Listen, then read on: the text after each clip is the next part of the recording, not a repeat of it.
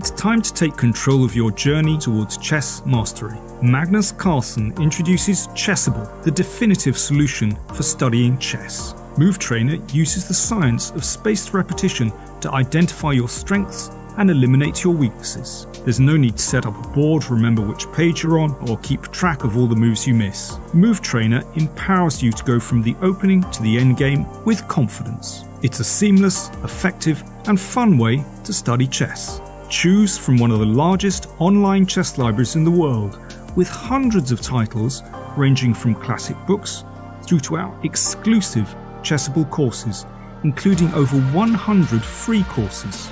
Get expert insights from International Master John Bartholomew, Grandmaster Sam Shankland, International Master Christoph Sulecki, Grandmaster Simon Williams, World Champion Magnus Carlsen, and hundreds of other instructors. Get started now and join our growing community of over 100,000 chess enthusiasts at chessable.com.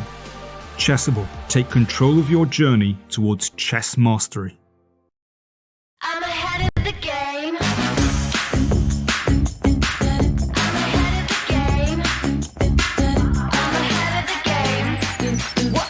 Well, the phone is always ringing. I'm caught up on the line. Got a string around my finger. Remember who am I? I'm a boss and I'm honestly up my rocker, but follow me. I'm ahead of the game. I'm ahead of the game. I'm only ever slinging. I'm working overtime. Got a song and I'm the singer, the melody, the vibe. I'm a prodigy. Logically, I'm impossibly wanted. Then they'll remember my name. They'll remember my name. Ooh, well,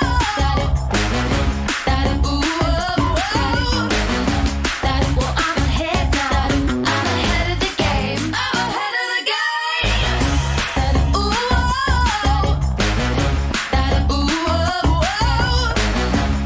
well, I'm ahead now. I'm ahead of the game. I'm ahead of the game. Well, I'm ahead now. Well, I'm ahead now. I'm ahead of the game. I'm ahead of the game.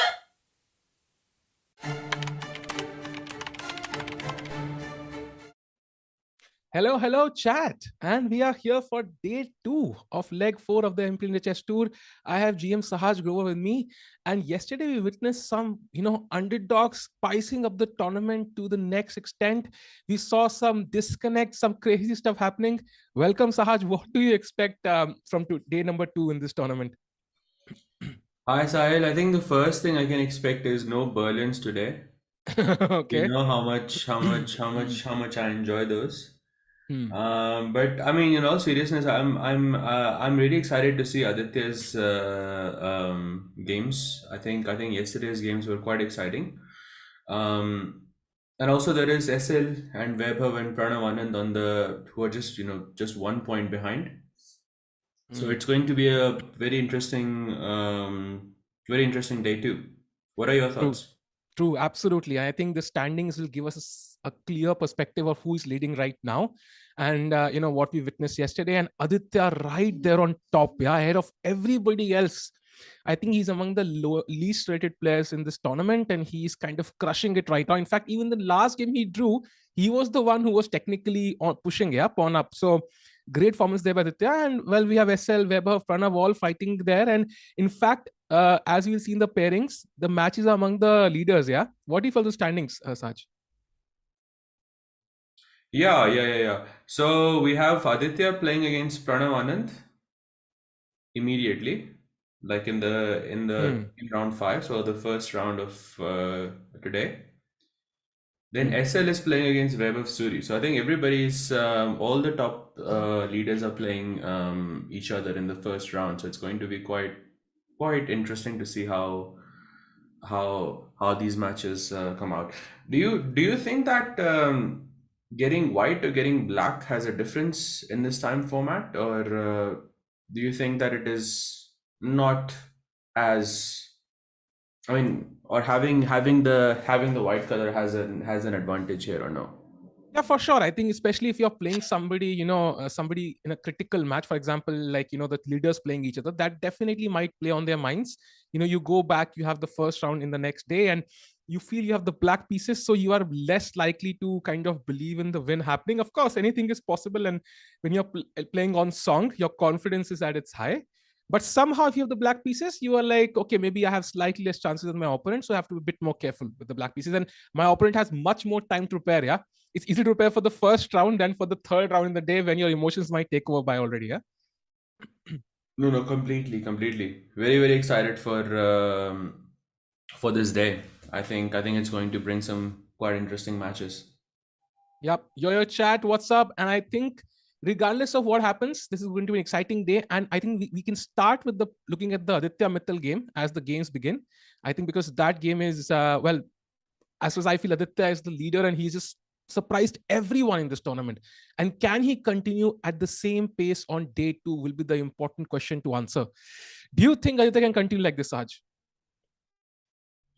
It's tough. It's very difficult to say whether he will be able to continue in the same fashion. I think the game against Pranav Anand, that I think this game sort of drives how the day is going to go for Aditya, because I think if this game goes well, then I think he will stay on this momentum that he has.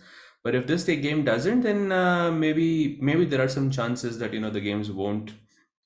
the momentum won't be there to that degree. So I think the first round is quite crucial in these, especially when you're playing 3 or 4 rounds in one event.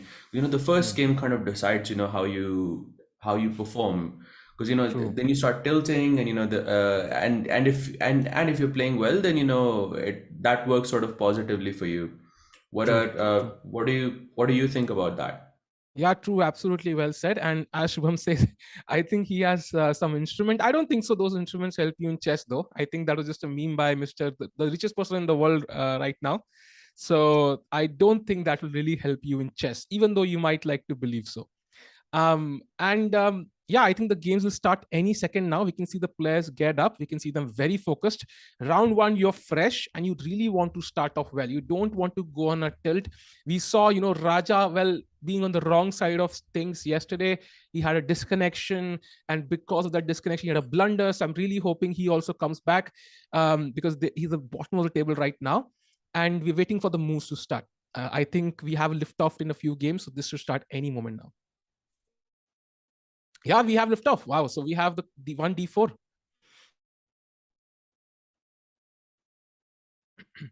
Sahaj, what do you think? Yeah, from Aditya's perspective, Pranav Anand is one of the players who's not as strong. Maybe he'll just go for something aggressive. I'm not sure what he'll go for here, but maybe something aggressive. I wouldn't be surprised, because this is a critical game. If he can maintain his lead, it might just be a great day. If he somehow falters here, then suddenly SL and others take over. Then you are under pressure. You have the black piece in the next round. This is really important for him. Yo, Basant Bhai, how are you? He plays QGD. Interesting. That's an interesting choice in this situation. Yep. I think we skipped a few moves there. Let's start with this. Okay, we have white takes the center. A4, queen to D7. Yeah, Sahaj, maybe you have some clue about this move here. What is the idea of queen to D7?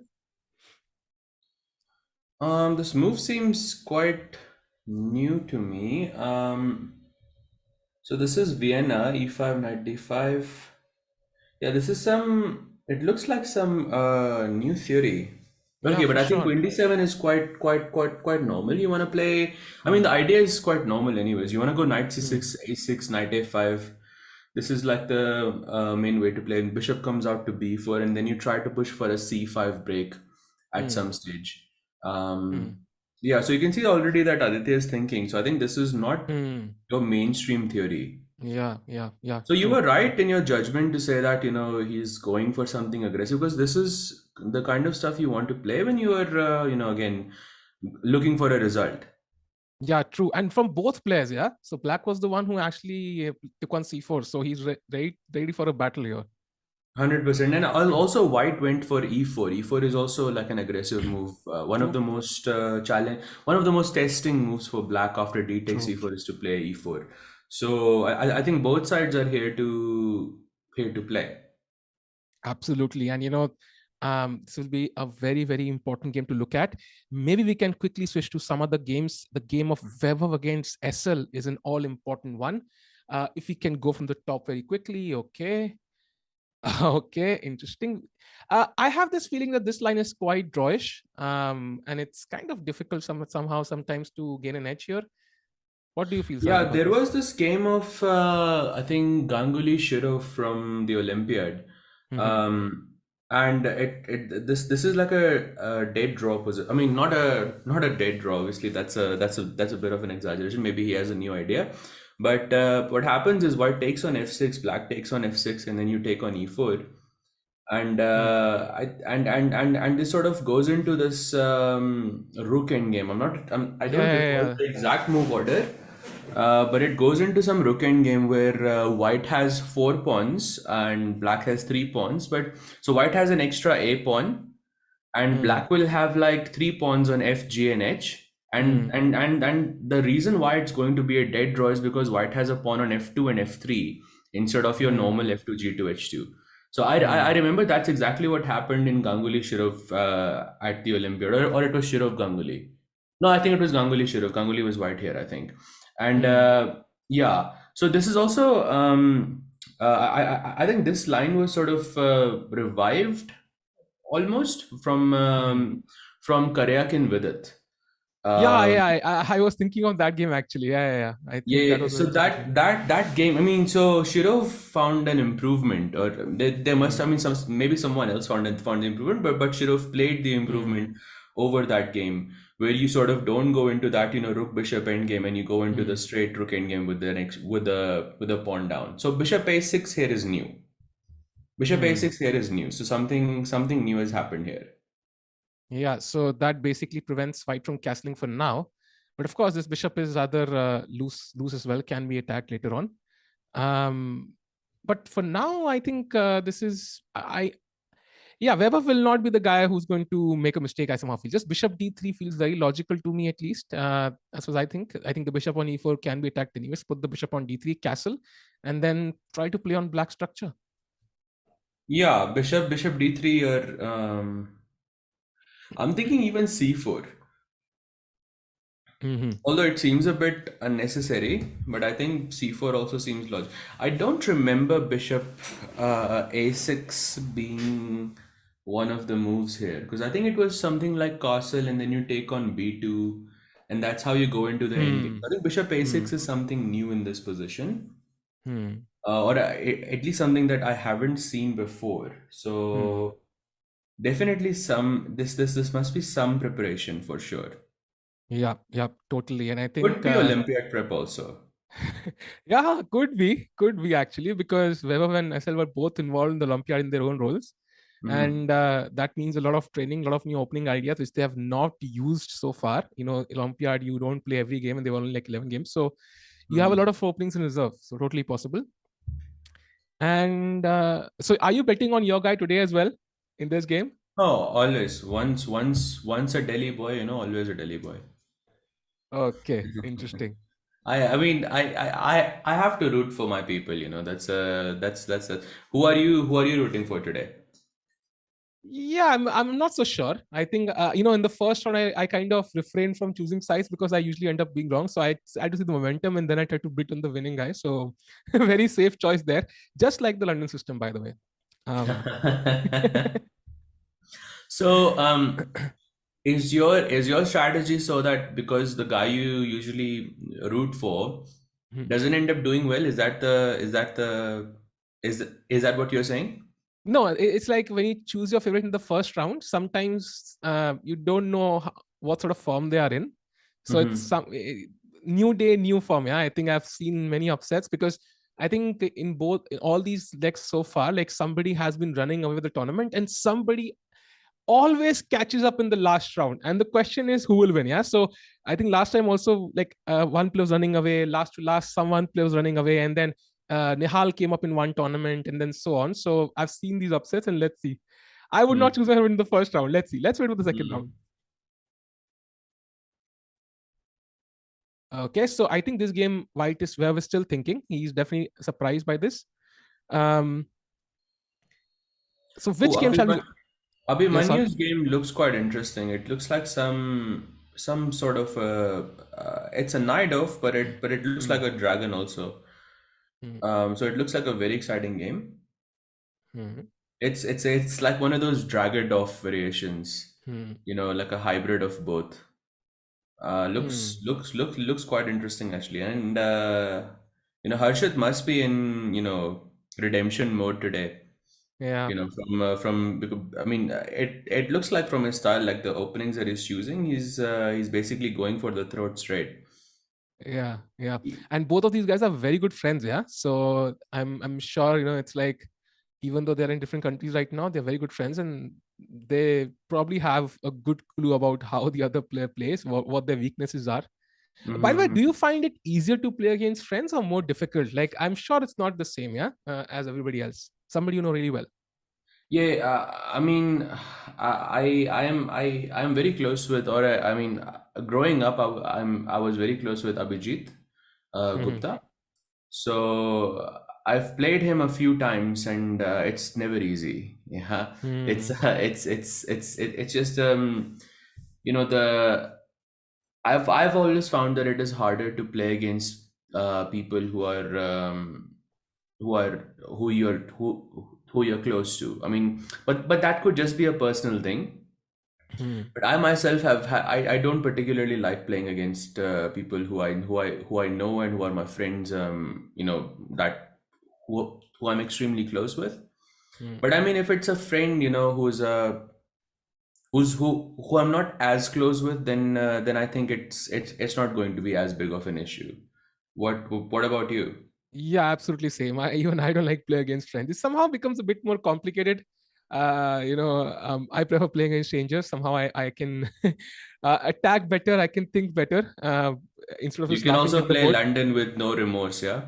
Yeah, true, exactly. No consequences. No roasting for the next 5 days for playing the London. Yeah, sometimes. By the way, Bishop Although I'm very E6. surprised Yeah, no one has played London yet. yeah, that's true. That's true. Actually, I am surprised as well. I saw the bishop come out to f4, but I saw the pawn on c4 as well in one game. Actually, I was like, okay, not yet, not yet. So Mm. maybe they're saving the best for the last. It's totally Yeah, possible. I mean, if your pawn is on c4, that is wannabe London. Yeah, true, true, true, true. See, white That taking the is that advice. is not the real London. Yes, yes, yes. We talk about f4 and the pawn comes to f4 and white is definitely launching an attack. But the question, and Yeah, yeah, white's position looks very comfortable, no? Like it just looks very harmonious. The pawn's pushing, king safe on c1. Maybe at some point we put but up the it's only b1. a matter of time until, if black Hmm. makes the next few moves precisely, then it's very easily the cards can change here. Like, I think what you should avoid doing is playing knight c4 in this position.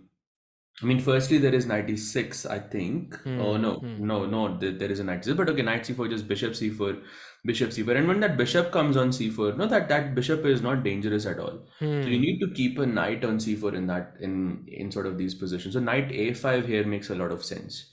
So just to threaten knight c4. And I think, just after a move like knight a5, let's assess the position again. Like, does it look as comfortable for white? I mean, maybe not so much, yeah, because you have Hmm. this knight c4 threat coming up, and you have the standard rook c8, rook takes c3 sacrifice.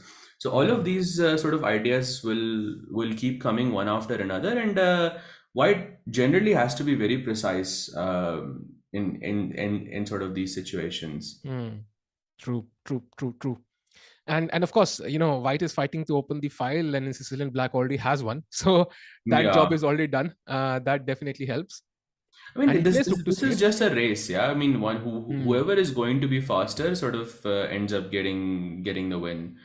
True. But yeah, at least what I'm happy to see is that I mean, Harshit is after having not such a great day, he's still playing this match. Just I mean, he wants to come back with a win. That because the general approach here is usually to sort of cut your losses, make sort of a safe draw, and then try to go for a win in the next couple of rounds. And I like the approach because he's not taking any breaks. He's just going for the kill. He's saying, okay, I like he wants to gain that momentum back immediately, and I like that. Yeah. And I don't know, like, sometimes you don't want to, like, he's had such a bad start. I want him to come back as well. But then Abhimanyu also, on the other hand, did not have the greatest of tournaments so far. I think he's on 2 points. So he's also not had a great start. So whosoever loses this game will probably, will not be happy at all. By the way, looking at this game, maybe we should check out Adiban's game as well. He's also not had a great start. He has the black pieces against Mitrava Gua.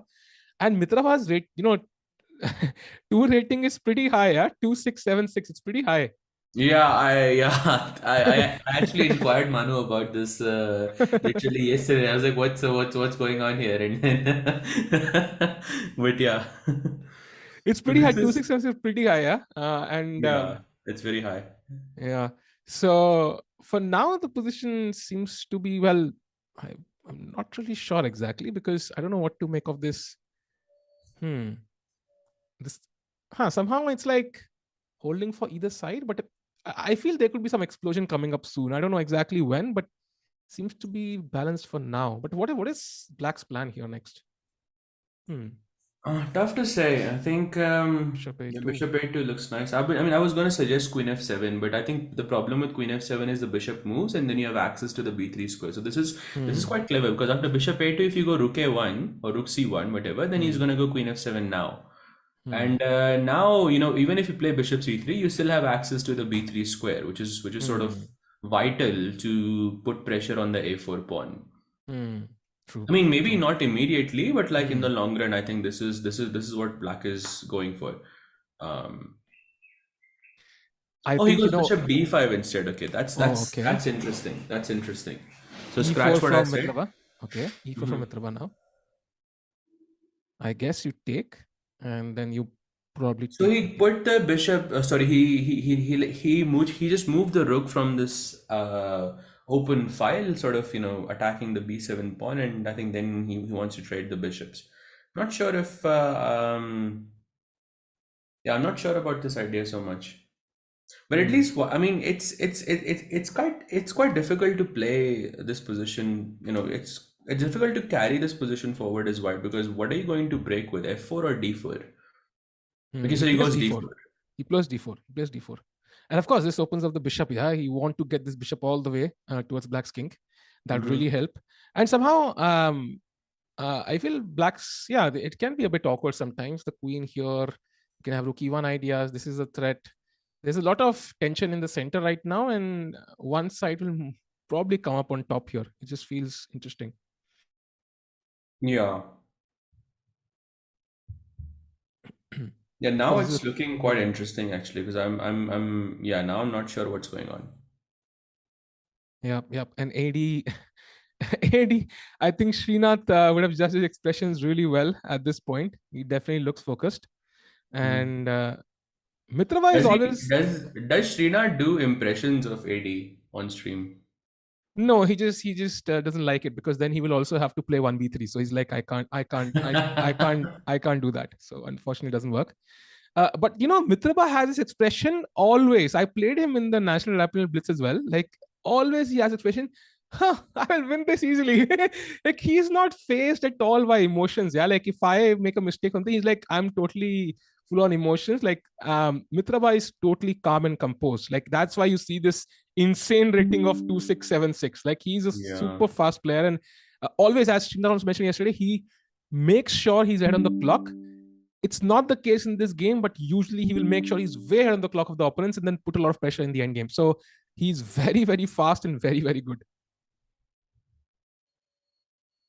Yeah, we have a few trades taken on. Yeah, it looks like something didn't go right for Black here, because now white is getting some activity.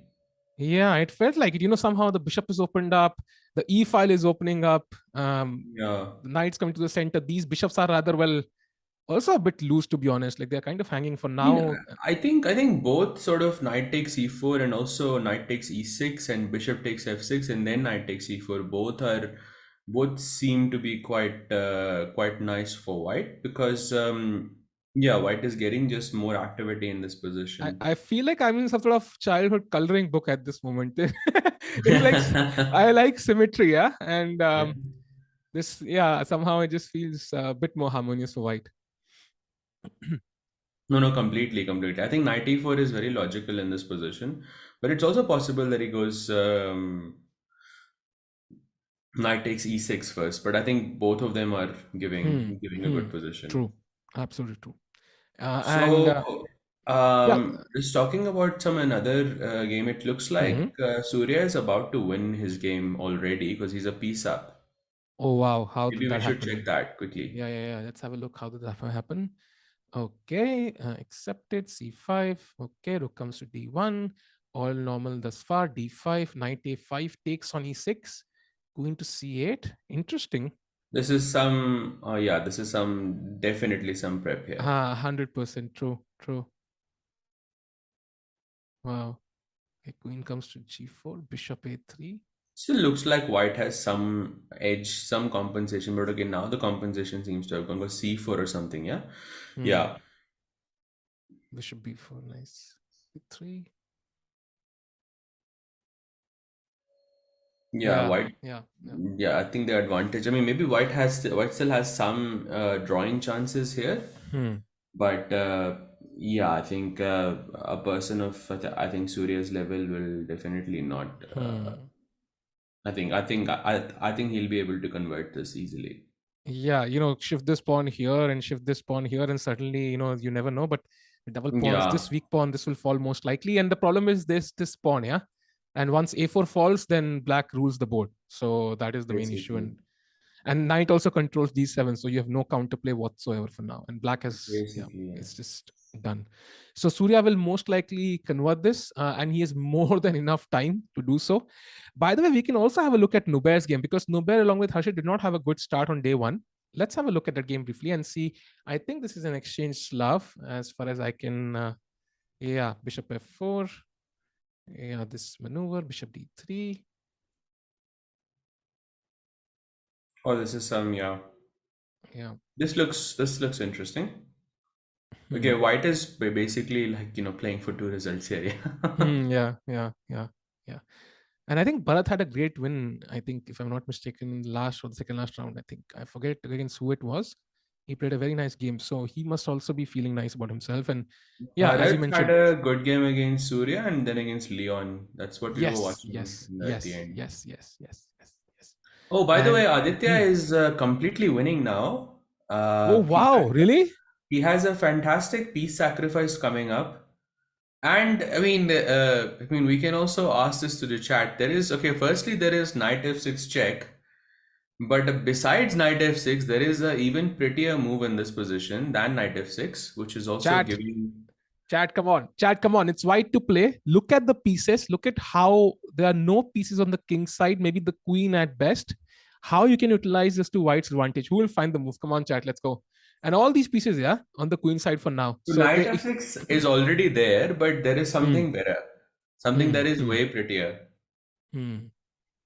And the idea, of course, is knight f6 threatens mate on h7. So black is kind of forced to take, and then you can even take with the pawn, and this looks rather very difficult, yeah? Yeah, now you have rook f4 and you have rook g4, rook g7, and then you have rook h4 and rook h7, and rook h4 and queen h7. Everything is sort of falls apart here. It's a big blunder by Pranav Anand. Yeah, but will not be. It's like, it's also not an easy move to play. You need to calculate a bit. Luckily, maybe we should go back 2 moves, Sahil, in this position, and I think this is a sort of a crucial thing. After knight d5, knight e4, so the taking on e3 here is sort of like a positionally a mistake here, because if we think about it, the knight on d5 is far superior than the bishop on e3. It's a central knight, it's on an outpost, and the bishop on e3 is not particularly as active. So just taking this piece on e3 itself sort of invites this trouble with knight f6. It's, it opens up the f file. So it's I feel it was a bit unnecessary to sort of allow this from the black side. Hey Janvi, how are you? And you know what? He played it. Knight f6 check. By the way, let's go.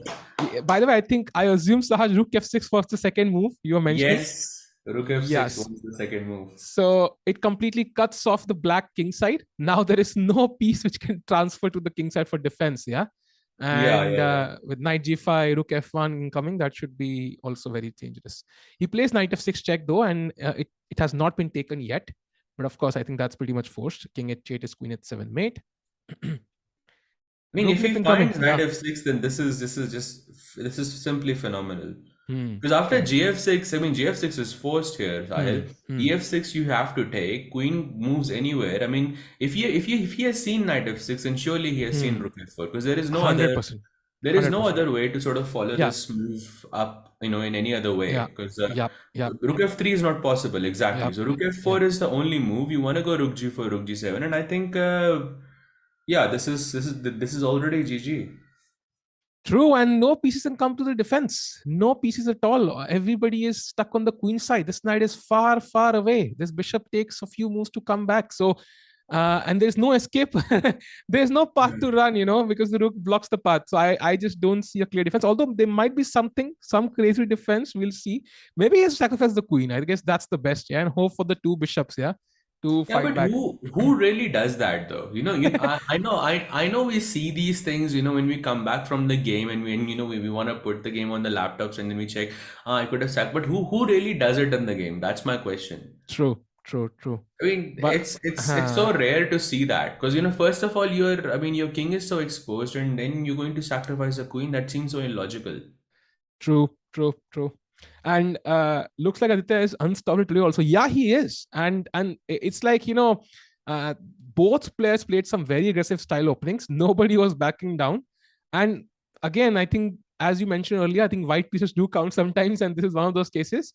That extra tempo really helps. And white is going to win this game most likely.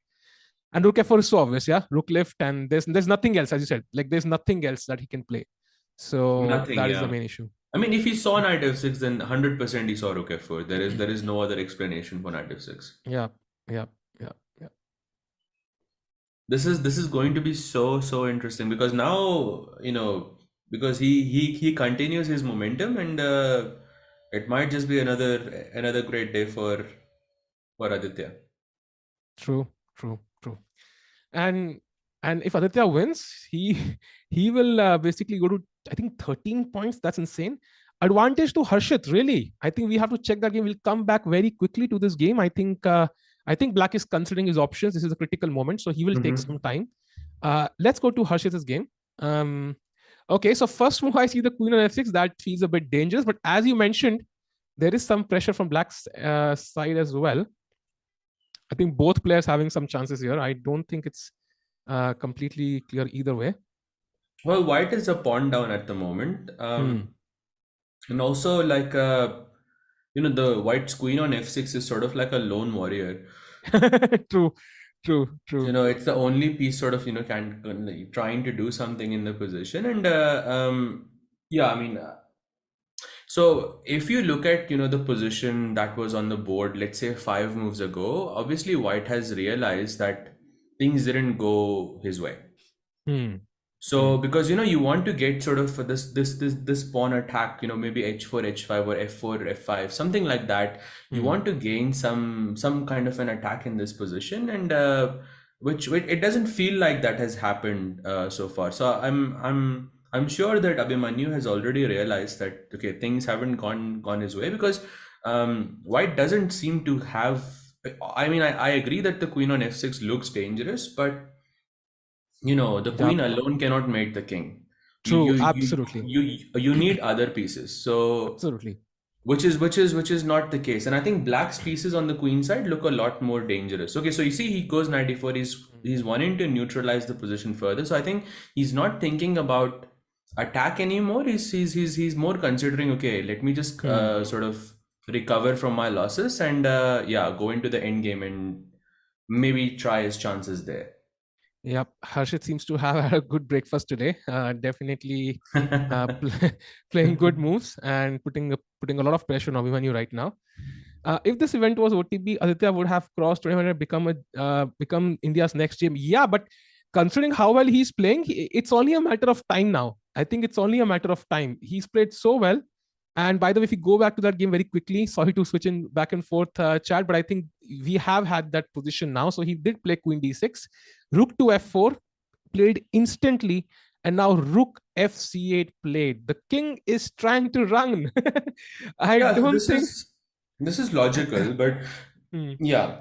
So as I told you, nobody will, voluntarily sort of sack a queen in this position, even though, maybe in your mind, that this is the right thing to do, True, but you just don't true, want to accept that you made a mistake, and, you kind of true. want to do other things.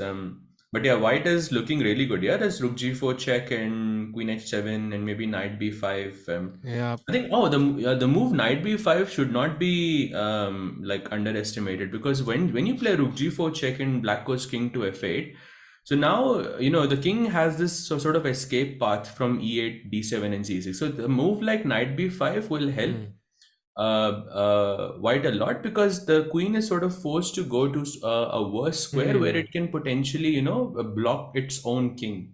Hmm. Hmm. So, and if it True. goes to d5 or c6, then you have bishop f3 ideas. I mean, it should also be mentioned that queen d5 doesn't really have a threat, because you're protecting g2. So you Hmm. can also go queen h7 straight and go bishop f3 at the right moment. Because Hmm. see, when we look at your most direct continuation here, you want to go queen h7, black goes king e8. And Hmm. the idea of king e8 is, of course, to go d7 and c6 and escape from the other side. And okay, black has an extra. Of course, white has a bunch of pawns, but black still has an extra piece. So if you go, if you can put up any resistance between these two squares, let's say the bishop on f3, or the Hmm. forcing the black queen to go to d7, then the king doesn't escape anymore. So Hmm. here knight True. b5 I think is a very strong move. True. By the way, he has taken on h7. He did take on h7 and king e8. This has happened. This has happened. And yeah, I mean, this should be winning. And knight b5, as you said, seems to be a great option as well. Yeah, I like knight b5 here a lot. Hmm. And the thing is, like, yeah, he plays. Aditya is on fire. I think I Yeah, have to make his he's arrows in red now. This will only do him justice. Knight b5 played. Wow, what a beautiful arrow, by the way. I like this. beautiful. Well, Yeah, queen that's attack. nice. That's nice. You can mix colors. I like this. That is cute. So, I anyways, didn't know you could do that. That's actually very nice. yeah, even I just realized it.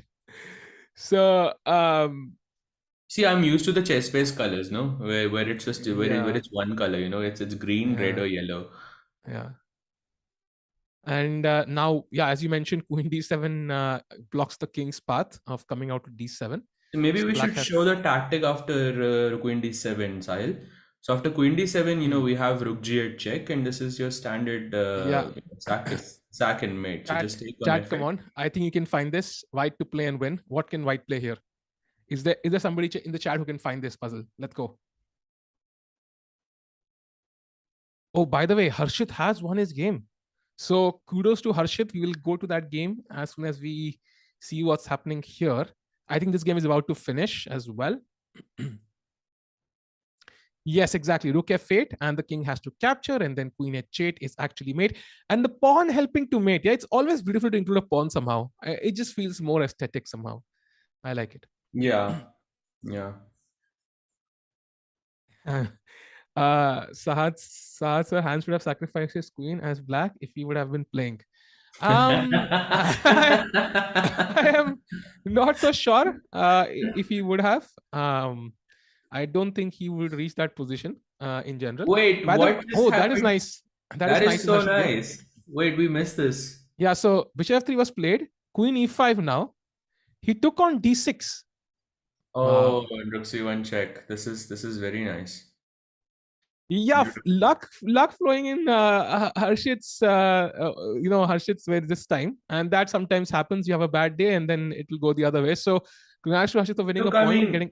Yeah. Look, I mean, he had a very bad first day. So I mean, Hmm. I know this, like, winning this way, is sort of like the easy way out. But I'm still happy that he has won his game. So at least now Yes. we will be more motivated to Yes. have a good day too. Yeah, and the fact that he got here is only a sign that he put a lot of pressure on White. Yeah, and White Completely. just could not realize a way to attack, and he thought on taking on d6. So, Even if hmm, let's say white doesn't take on d6, black is still an extra pawn up. So there are, I yeah, mean, surely, hmm, the hmm, position, if true. white plays all the moves correctly, then okay, the position white should be able to equalize. But still, um, like black can still make white suffer for a very long time here. True. By the way, SL and Weber have also drawn their game. So that means the players who are, in the top 4, 2 of them have drawn against each other. So if Pranav wins, well, his lead is going to be pretty huge. And yeah, this does seem to be a drawish position with the equal number of pawns and rook and game. And a famous GM once said, all rook and games are drawn. I will not debate that with him. So I think that makes sense. We have one more draw. That is Arunya Ghosh against Leon Luke. So that a knight end game repetition, I think. Yes, that's another draw as well. So a couple of draws so far. Very interesting. And Surya apparently has almost won. I think we might see the game as it finishes. As you can see, the white king is not so happy here, kind of stuck on G1. Yeah. Just rook G8 coming in, rook G2 coming in. White has nothing better to do just to, but just promote the pawns. But it doesn't feel like White's going to be in time. Because you have this idea of playing rook G2, and then, once you get rook G8, rook G2, then you have this mating neck with rook takes H2 and knight E2 checkmate. So White is not able to bring the rook on the G file. White is not able to promote the pawns as quickly. So it doesn't look very very salvageable for Indian here. True. And also, you can't even push this pawn. Then you will have to worry about such tactics. So you're kind of stuck either way. I mean, the black king is on H3, yeah. So when the black king is on H3, it's a sign of trouble. At least one side is under trouble. 100%. It's very rare, it's not a pawn end game and the king gets to S3 and nobody is in trouble. It's very rare. You know that at least either black or white is in trouble here. Yeah. Either way. True. But it's also a very famous saying that, in the end game, the king itself becomes a piece. So, you have to, because there's not as many pieces to attack the king. So when the king is more, advanced, it is not classified as exposed, but it's classified more as, active. Because there are not as many pieces. So in the end game, getting the king to H3 is quite, quite normal. Yeah. And I recently went through this book by, I think, Jacob Agard, where he values the king equal to 4 pawns, roughly. So he values the king more than a minor piece in the end game. So that tells you how strong this piece can be. And right now, it's literally dominating the white king. And rook F2 played.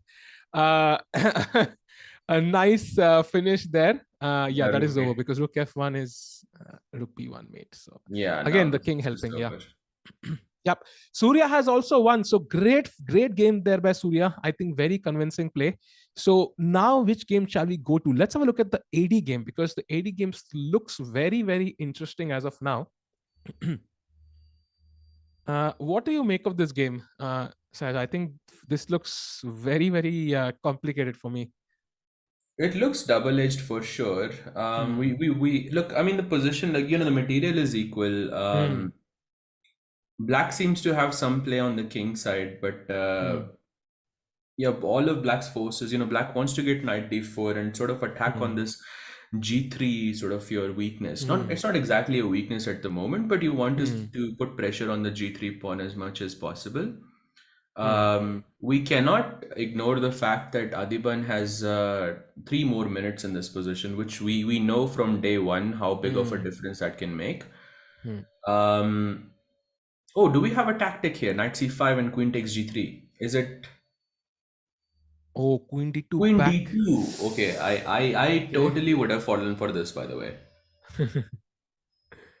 Apparently there was something even better for white there, but I think this is way past that where we can expect perfect moves. This is very low time for both players. Yeah, but I think even though the position seems balanced, I think AD has a sort of maybe a slight advantage because of extra time. And also, white sort of, black is the one, putting pressure on g3 and black has more forces on the king side. Whereas white has, maybe white will be able to take something, maybe b7 or c6, but okay, he goes rook e1. I think this can go either way, no? Like if the rook gets to the 8th rank, then anything could happen. Although g3 is also like, it could be anybody's game, I think. Anybody's game. Completely. So I'm just And a with the bit curious. If I take on e4 and white takes back on e4, can I play queen takes g3 here? Maybe this is a question for chat. Chat, come on. I don't think this will happen. I'm not so sure, but let's see. No, this I don't think this will happen also, but this is an interesting sort of tactic here. I think white has an easy way to get a winning advantage. Is there anybody in the chat? Now, Let's black go also chat. has to be very careful here, yeah? True. And it's important that the king is on h1, I think, not on g1, as far as I can make it. So I think the solution here would be rook e8 check, king h7. I assume check here and then check, yeah. And the opposite color bishop's kind of helping. I think in opposite color bishop endgames, I think the side which is attacking has better chances. So whosoever gets the first check here might be the side which is better. So this is a very complicated position. White would love to have this pawn back. That would really help, but that's not allowed. So let's see. Yeah, in many chess books, they classify opposite. I mean, like the general sort of consensus of opposite colored bishop is that it's draw.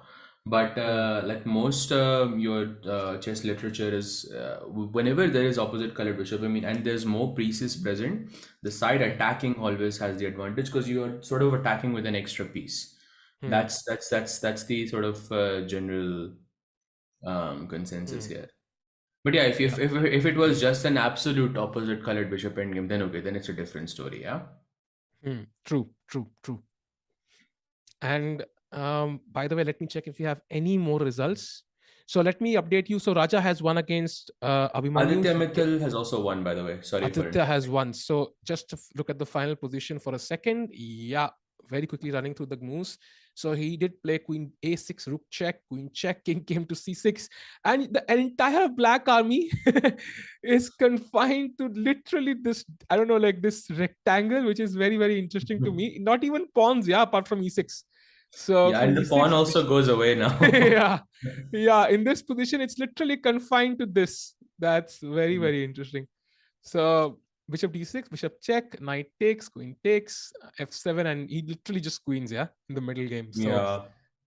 So yeah, great game by Atadar. Absolutely insane game. He's playing spectacular chess. Let's go back to the AD game and see what's happening there.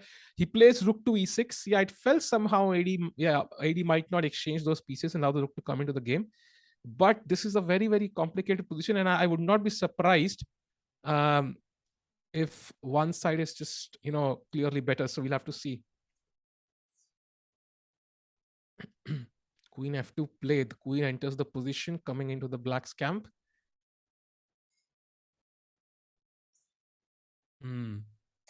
So I think the situation is kind of shifting here because black knows taking on e4 is not exactly the best decision, and white has this, different ideas. First, queen f8 check is coming, then there is bishop h3. There's different ideas coming, and black's king, although black's forces are looking on the king side, they're more so looking on white's king rather than its own king. So black's king also has some problems to solve here. I think something like rook e8 probably is safe. But yeah, I think it's I mean, in comparison to a few moves ago, white looked to be a bit more in danger, but now white's king looks very safe because the pieces are so close to it. So rook e8 on the board, right? Yeah, he played it. Yes, he played it. But the thing is, somehow when I look at this position now, it just feels like, I mean, even though this is a weak point, even if you end up capturing, I will get that one tempo. Yeah, you just can't get away with mate. So I will get that one tempo, and that tempo will always at least give a draw of some sorts. Exactly. So I think white is not risking much. However, and by the way, AD's time has also dropped down now, as we can see. So he definitely is not feeling that comfortable in his shoes right now. And he looks also stressed. Yeah, you can see him calculating. So Mitrova looks as still as ever, so not surprised there. Mitrova looks very, very calm here. Yeah, we have, I think, 3 games still running in this round.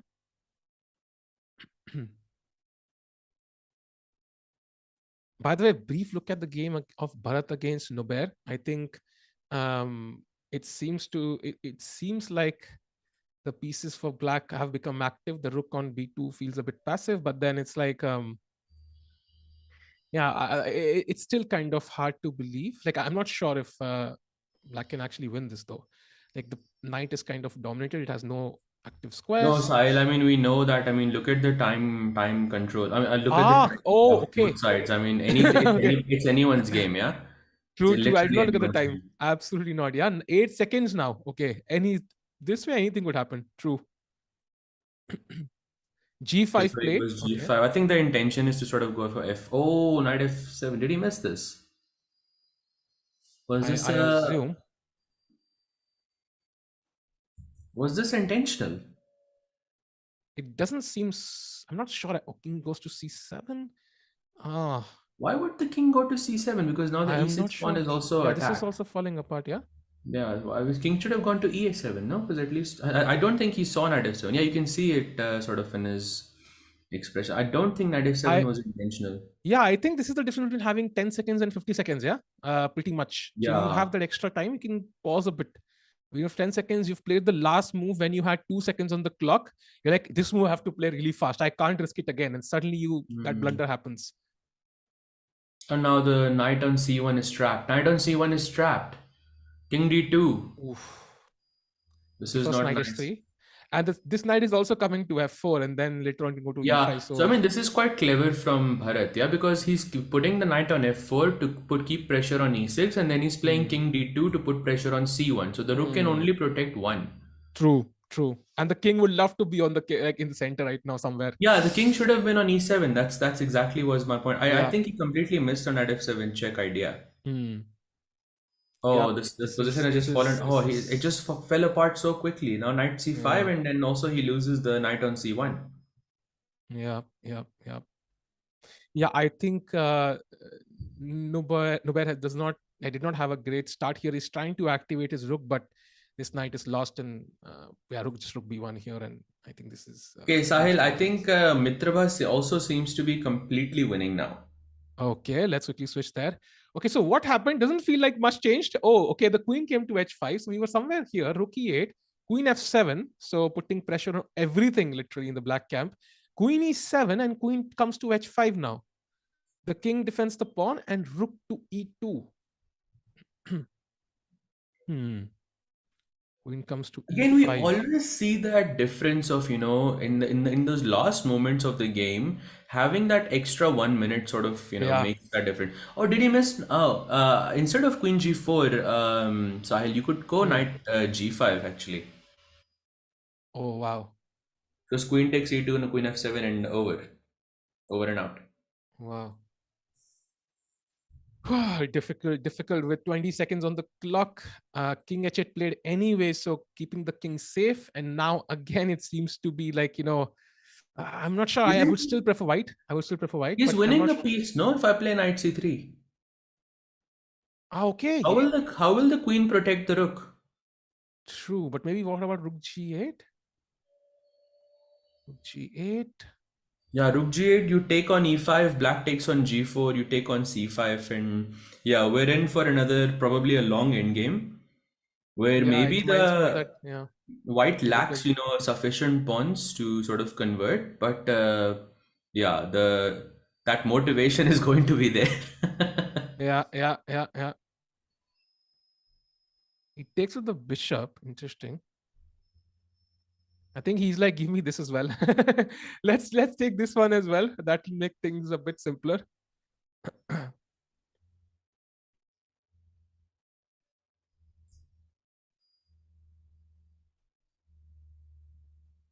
Okay, so this is very, very interesting. By the way, I think let's have a look at which games are remaining. So I think Sethu is still playing as Karthikeyan. We haven't had a look at that game as well, although let's stick to this for now. Yes.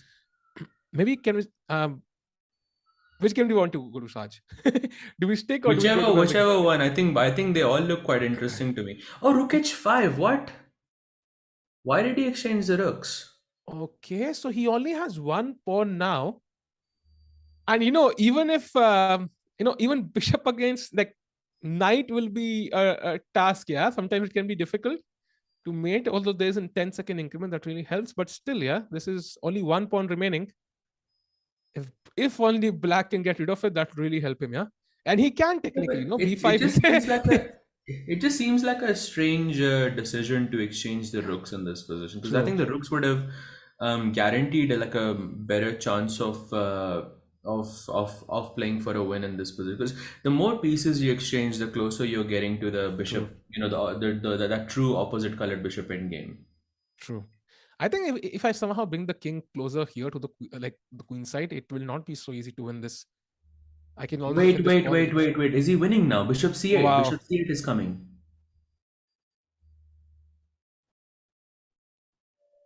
It's like one move, yeah. So are we gonna see a bishop and knight mate here, Sahil? Most likely, yes. I think you'll Yeah. have to at some point take this. And bishop knight mate is very rare. Have you ever had it in a real game, like OTB, in a real over the board game? Either way. I don't think I've had it from the side, where my opponent mates me, because I always believe that they know it and I'm too embarrassed. And Okay. I think I have had it from the side where I have to mate it a few times. Mhm. But not like as many, not against like like higher rated players. Mhm. Although I know many players just, whenever you get a bishop in knight position, they want to test you sort of. Even in the Dubai Open, Mhm. there was this player. I'm not sure if you know him. His name is Samit Jaikumar. I know. Um, Yes, yes. he's about 2400, and I think he scored a GM nom in Dubai. He also beat me. He's a very very Mhm. talented guy.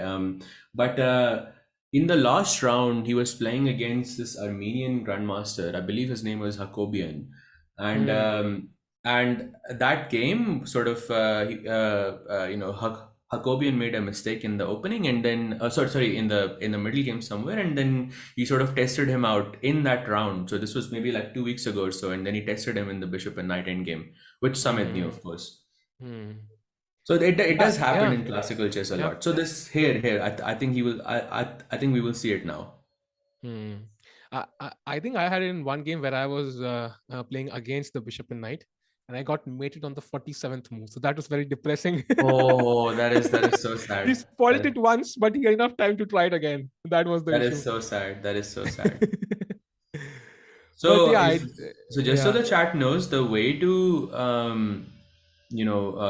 win in the bishop and knight positions is the W method exactly. So in yes, this case, Sahil, it will be from G7 to yes, sort of I think C7, yes, because you need to because get you to want this to square. go Yeah. from the side where you have where it's the wrong color to the side where it's the right color. So right color would be the same color as the bishop, and the wrong color would be H8 and A1 in this case. So it can also make an M essentially, Hmm. but Hmm. since there are no pawns on the board, it doesn't matter.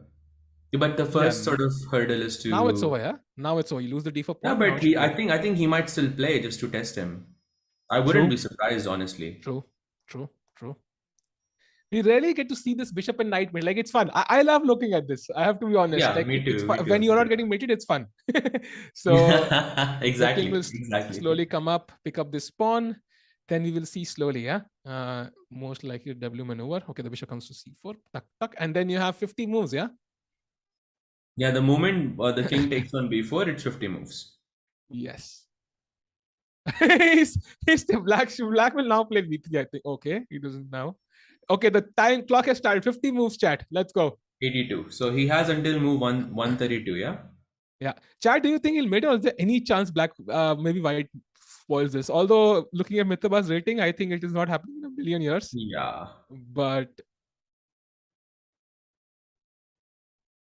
and Chad, if anybody can let me know which corner do you go to here? This or this? If you had a choice, Chad, where would you go? Let's go. As black, by the way. I remember there was this tournament, I think, where Tanya says they was playing, I think, some Red Bull tournament and so on. So there basically, she was playing the winner of the tournament. And that guy had the king against bishop and knight, and he just quickly kept moving the king towards the dark square. Tuck, tuck, tuck, tuck, tuck. It's this quick, yeah. Like it's like it's good to Really? know where to put the king. Yeah, it's good to know. Yeah, h8 exactly. You put it towards the dark square because that's where the bishop cannot help mate you. Exactly. But I mean, I like if you want to put up more resistance, you should try to not go. I mean, of course, maybe it's impossible to not do that, but it's still better for black because it's better for black to just stay in the center or Yeah, like yeah, as yeah, yeah. close to the True, center true, as possible because true, true. I mean, you're not winning this. You're Uh, just you just want to waste time. So by staying in the center, you're going to waste more time. But if you have to go, then yes, h8 is the better square. yes. True, true, true. So now I think we will see the W method coming in. They have enough time. They have gained enough time in the last couple of moves, last few moves. Yeah, So by the way, we're 10 update on moves the in. yeah, I think he's made enough progress in 10 moves. Yeah, king f6. By the way, I think Bharat did win against Nober. I think that is one more result. So Raja has won, Aditya has won, Sethu and Karthik and Drew, by the way. Vaibhav has drawn against SL, Bharat defeated Nober, Arunak drew against Leon, and Indian lost to Surya Ganguly. So I think this is the last game for this round. And yeah, I think the king is dancing around for now. They have more than enough time, though. I think this is just more than enough time to get this done. Okay, so I think he's sort of forcing the W method now, yeah? Hmm. So he's about 20 moves in or so. Okay, 18 moves in now. Okay. Okay, Okay. Now now the bishop W method h7. starts, yeah? Yeah. Now we slowly, yeah, it started. Yeah, not this way. I had a bet in my mind he will go this way, but it happened this way. Okay, also works. And Yeah, so now knight e5 is 95. um Which one? As black, I think there are two halves of the chess world, right? People who prefer going here and people who prefer going here. I always think this is the better defense. Yeah. yeah, Going back because is with the king on d8, it just seems like you're going to escape, but you're not. Yeah, so I true, think true. that definitely is the better defense here. Yeah, knight d7, right? If I'm not And mistaken. now knight d7 is the move, correct? And then bishop d3. Just trust the W. Yeah, and bishop e Bishop d3, now b4. bishop e4 or bishop b5 both win. Yes. I think in the 100 games you must know, course, they give bishop b5. And I think in Dvoretsky they give bishop e4. Mm-hmm. Mm-hmm.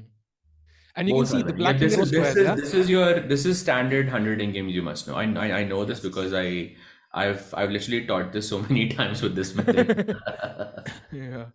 Yeah. Now the king is stuck. It So we is are 30 absolutely moves stuck in in, the yeah? square. Yep. Yep. Just fast enough. But we're very close, yeah? I think it will be Yep. mate in let's say 4 or 5 moves. Yep. Bishop c8. Yeah, it's done now. It's done. So AD, unfortunately, will end up losing this to Mitraba, whose rating is slowly climbing to 2,700. Yep, AD resigned. Once you get locked in this corner, I think it's time to resign. Yeah, so that's pretty much Yeah, basically. it. So it's time to maybe look at the standings and see like, okay, I think it's, oh, by the way, next round about to start. Next round is also about to start. Maybe we can have a look at the standings once. So Aditya is on 13 points, way ahead of everybody else. Bharat on 11. I mean, I think nobody expected, yeah, I think for them to have the lead at this point. What do you feel? Nobody, yeah. But I mean, we also knew that, anything is possible in these situations. But I mean, yeah, the youngsters are just dominating here. Yep. And I think I think there were some good results. There are many players right behind them, although Aditya right now is in clear lead. And Harshit, by the way, getting his first win. At least he had his some luck go his way in this round. And it will be very, very important to see who can actually just keep pushing. Will Aditya keep going? So we can quickly even set up the pairings for the next round, and that will really help. It's going to round 6 will start any moment now, chat, any moment. So Raja against Surya, what do you think will happen there, Sahaj? That's an important game. Both players trying to fight back. Nubair Surya is fighting. doing moderately. Yeah. Surya is doing really well now. I mean, he's coming third. I mean, he has Harshit with black pieces. Yeah, I mean, I think first of all we should. I mean, Harshit might just be the wild card. I mean, I remember watching him very closely when he became a GM. I think there was this one specific game that I was so impressed with his play. I think it was the last round of Reykjavik Open. That's the tournament that he became a GM at, and it was just fantastic, fantastic chess. I mean his eye for. I mean, the way he plays or he navigates himself through complicated positions was just so impressive to me. So I think on his good day he's able to take out like majority of the your top guys. I think he has that skill. I think he's that talented because the I mean the way he was playing. I'm not sure if you followed him at that time, but I also remember he defeated Abhijit, I think, in that same tournament. I could be wrong, but it was just fantastic chess, one game after another. So I'm definitely thinking that if he's feeling like himself, yeah, it's anybody's game. And Harshad is one of those guys, where having black or white, I don't think matters much to him. Hmm, hmm, hmm. What And do you think? What also, are your thoughts? yeah, absolutely agree. Absolutely agree. And also, one important game is Aditya against Abhimanyu. So that will be an all-important game. Aditya has the black pieces. So will he continue his run? I think I'm very, very curious about that. Abhimanyu is very, very tricky, but he's not had the best of tournaments. Also, so far he has 3 losses and 2 draws. So he's not had the best of tournaments. He would love to be back. Maybe we can start off with this game in this round. Yeah, Sahaj, what do you think? Yeah, 100%, 100%. I think that makes a lot of sense. I think the games have already started. Yes, in a couple of games we have liftoff. I think this will also start just in a second. Um, yeah, any moment, chat. Maybe we can just go to other games for now if it's not starting. Yes, we are going to have liftoff soon. I'm still waiting for a London though. Maybe maybe SL will bless us, although I really doubt it. Yeah, I really, really doubt it'll happen though. I'm still hoping this bishop Come push on, out to F4. he has the chance now. Just play bishop f4. It's easy. It's so easy. But something tells me he'll go C4. Yeah, Maybe I think he doesn't want to make it too easy. That's he yeah, wants to challenge himself. Maybe that's why. yeah. Pranavant games. We'll also have a look at his game. Yes, absolutely. I think his game. Okay, C6 played, so now C4 So becomes. again, c6 structure, bishop f4 actually is quite strong here. Yeah. Oh, he plays it, but Yeah. do we count this as the London? Technically, it is right, even though it started with a different move order. Now C4, yeah. No. I know this because I literally just looked at this Hmm. opening, for the LTR course that's coming out with Sri. I literally Uh-huh. looked at this the other day, and I know Hmm. whenever you play c6, the bishop f4 structure is actually Hmm. it's one of the best because you get c. Because the thing is, when you play c4 in this position, right, you're going to get into this Slav position where your bishop is out.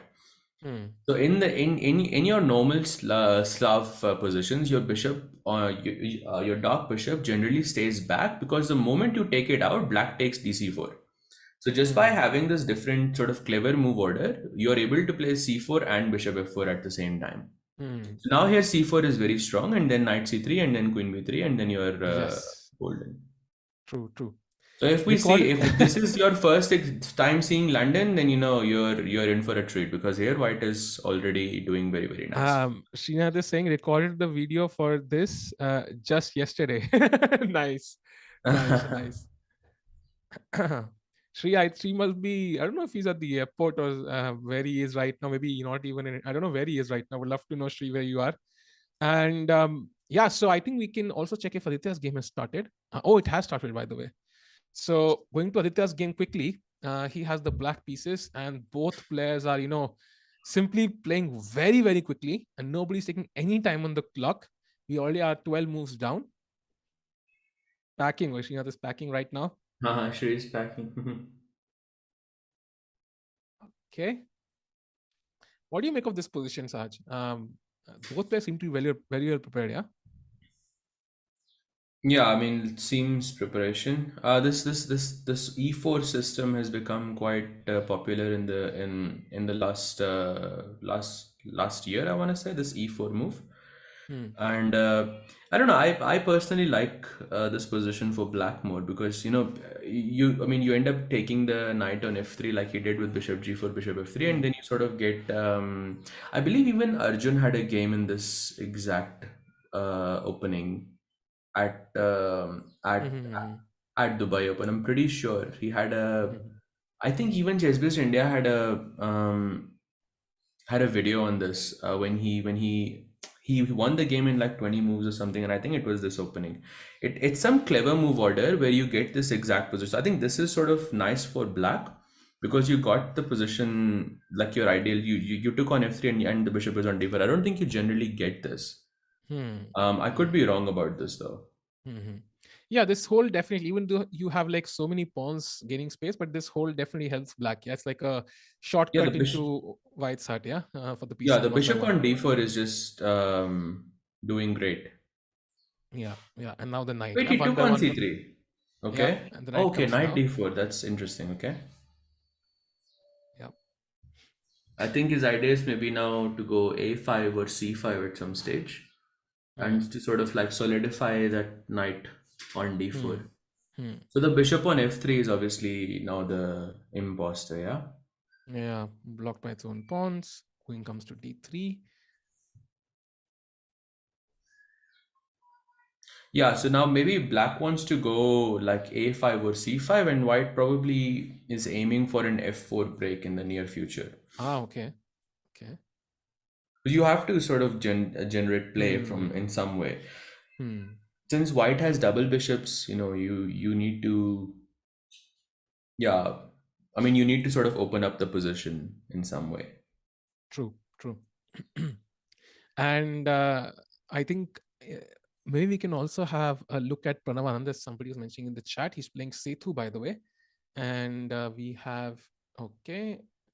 Yeah, this is the typical semi-Slav. Yeah, the bishop is behind. So takes, bishop d3, e4, b5. Okay, bishop comes back, queen c7, takes, knight g5, knight c5. Yeah, so this is all theory, I think. And both players, although Pranav has taken some time here, he's taking a little bit of thought here in this position.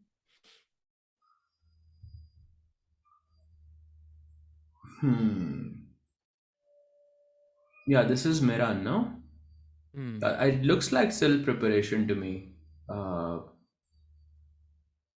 Bishop comes. Yeah, Setu loves his Slav positions. Yesterday also we saw him with those G3 positions, against the Slav, and I think we saw 2 games in that position, and now we're seeing the same thing with black. I think this position might be part of his repertoire on Chessable, the one that he just released a few months ago. Yeah, surprising. Yeah, people play the openings which they make the courses on. Or is it like the other way, like they prepare the course and then play the openings, or they play the openings and then make the courses? Which one is more common? I think you have to find a balance, no, between the two. Like, even if you play an opening, I know like there's many players who don't play certain openings and they have courses on that openings. I can think of one very big name right now, which I'm not going to say, but okay. You know who I'm talking about. I think so. You know who I'm talking about, but I don't think that matters, because if you're at that level, you have you have basic understand, not basic, like a very good understanding of basically all openings. So you can make the course and also you can play games. But I've noticed a trend is that when the players are making the course, they will be playing a lot of practice games on it on like chess.com or Chess, or like one of the, like maybe on Title Tuesdays and one of those places. I've seen this quite often, because take AD for example. When he was making the B3 course, he was playing one B3 everywhere. I saw so many games, and then I know also because at the time I was looking after his course, and he was he also had this separate chapter of his Chess games, which was actually pretty cool. True. By the way, we have an update. So Nubair has already drawn against Aruna Ghosh, and I think that's usually people frown upon taking draws as white, but I think it's practically a good decision. What do you feel, considering he was on 0 points? Yeah, so this is the approach this is the more, conventional approach that I was talking about. That if you're losing so many games back to back, then, you should try to sort of make a draw, get that, get out of that 0 point, sort of deficit, and then try to play the games normally after that.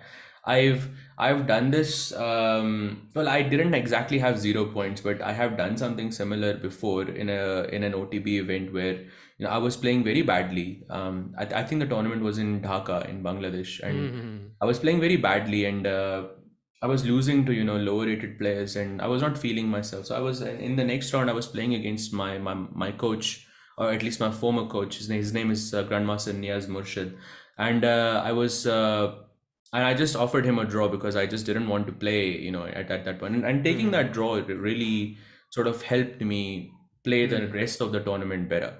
So I think that's the approach that he's going for here. He just wants to, get that half a point and get out of that 0 point.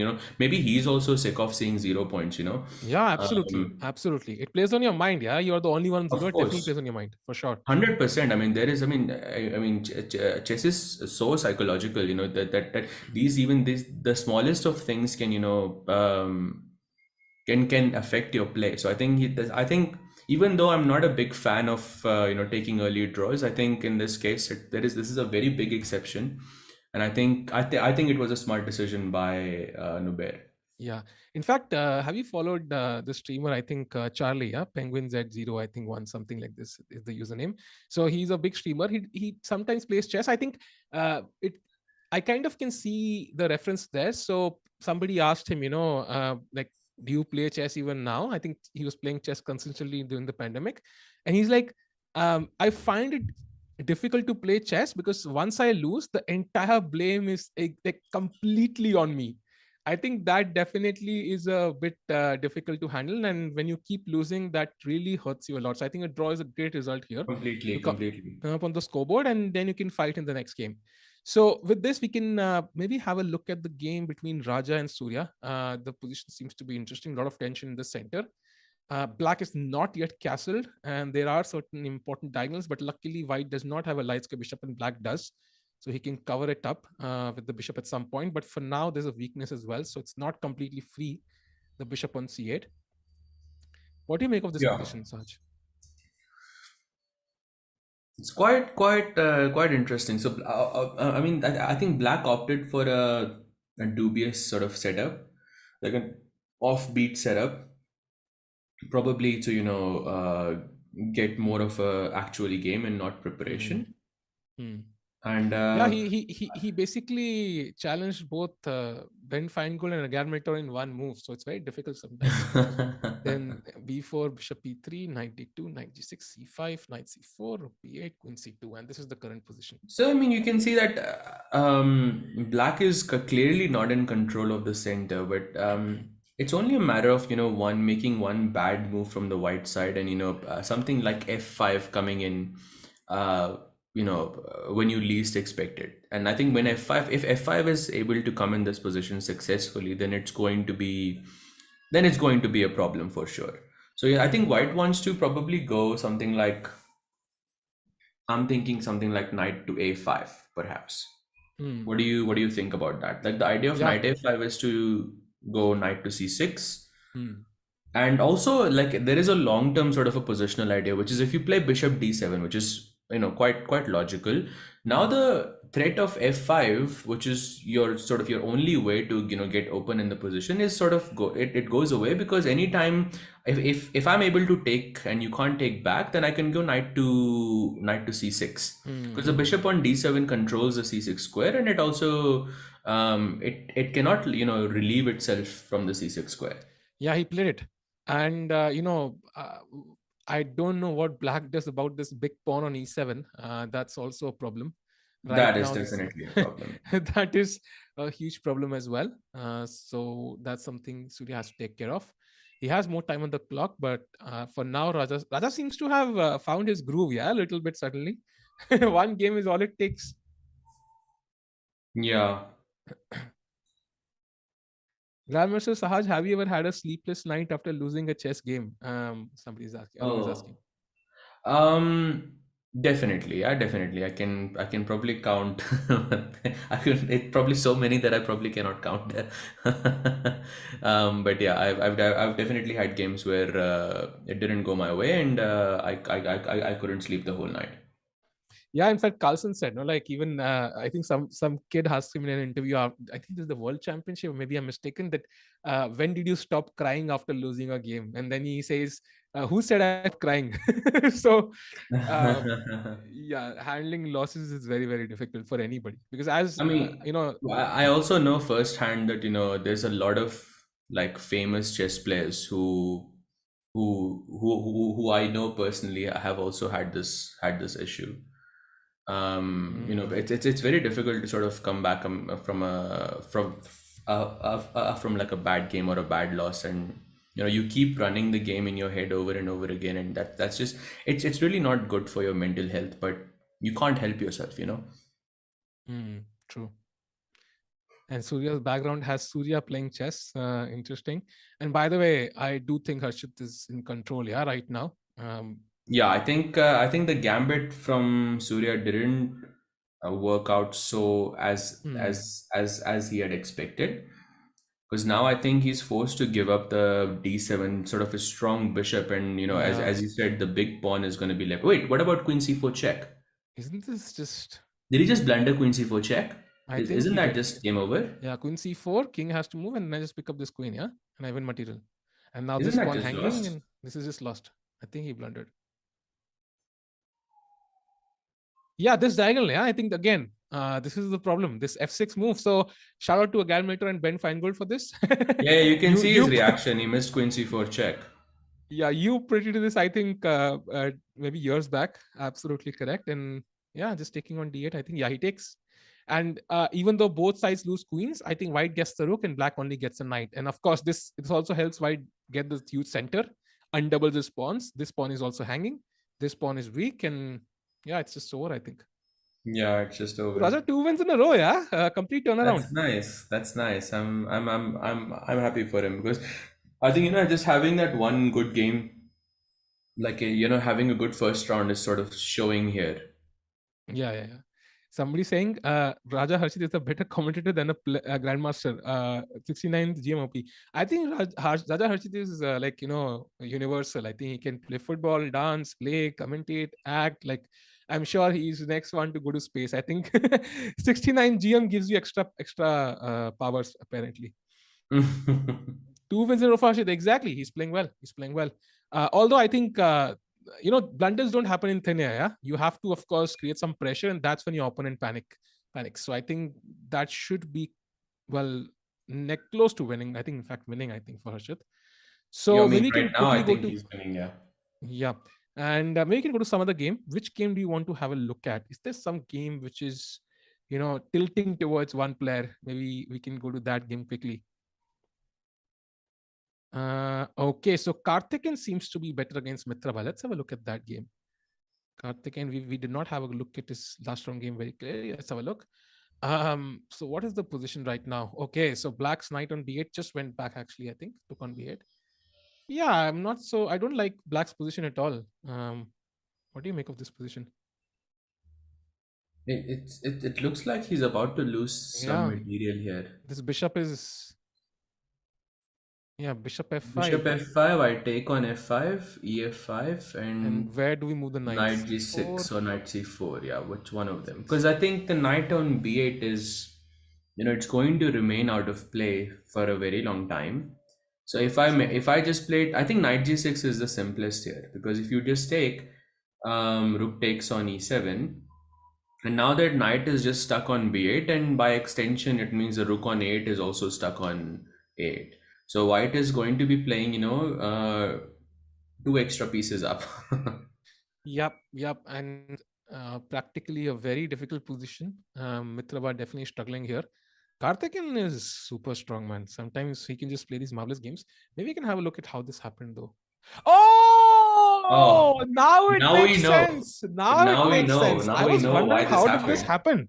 How is it even possible? Such a flawless game, and now I understand on the third move magic happened.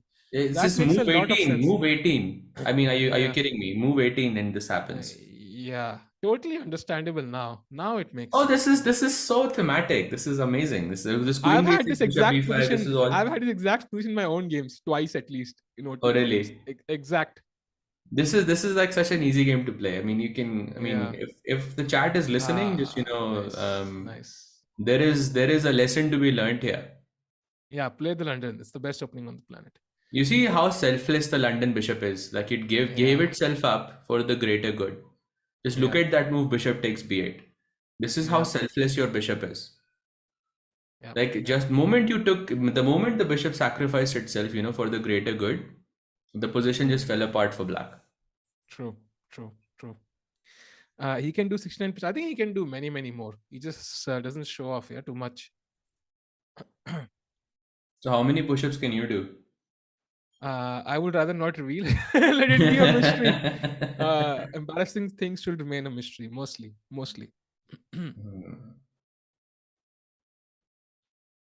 And that means Karthikeyan is in complete control. He plays knight g6. He has played the move.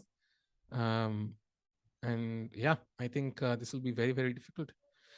This knight being on a good square completely would have changed the evaluation, but this knight being on b8, cutting off the rooks with no easy access.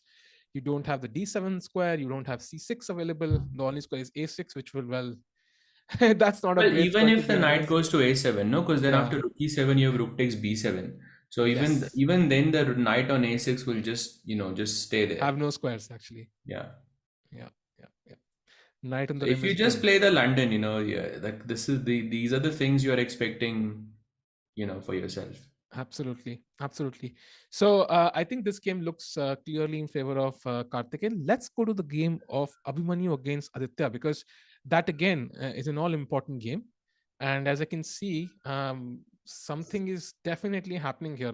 H4 has been played by Abhimanyu.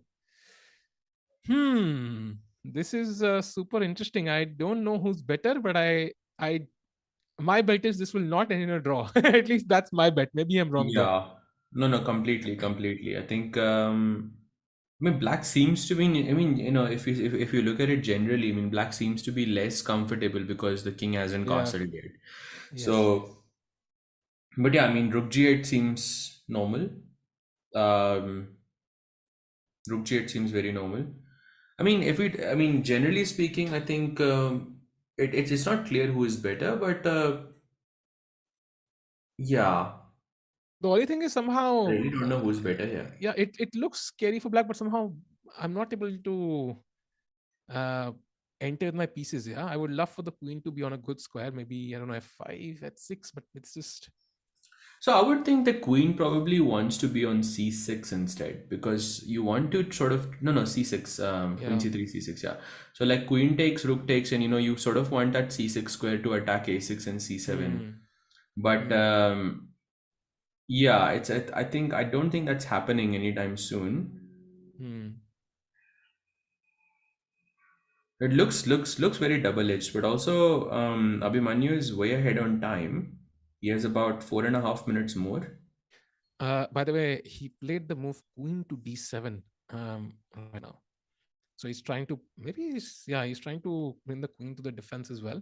No, I like this move. I like Yeah. this move because then he's sort of inviting the trade on g5, and he's inviting you to take on g5, so he can get some attack along the g and h files. Yeah, he takes on g5 now. Captures with the pawn most likely now.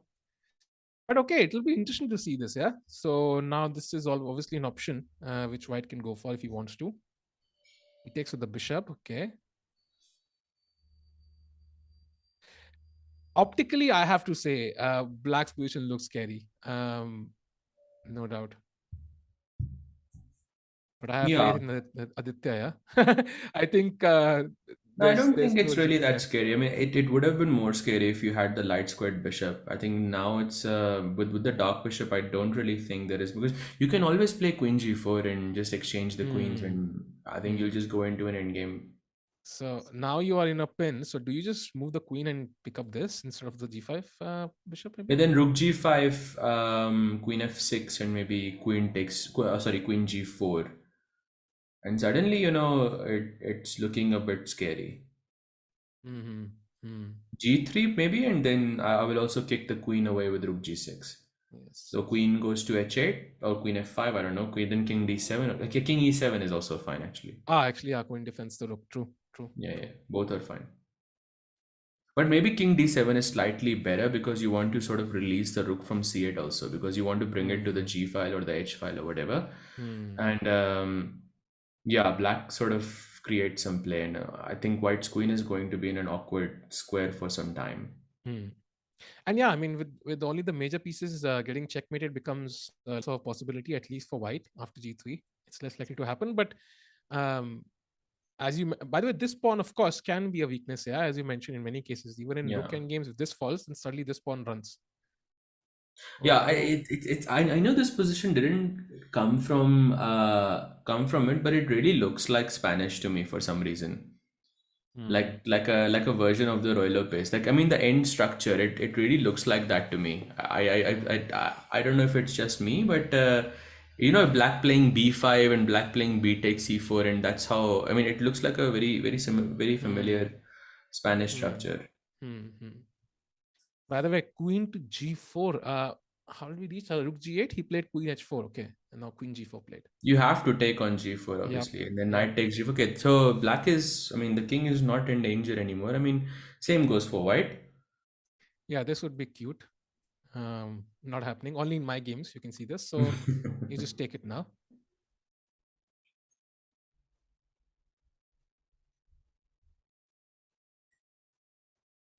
Yeah, so I think Aditya somehow has just upped his level quite a bit. There's no doubt he's played amazing chess, and he finds his resources, which are very difficult to find. And yeah, convincing play for sure. Manages his clock also very well. Like, you've never seen him under huge time pressure. An opponent has like much more time, so he's like one Mhm. and a half minutes behind. So takes care of that as well. That really helps. The Karthikeyan is won already. His opponent resigned Oh, on that position okay. after rook e7, That's so not really much happened after that. okay. He resigned. Yeah, I think. Yeah, Mitrava sets himself to very high standards. Yeah, I think, and he would also have to spoil his chill expression. So he's like, okay, I can't spoil my expression. So maybe I'll just resign. And yeah, White is dominating this. How is SL doing? We'll have a look at SL's game. I think we can have a look. How is he doing? He's playing Bharat Subramaniam in this game. And again, I think I know this position. But anyways, I think we have a major piece end game again.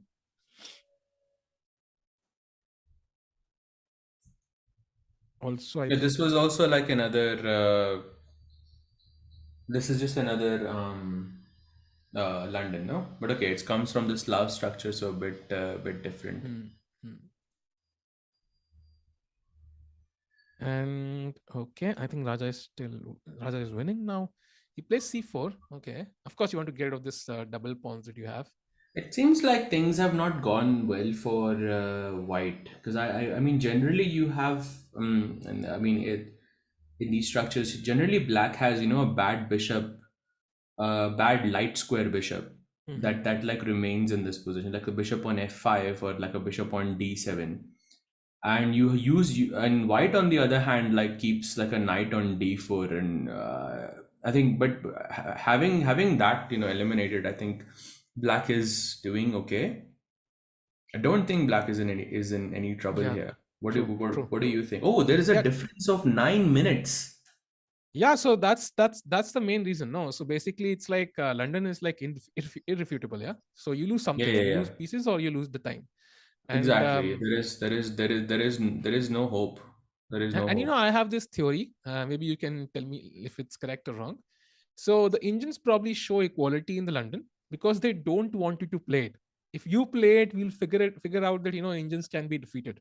No, no, it shows equality because, I mean, obviously that is correct, but it also shows equality because, the engines themselves know, they want to convince you, they want to convince you that this is that there is equality here. But I think engines themselves don't understand how dangerous London is. True, true, true, They true. don't, I mean, you can see the results here. I mean, either you lose the game, as you saw in the game, in Hmm. the other game of Mitrova game. Yes, again, yes.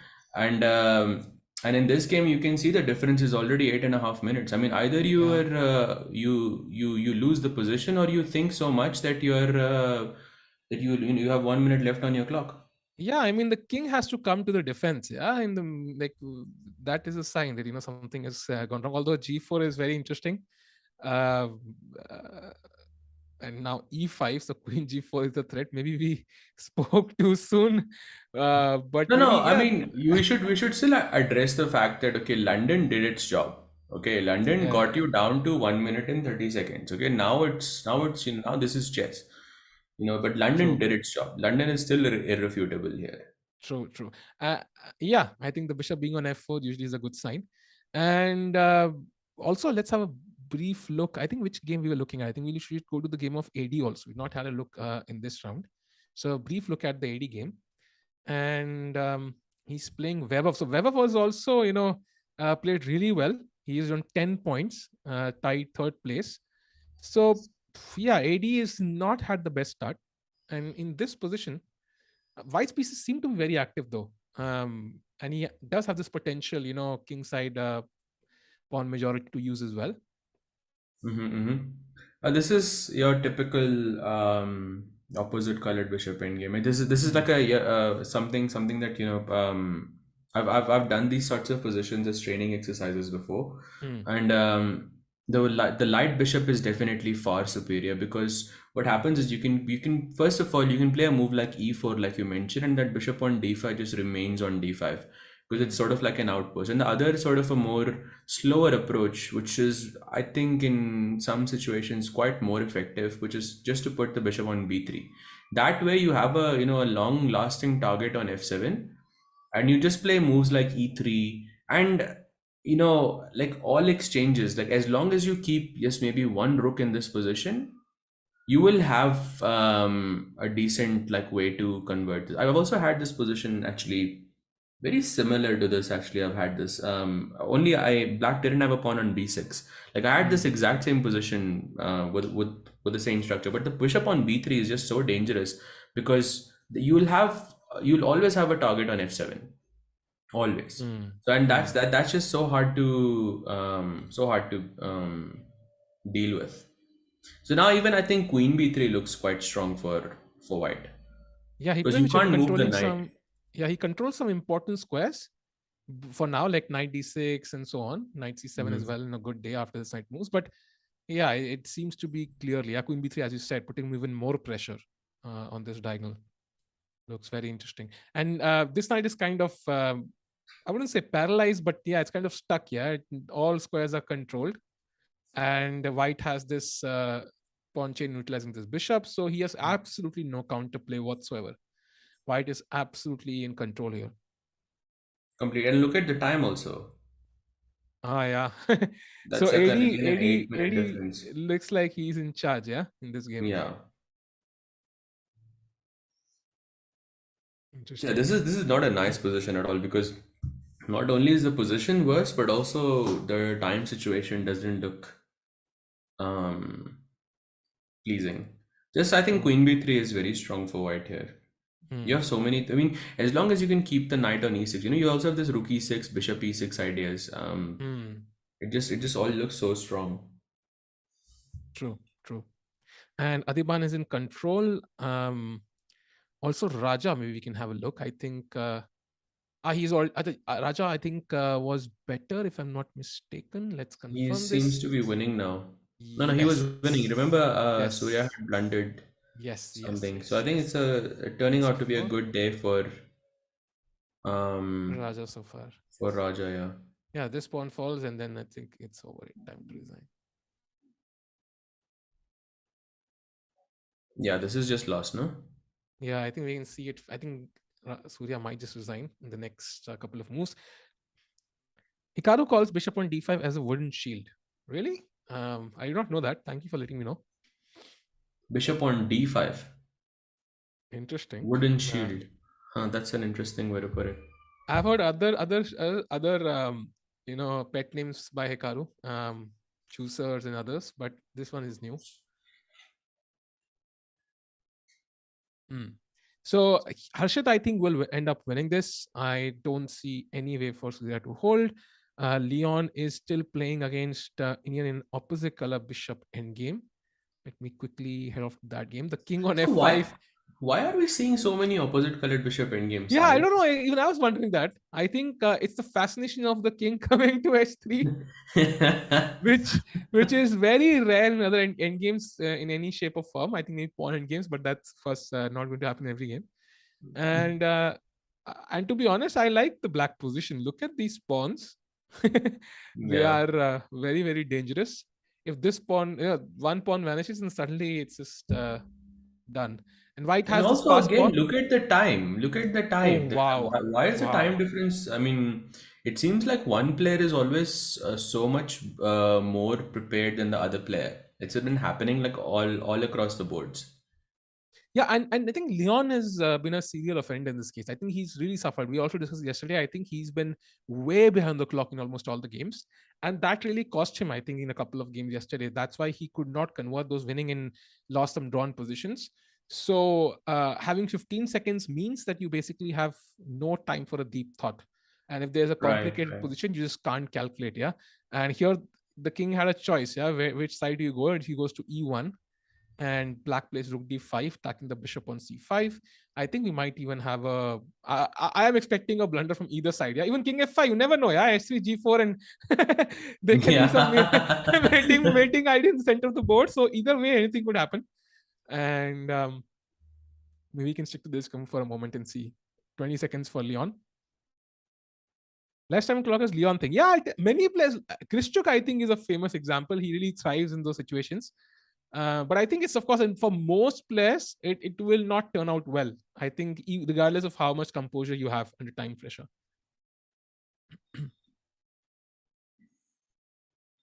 Leon, by the way, has not had the best of tournaments. I think time pressure has been one of the reasons. And okay, so f6 played, so black ensures that he will not get mated now.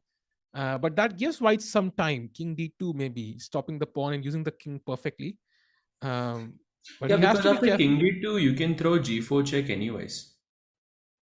True, Because true. you He have rook plays rook g1, a5 rook though. He g7. plays rook a5. Rook a5 is interesting, yeah. I think that's the idea. He doesn't want you to go rook g1.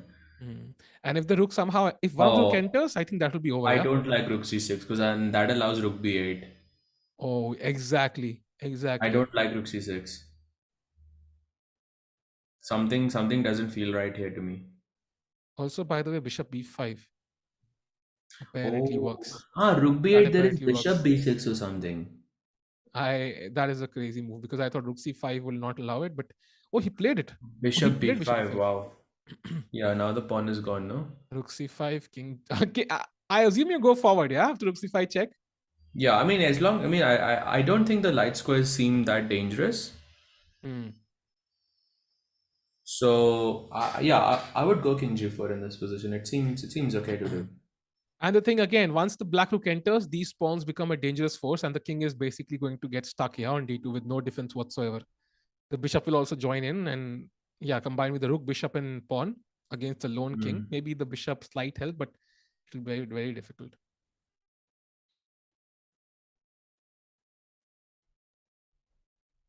Yeah, see, black has so much time. He can take his time, calculate. Do I go up? Do I go down? Like, that makes it so much simpler.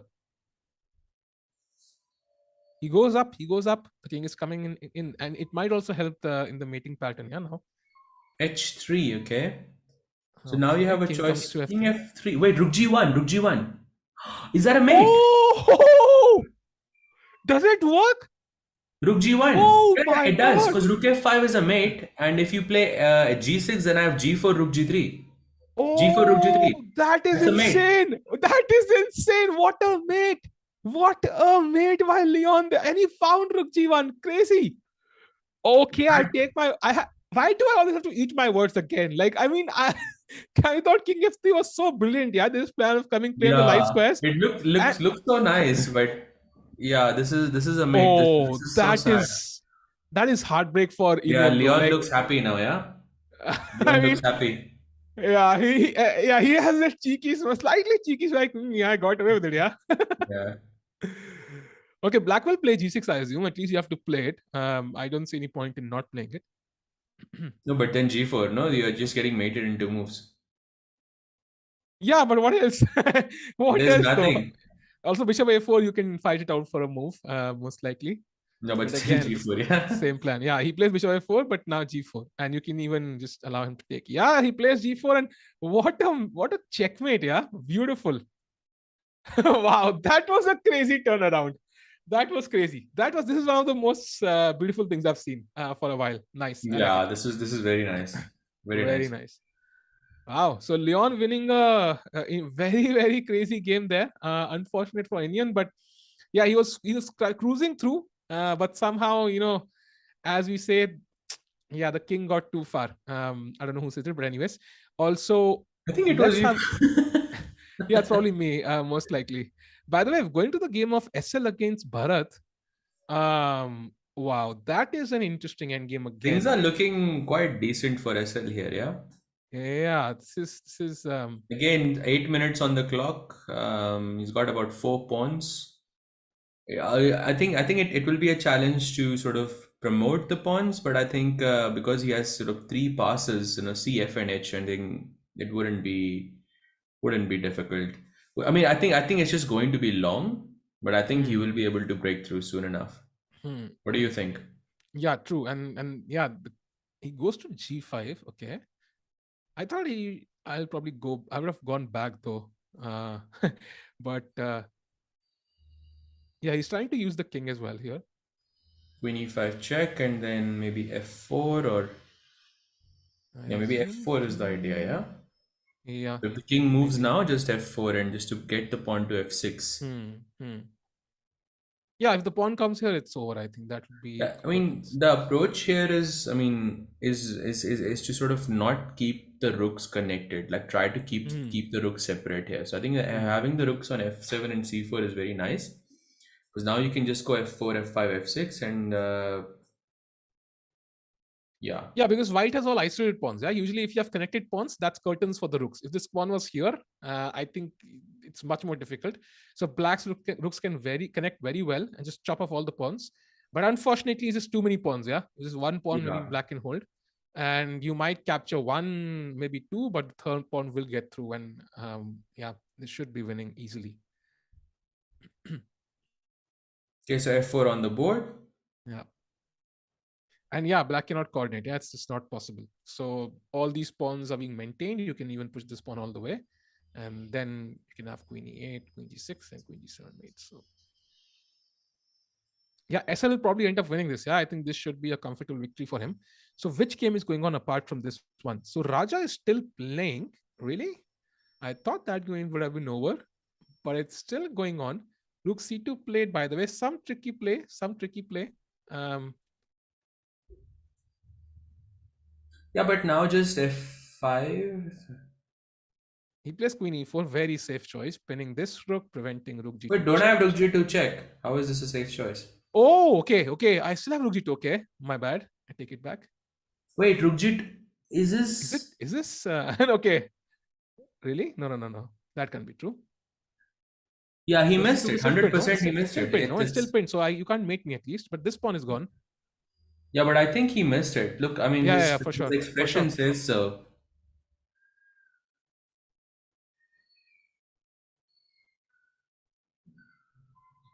I still think it should be winning for white though. Yeah, it should be, but he doesn't know that. Yeah, the h2 pawn unfortunately is going to Yeah, I be mean, lost you in can terms of. still win this, but I think he's not happy. He's not happy about this. Yeah, the thing is, if you lose this pawn, then suddenly I don't even think it's winning. So No, it's then like it's not. so Then every pawn there's matters. just gonna be too many checks. The Yeah, king cannot yeah, hide, behind a pawn anymore. true.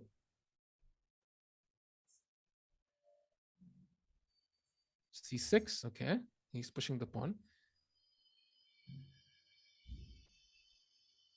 Because the rook here is well placed, it defends this pawn and also kind of prevents this from advancing. So now white has to, of course, use this pawn and the king combined to create other threats. Rook c1, black just waits and again threatens the same stuff. Maybe on a good day. Yeah, just go f5. I think this is Yeah. simple. Yeah, I But mean, now I think might be more cautious. Yeah, he'll be yeah, he'll be a 100%. bit more cautious. I think he'll take his time now. I don't This think is he'll have this much is time. exactly why, having such a. I mean, he still has 7 minutes on his clock. His opponent is on second, so I think that is a very big factor here. I mean, if let's say the situation was reversed and SL had this less time, then I think he wouldn't be able to. I mean, it's much harder to sort of Hmm. bounce back from making a mistake like that. Hmm. Hmm. It's much harder to do that. True. He So plays I think check. having that extra time here really helps. Hmm. True. True. King goes to h7. Okay. And now shall we push f6? Is it already time? I think it is, right?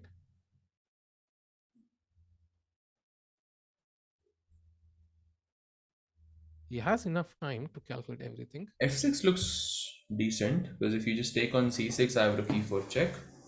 He gives rook g1 check. King f2 is nice. Oh, Oh, queen h5. no, queen It's h5 over. check, game It's over. over. It's over. It's over. It's over. Queen h5 So check, that's game over, I think. You lose one of the rooks. Here you pick up this one, and that's game over. So SL has, I think, he hasn't resigned yet, but I think it will. Yeah. It's over. Yeah, but it looks like Bharat didn't see that. So Yeah. Yep. He has won. yep, He has game won. over. So SL also wins. Let's go to So the London Raja. is now 2 out of 2, yeah? Yeah. It's the best opening on the planet, confirmed.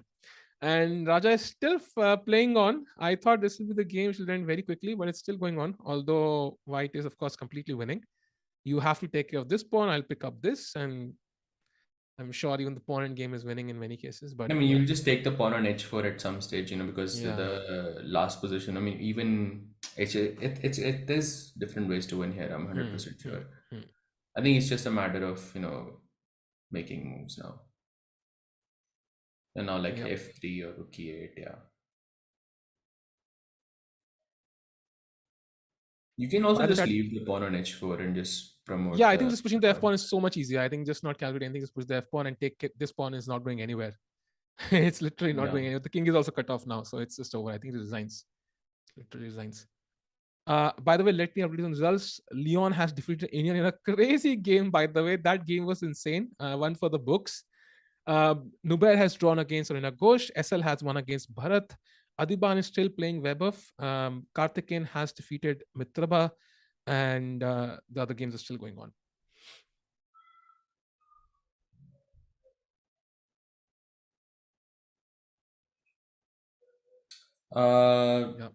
Yeah.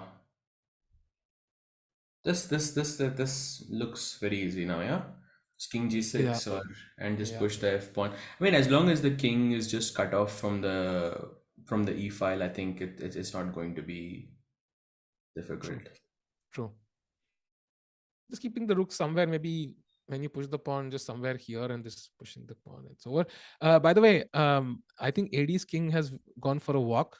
Maybe we can have a look at that game. This one, I think Harshit will convert comfortably. The king is now on g4.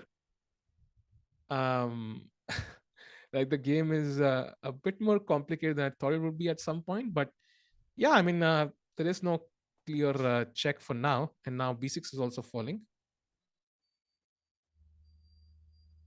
And Webber has 19 seconds.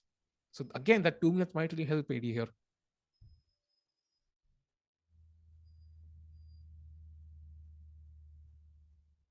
He's taking his time. Maybe rook b6? Yeah, I don't see what else. Unless you want to push. Like it also allows you to push the e pawn on a good day. And then you also, it takes the pawn. I don't know about the king though. Like this is a bit nerve-wracking for me at least. h3, I would be much comfortable, but then there's queen f1 check, so it doesn't help too much. Rook c8, okay. So threat is this pinning this.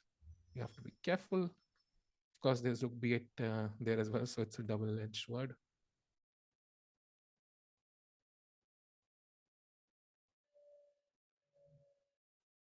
Place e6, okay. h5. Yeah, I'm not comfortable with this. I have to be honest. I don't like the king on g4. I just don't like it at all. Is it king h3? There's again some checks here. Does it have anything to do with this game? Or No, I just don't know. Like the black king came to this square on g4, next square it was mated. And suddenly the white king is doing the same. And I'm not sure who's even better now. This looks very, very like uncomfortable. Rook c5 check. Wow. King comes back. Apparently there was something. The bar definitely says there was something after, I think, queen d8, and black was apparently better. I have no clue why, unfortunately, but this is all pure calculation at this point. King is trying to head back, but again, yes, some threats. Doesn't look like there is any mating threat here, or like a perpetual or something. Yeah. Yeah, I think queen is very well placed in the center.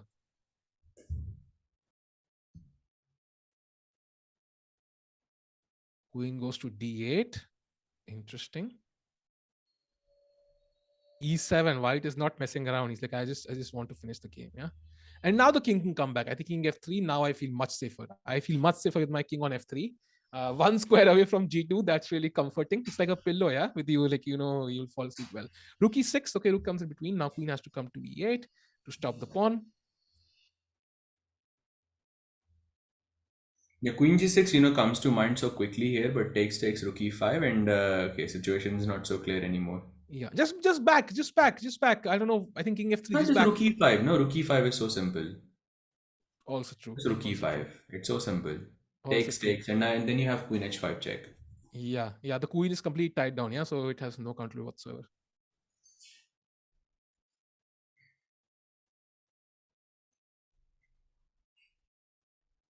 But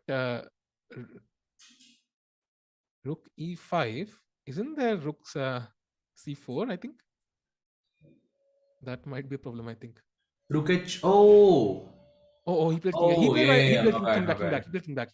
I was thinking rook h5 check and queen h5, but I missed there is queen h5 and rook e4. But yeah, in my head, I was thinking the g8 square is covered for some reason. And rook. Okay, so rook is headed to d8 now.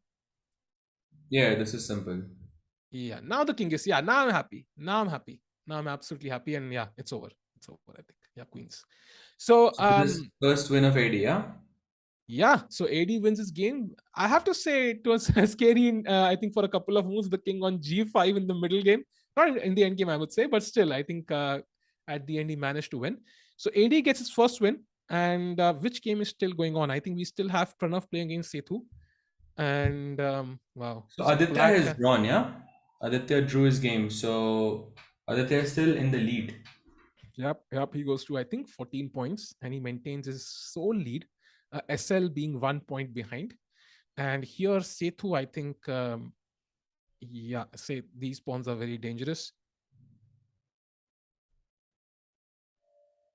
By the way, all results for white in this round. So Harshit defeats Surya with the white pieces. Leon defeats Indian with the white pieces. SL defeats Bharat with the white pieces. Adivan defeats Veha with the white pieces. Karthikeyan defeats Mutra with the white pieces. And we have a couple of draws. And this is the only game where black is actually better. So, yeah. Color matters, yeah. White matters sometimes. But still difficult to sort of convert this from the black side. True. Still difficult because you need to sort of lose a tempo somewhere. So if I play h6, for example, knight check, king g7, knight h5 check, king h7, and I think here, I mean, I don't know how will you make progress? Maybe you can go knight g3 instead. So after knight h5, king h7, let's say I go knight g3. After h6. Okay. Wait. Something happened. He played king g7. Oh, wow, he gave up the pawn. Okay. So Sahil, are you expecting another bishop and knight in game? Okay. Bishop and knight. No, I think we might not reach here this time. That's my feeling. Although you never know.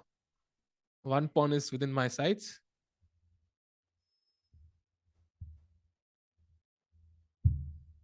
Both players have 20 seconds, roughly 20-25 seconds.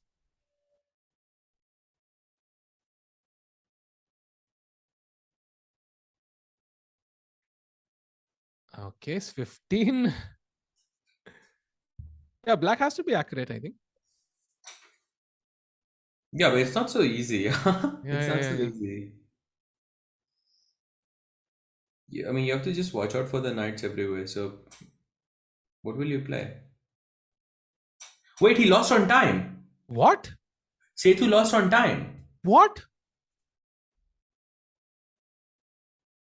Okay, that is really okay. That is crazy.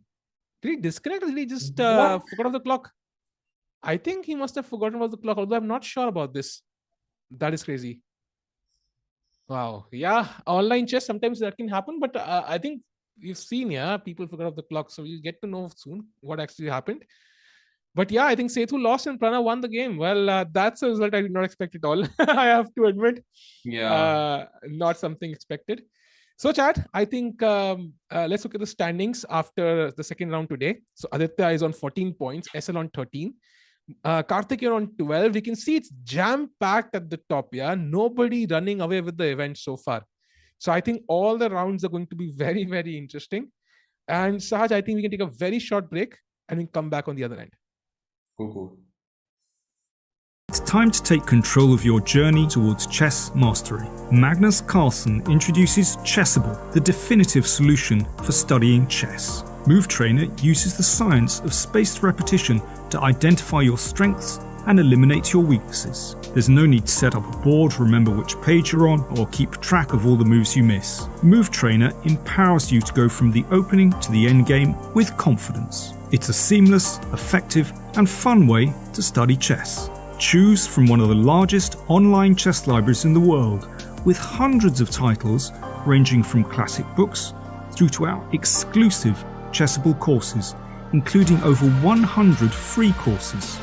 Get expert insights from International Master John Bartholomew, Grandmaster Sam Shankland, International Master Christoph Silecki, Grandmaster Simon Williams, World Champion Magnus Carlsen, and hundreds of other instructors. Get started now and join our growing community of over 100,000 chess enthusiasts at chessable.com. Chessable, take control of your journey towards chess mastery. I'm ahead of the game.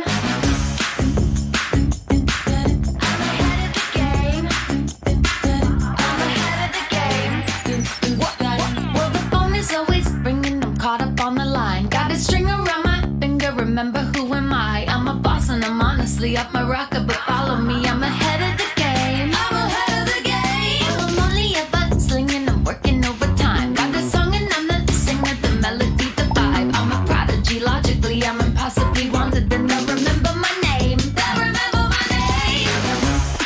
Ooh,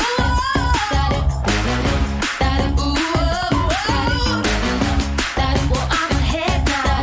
I'm ahead of the game. I'm ahead of the game. Ooh, well, I'm ahead now. I'm ahead of the game. I'm ahead of the game. It's time to take control of your journey towards chess mastery. Magnus Carlsen I'm ahead.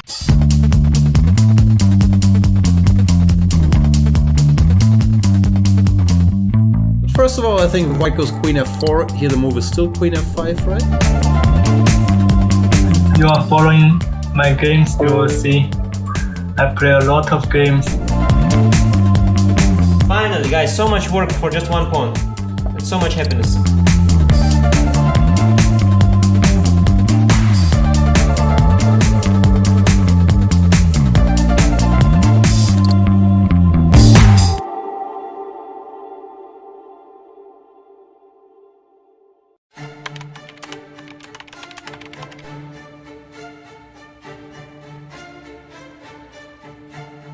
Hi everyone, welcome to our new video series. My name is Jan Gustafsson and I'm thrilled to be reunited with fellow Magnus Carlsen's trainers, seconds, Peter Heine Nielsen, Magnus Carlsen's head coach, and Laurent Fressinet, Magnus Carlsen's French coach, are both here, and we will be going through the World Championship match 2021.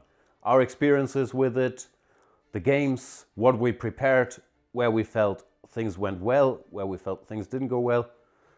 Peter, we have different perspectives because we were in different locations. Very much. I'm looking forward to talking to you guys about it because you were in Thailand during all the match and I was in Dubai with Magnus and his non-chess team. So I see some kind of debriefing where we will discuss what was the mood in Dubai, what was happening in the technical department in Thailand, and we got to sort of basically compare notes and get the two kind of inside looks from the match. Very much so. And Laurent, we are actually in your private home. Thanks for having us. It's a big pleasure to welcome both of you, and I'm sure it will be interesting to talk to you guys about the match. Likewise. So we hope you guys enjoy the series with our behind the scenes insights. See you then. Hello, chat. We are back with round 3 of day 2. And well, as we can see, the standings are really jam-packed. And I think we might even have a clear leader after this round. And Aditya Mittal still in lead with 14 points. SL is right there behind him. So I think this round is going to be very important. And we'll start with a game of Aditya against Raja here, because Raja is on the roll on day 2. He's played really well, convincing victories in both rounds. But then Aditya has been on roll for two days now almost. So I think this might be a very important game for both players. If Raja can win, he would be literally on 9 points. So back in the hunt for the prizes. And well, if Aditya can win, he will basically have a clear lead. I think we'll also have some other important games. You can see Aditya sitting there very chill, relaxed. And both players having similar left-leaning postures there, but both very relaxed, look very relaxed. How do all players, 2400 players, have GM titles? I think not everybody has GM titles. I think some of them do. I think it's purely because the ratings have not been updated. They are all talented youngsters in most cases, and yeah, some of them are actually GMs, but not everybody though. There are certain IMs as well. I think Pranav just became a GM, no? So Pranav is now 25, so he is a GM. Yes. Unofficially, yes. He's not got the title yet, but yes, he's completed all qualifications for it. Yes. By the way, the game has begun. We have, no London here, so this might be a complicated game, a long game now. Not a quick one. He had his chance. True. We cannot blame it on... Yeah, I think he was worried enough to Bishop. Maybe he'll not play E6 or D5. He'll just play D6 or G6, and then you don't get the main line. So he was worried about that one. So I kind of understand his, fear there. And we have a typical Queen's Gambit now. Okay, Knight C3. Okay, Bishop E7, Bishop B4, and now C5. Let's see which one he'll go for. He goes Bishop E7, very safe and solid. Bishop comes to... Okay, he compromised. He could not get it with the pawn on C3. He gets it with the pawn on C4. Yeah, he managed it well. Sooner or later, that bishop comes to f4, yeah? Yes. Okay, black castles, white plays The A3. idea of a3 is quite interesting, because you're sort of anticipating the c5 break, and you're sort of having this idea of b4 just after takes. You're keeping this idea of b4 in mind. So generally speaking, white wants to black plays, after let's say if you go e3 after dc5 bishop c5, black wants to go something like takes bishop c5 e3 and then knight c6. No, knight c6. I think dc4 is also typical. Knight c6 is like you try to play d4 in these positions, and the queen also sometimes comes to a5 with the idea of with the idea of knight e4 and all of these things. So having this a3 move is quite nice, because it sort of prepares against this queen f5 idea. True. So I think Raja is already thinking here, because this is something new. So maybe he will go for something more solid and go for maybe perhaps b6 and just b6, bishop b7, knight d7, and c5. That is also quite normal in these cases. Yes. And Aditya has this very calm expression. Yeah, he's like looks super chill. So he goes a6. Okay, so he's like, okay, you can do this. I can also do this stuff. Yeah, copycat. My man, we can also do this stuff. Let's go. What's your next move? I'll copy that too. What's your next move? Okay, I already copied that one, so that's not possible. No, the idea here is black wants to take on c4 and play b5 and bishop to b7, and then again go for the c5 break eventually.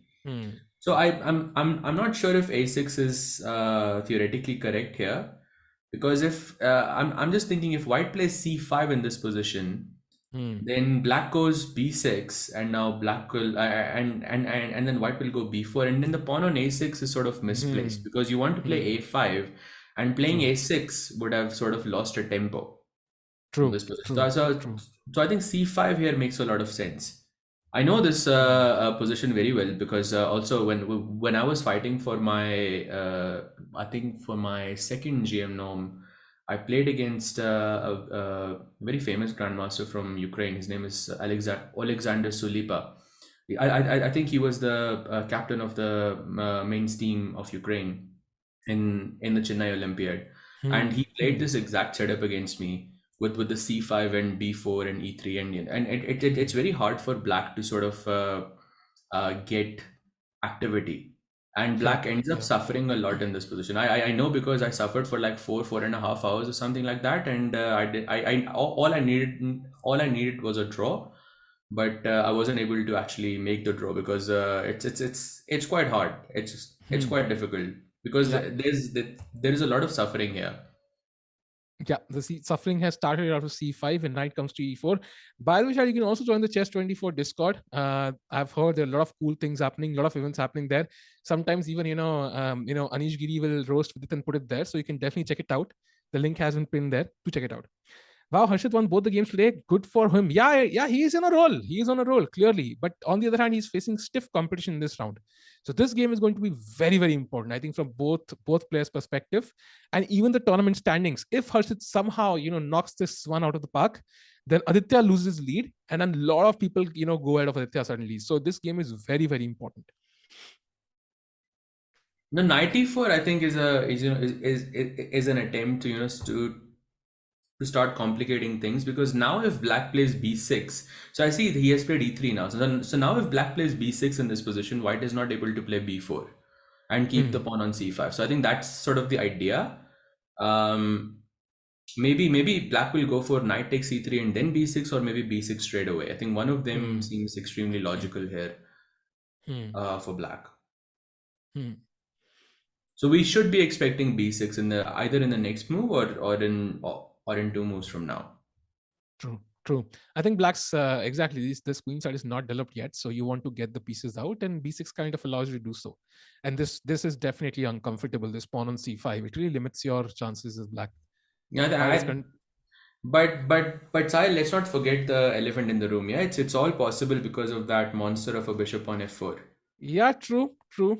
Absolutely true. I will never argue with that. The bishop on f4 is a great piece.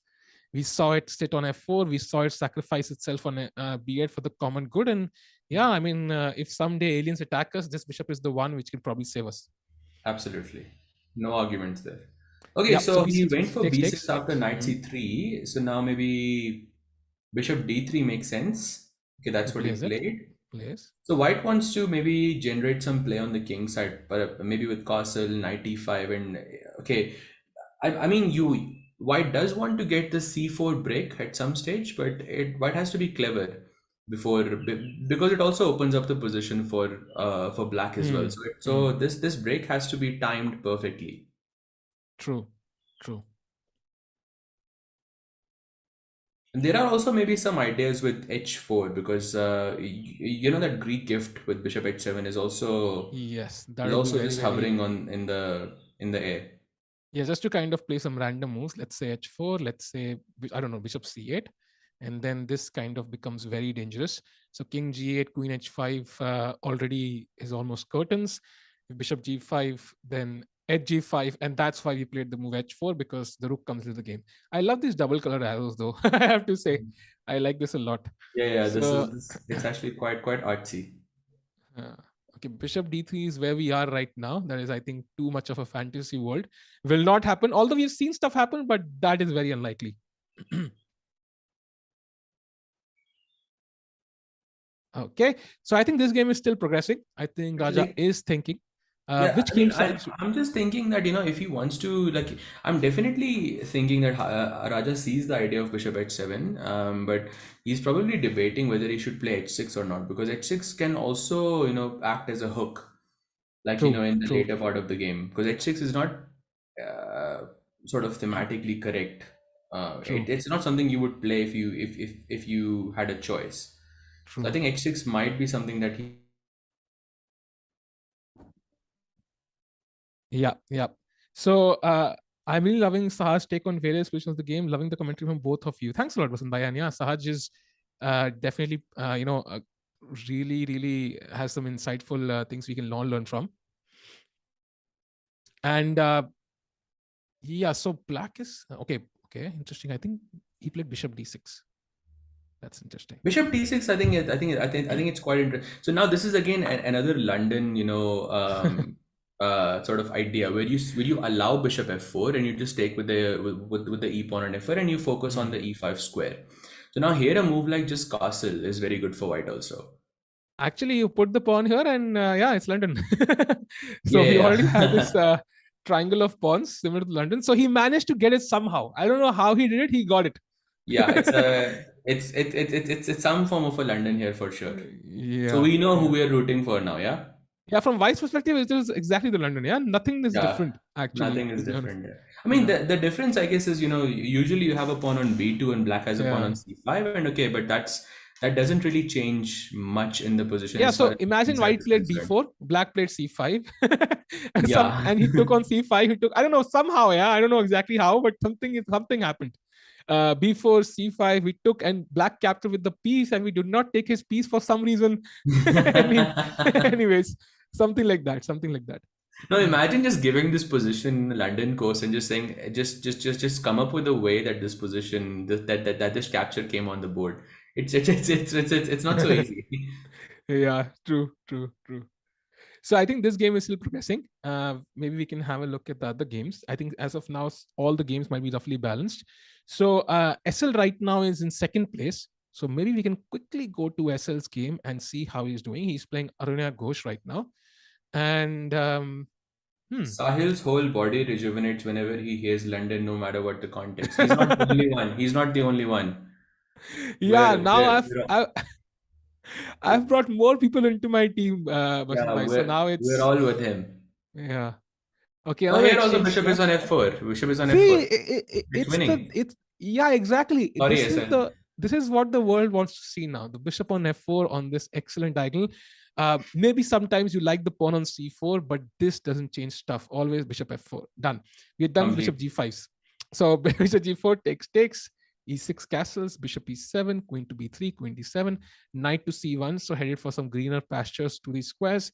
He's like, okay, see, that's how dangerous the bishop is. Black is like, I will move out of my way, neglect my castling, move my piece back and forth just to get this strong bishop. That's how strong it is.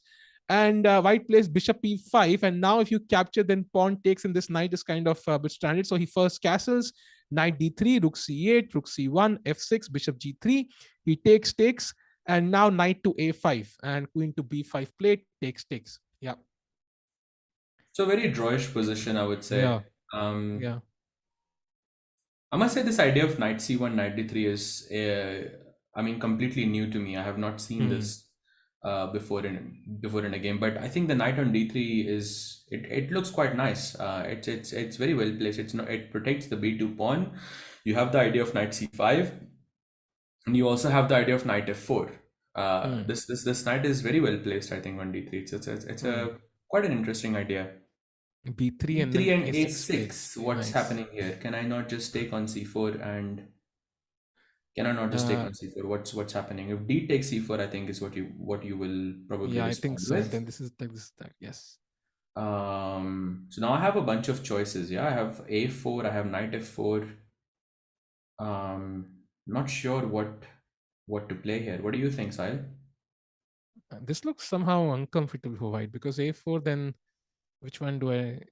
I was thinking c takes d3, then I have knight c7, but I completely missed that you have d2. So c takes d3, okay, knight c7, and now you have d2, which I think just calls it a game. Yeah, I think this is game. So yeah, definitely don't take on c4. Yeah. Okay, he goes back. He just came back. That's the safer choice. Yeah. Yeah, safer choice. Now maybe knight a4 and knight c5 or knight b6, probably something like that is his idea. Yeah, this is calling to be occupied. Yeah.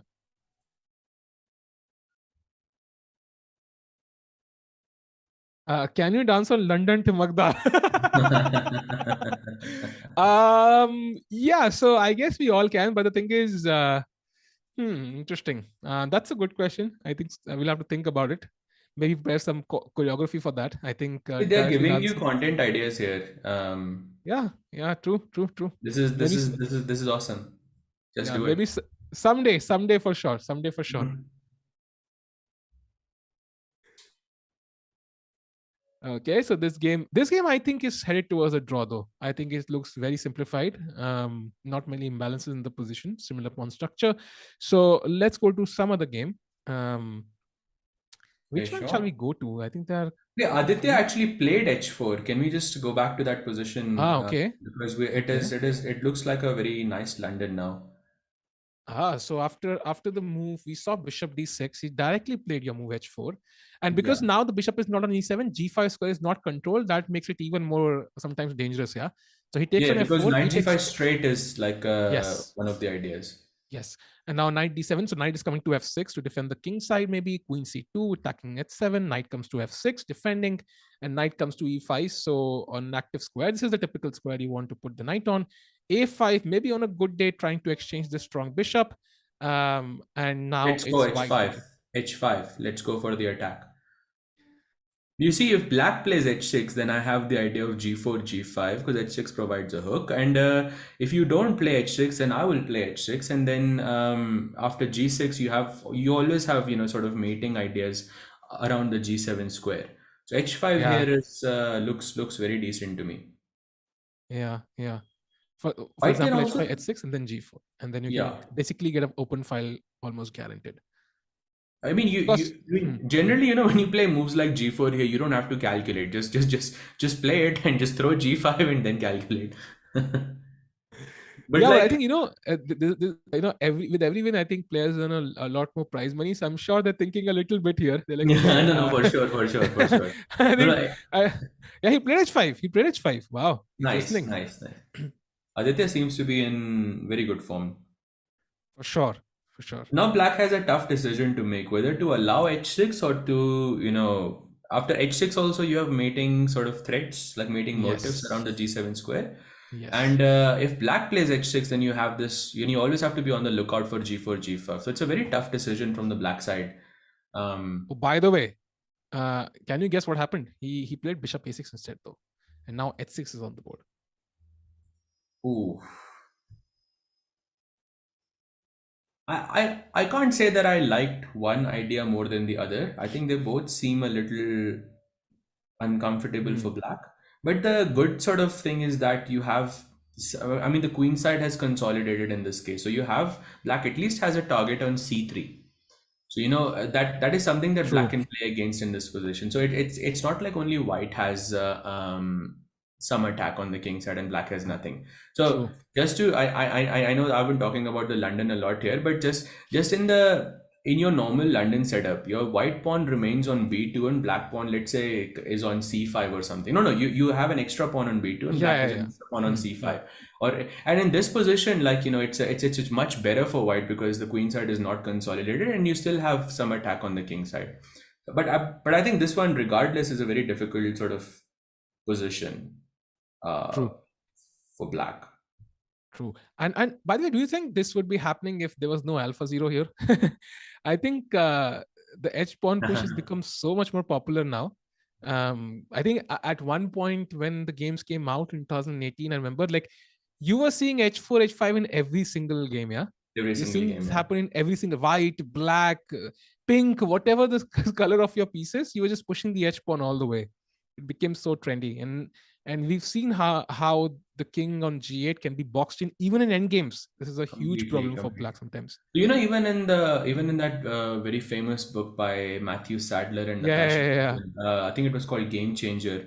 There is a whole chapter on the h pawn and how AlphaZero used the h pawn to, like, I mean, I've read that chapter a few times now, and it's simply some out of this world chess. That book is so good. Yeah, I really love that book. It's awesome. I actually have a copy right here. Nice. And he's pointing towards the weakness you mentioned, yeah, directly on c3. And it's going to be difficult. So white castles. So white realizes that black has some pressure as well. I can't keep the king in the center forever. So he castles. And this h pawn is still difficult to get to. So it's a pretty safe investment there.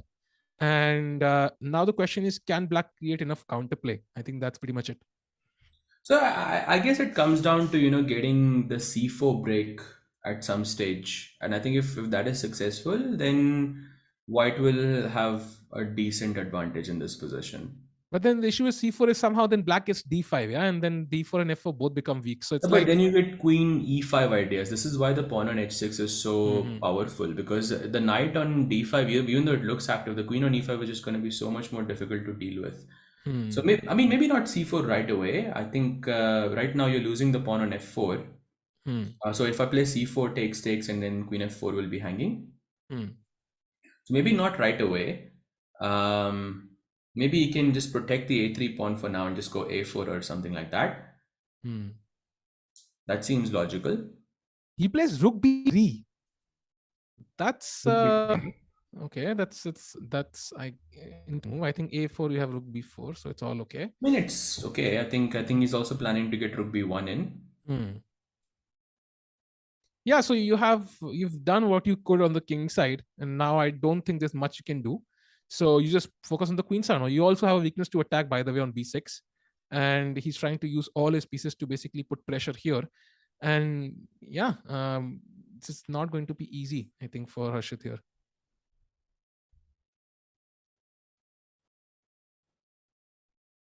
By the way, maybe we can go to the game of check out a few other games. I think this game is still going on. So go to the game of Mitraba against Pranav, and we have an end game, which is, well, I think there were a lot of pieces exchanged very, very quickly. What do you make of this end game? It just feels like it's equal, but I do like the knight on c3 here. Both knights actually very, very active, to be honest. Yeah, but black's knight is far more active because black's knight has some targets on a2 and e4. White's knight is a sort of like a lone warrior. Yeah, with the queen it might be different, but yeah, as it is, it's definitely not doing much. So what do you play here though? It's not clear to me. Rook d7 seems like one of the first one, but I feel after takes, black gets a decent advantage because the rook comes to a8 and then your a2 pawn sort of falls. So yeah, tough to say. I mean, Mitraba does have more time in this position. I mean, I agree. Black definitely looks more comfortable here.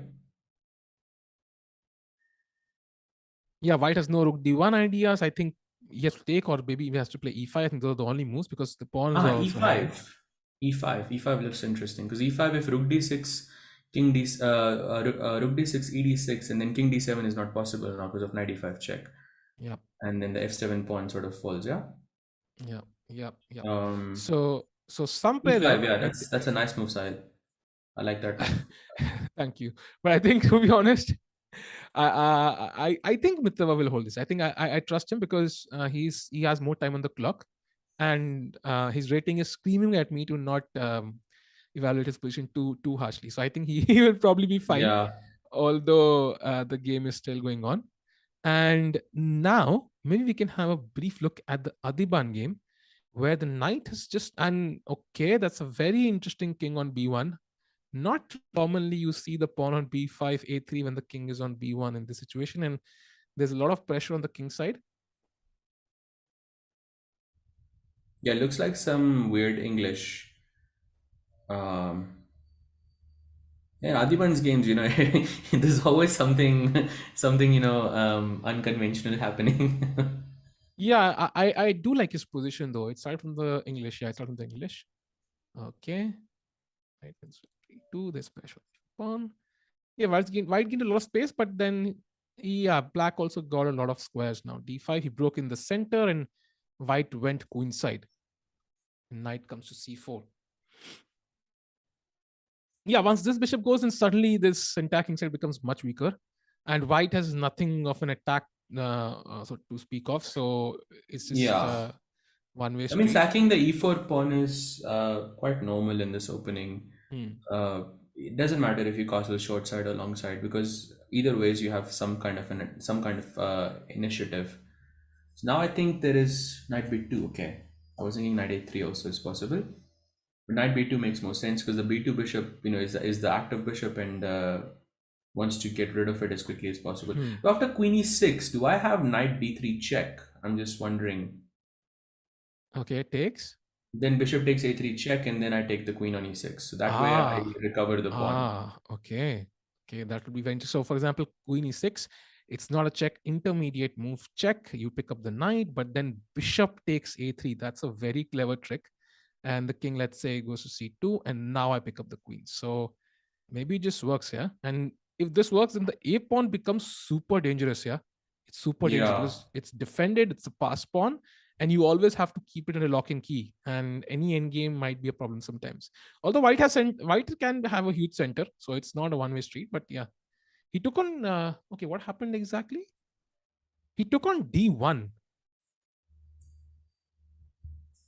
Okay, that's very okay. We cannot forget it is AD, yeah. Yeah, so it apparently these sorts of imbalances in your position, and I think look, I mean, it makes sense also because black is the one sort of driving the initiative right now. Even though white has a queen, black has a rook and a bishop. I think white has an extra pawn as well, but I think the pawn on f2 will definitely fall. If not the pawn on f2, then the pawn on a3 will fall, so the material will become more or less equal. But I would have liked knight d3 check more, to be honest. I think knight d3 made more sense here. Yeah, I think he might have either missed it, or AD's style just could not resist going for this. Yeah, also possible. Yeah, I don't think he would have missed it. I think it's more because of his style. Yeah. By the way, Surya and Leon have drawn, and the only reason they drew is because black was like, I in no shape or form can allow your bishop to come to f4. So he just tried to repeat moves. Yeah, he's like, bishop coming to f4, no, knight h5, and they basically repeated moves. So that is a pretty decent result for both sides. And before white just destroys black, yeah, with bishop f4. So that's a draw. And also in the game SL, Arena Ghosh SL, we already are into an endgame, and these pawns fixed on dark squares don't make a great impression. Okay, knight comes to f2. Now, although black has a pass pawn, so yeah, but I'm sure SL is not enjoying this position. I mean, why I say that is because even without the g2 pawn, black has no chance to win this. What do you make of this position? I don't know. I think only white has any chance to win here. I guess black holds because it's pass pawn, and there's no it's not easy for white to simply go ahead somehow. And you're kind of tied down to holding this pawn, and these on light squares. The king is also active. a5 played. Okay, as I speak, a5 played. Both players have enough time. I think this should be a draw most likely. Interesting. So SL still trying to. Yeah, I don't see it though. Yeah, all pawns are light squares. Yeah, this should be a draw. Yeah, this should be a draw. We go to the game of Indian against Nober now. The queen has come to b2. I think he just chopped off a pawn there. Knight on d6 is a very strong piece, but black's pieces are also coming to be active. And what do you think? Wait, I think I got cut out there for a little bit. There are certain tactics here, but doesn't seem to work. Sahil, can you hear me? By the way, Sahaj, I think Pranav is apparently also winning in his game. Let me just confirm that. I think, yes, Pranav is winning in his game.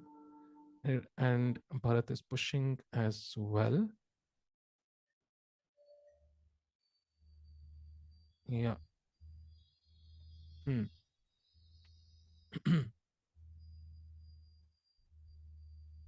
Okay. By the way, I was considering many moves here, but it doesn't seem to work. Maybe we can go to the game quickly. Just a sec. We can also go to the game of Vaibhav against Karthikeyan. Now, this is an endgame. Same color bishop endgame. And yeah, this looks different.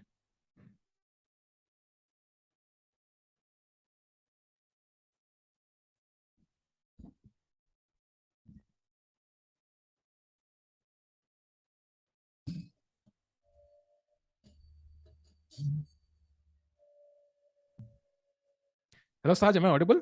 Is it everything Yeah, fine? yeah, I can hear you. Okay, cool.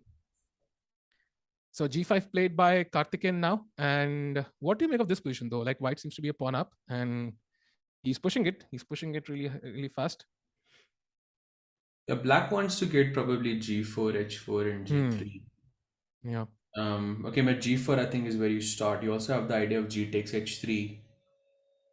I mean, it's a pawn race. I mean, I think both sides seem to be on time. But okay, only white is playing, yeah, essentially.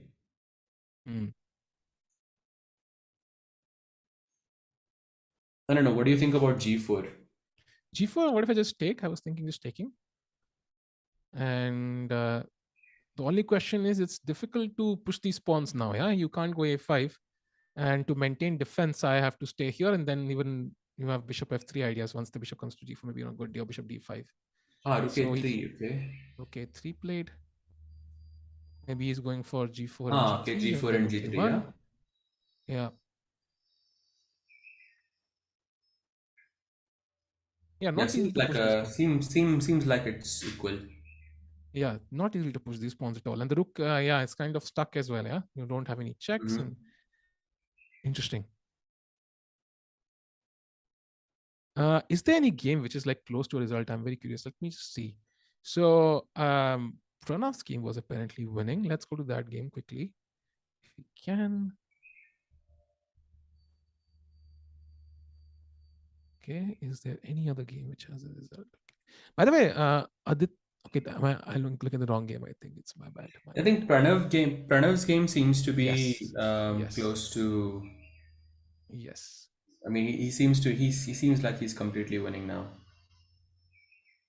I can totally imagine some mating ideas coming up very quick. It's similar to mine from that game, yeah, Leon against that guy, and it's totally possible. The king barely has any squares. For now, the white knight prevents any trouble, but yeah, the B pawn is so strong. The knight on C3 is dominant, and black is just material up as well. H5, okay. Yeah, I mean, black should just be careful not to like fall into some rook and knight pattern.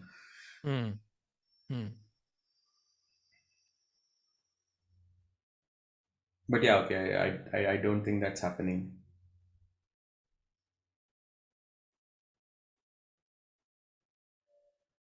So winning this game would put him.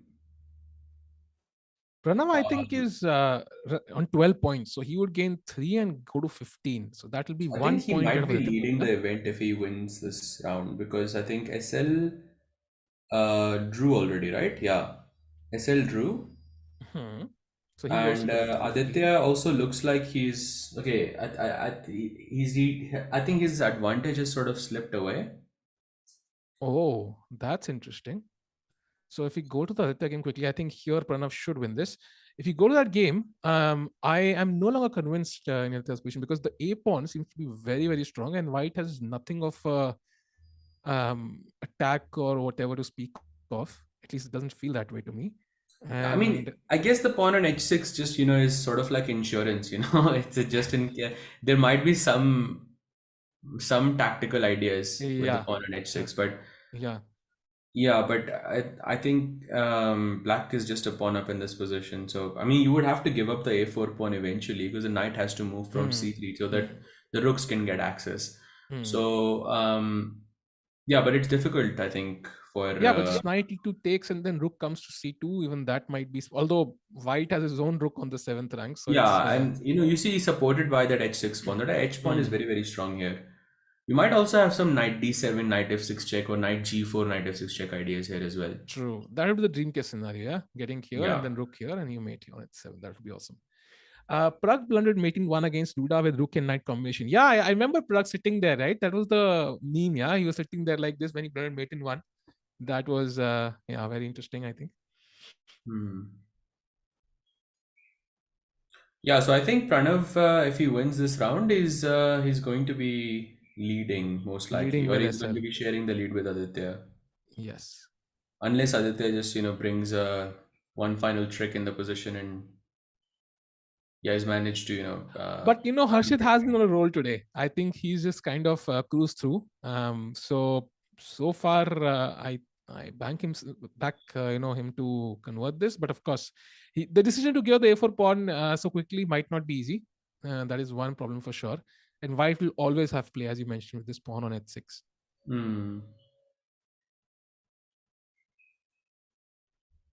Pranav is winning. We have only 2 draws so far, only 2 results, so no results apart, like no victory for anybody so far. Interesting.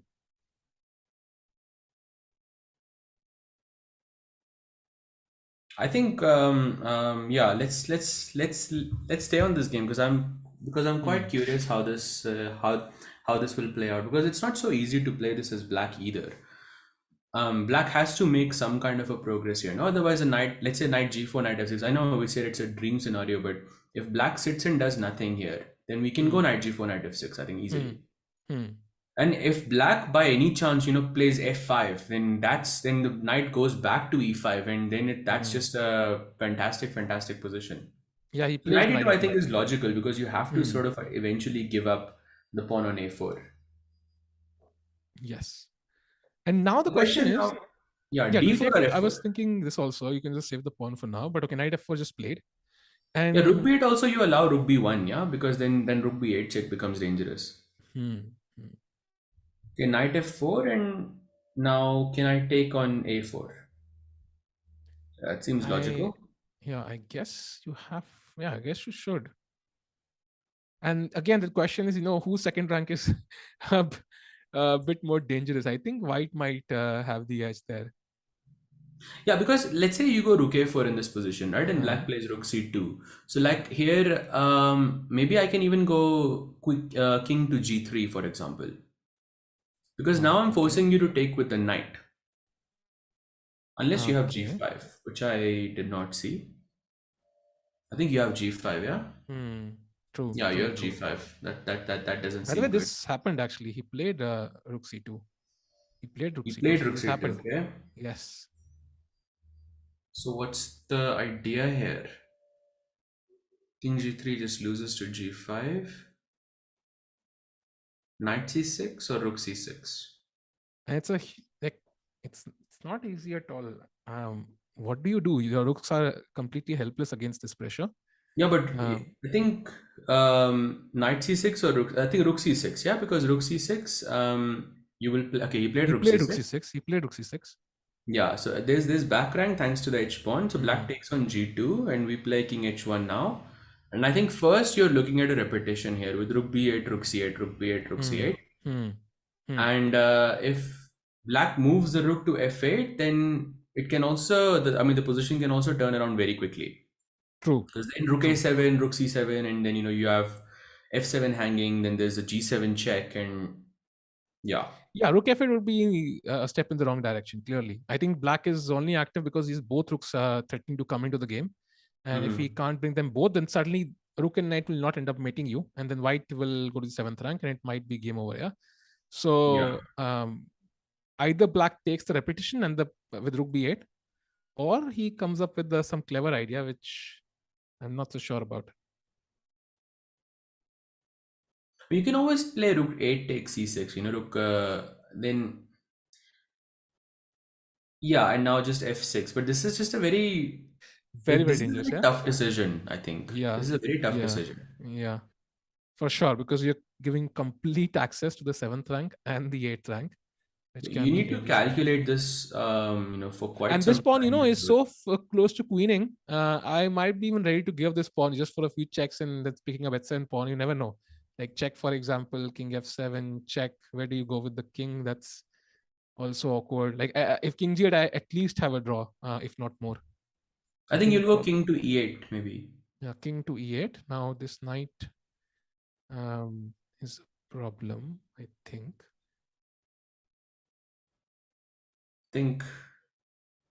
Knight to... I'm thinking knight to b8 or to a5. I'm not sure. b8 I like because you can go to d7 and then to f6. And you will take So- on G2, obviously. Yeah, for sure. King H1. King H1, and yeah, now it's it's very difficult to assess this position from. I think Yeah. black should be fine because you have these ideas to stop the pawn usually. And but yeah, I mean, I don't know. I don't know But the then evaluation. as long as the H pawn remains, it's dangerous, no? Because like let's Ha. say G5, knight D7, and then or you G5 even rook takes H7, and suddenly you have a 6th rank passer, which True. doesn't. I think doesn't he took on G2 though. King H1 now. We'll see what he plays. Rook B8. So we'll have a repeat here. Rook B6 here. This H pawn really coming in handy, I think, for it. And that might just save the day. Yeah. And yeah, with such low time, I don't think Harshal will. Yeah, I think they will just repeat moves. I don't think he'll risk it too much because it's very difficult practically to win this, even with this, capturing G2. So from a practical point of view, black can also play here rook to f8 because you see the intention here is that if white goes knight to d7, for example, this is just an example. The idea is firstly you're attacking knight f8 and secondly you're threatening knight f6 check. Right. So here black can safely give up the exchange. Black can say, okay, take my exchange and you can just play rook g3 or something. And once the exchange is taken, knight f8, king f8, okay, you have this rook h3, rook h6 idea, and you will probably capture the third pawn, and most likely that position is winning for black. This could be an idea that black can use to, like in their advantage, because I think once the knight is gone and you're able to capture the h6 pawn, the position is not so bad. But now that I think about it, there is also rook h7 in this position, which is just coming to the 7th rank, because the rook on h6 kind of also limits your escape path, yeah, because the rook will be on h6 at that point. That's the issue. Takes and rook b7, and you can't come out like this path. Yeah, basically, yeah, that's what I just missed. Okay, so they're repeating looks like he's repeating moves. Yeah? Yes, they're repeating moves. Yes. Hello, Mr. YouTuber. How are you? We are looking at the games, man. Yeah, they're repeating moves. And this should be a draw. So Harshit and Aditya might draw this game. That is a decent result, I think, for both players, considering how complicated this game was. And both players are playing really, really well today. I think day 2 so far, both players playing really well. And I don't think we have any more results so far. Let me just check it out. Yeah, so only 2 draws so far. Yeah, everybody's fighting. By the way, Nuber is winning his game. Maybe we can check out that for a second, because he's not had the best of tournaments. Yeah, that draw helped. Yeah, that draw definitely helped. See, you can get back to your vibe certainly. That half a point removes all the pressure from you. You're not on 0 anymore, and suddenly you're better now. So that really helps. That really helps. I think it was a sort of a smart decision, just to open up that half a point, and now he's already winning. I think it might be. I think it will be a better tournament for him. True. Day and in the next few days. Yeah, Indian, of course. By the way, not having a good day. I think he's completely winning against Leon when tragedy struck, and I think it was Indian, right? If I'm not mistaken. And that was a very, very difficult thing to handle for him, I think. And now he's losing this game as well. So yeah, he resigned because after king g2 there's knight e3 and you lose the rook. So actually it's more than a rook. So yeah, Nuber has won his first game as well, so he also gains 3 points. That's one result there. Let's have a look at which game is still going on now. I think we have Bharat versus AD. Game quickly. Yeah. Okay, so we saw this sacrifice, right? Queen sacrifice earlier. I think we left it somewhere at knight d1. Since then, queen a2, knight f2, rook g1, rook d8. Okay, some pressure. A4, cementing the pawn structure, but okay. Slow maneuvering, and now there's this. I think at some point he sacrificed the exchange. Yeah, I just got probably. And this is the current position.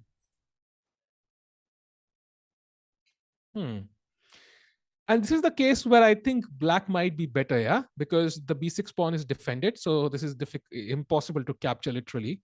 The a pawn is a protected pass pawn, and white's pawns, yeah, they do make they do look impressive, but they're not easy to push. And he's playing h4 now. Maybe on a good day, try to get rid of this and open the black king. That will give him decent chances. Yeah, I think that's the idea. He wants to go for a perpetual check, definitely. Okay, he's not allowing that rook c4. That's actually very clever because he wants to go rook c5 and just not allow h5 anymore.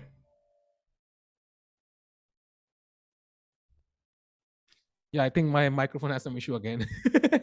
There are certain dramas with this. Oh, I see. No, I was just saying rook c4 is very clever because now h5 is not allowed anymore because you can just play rook h5. Yeah, and this pawn is also really attacked. So you have check and then just I don't know, rook f6, king h7 king also h7. looks Yeah, fun. okay. Now rook f5 can just protect everything. Let's say if queen f4, just rook f5. Yes, that's an excellent square, by the way. Attacking b5, defending f7, controlling h5, keeping an eye on the king, ready to go to f2, f1. He plays king g7 though.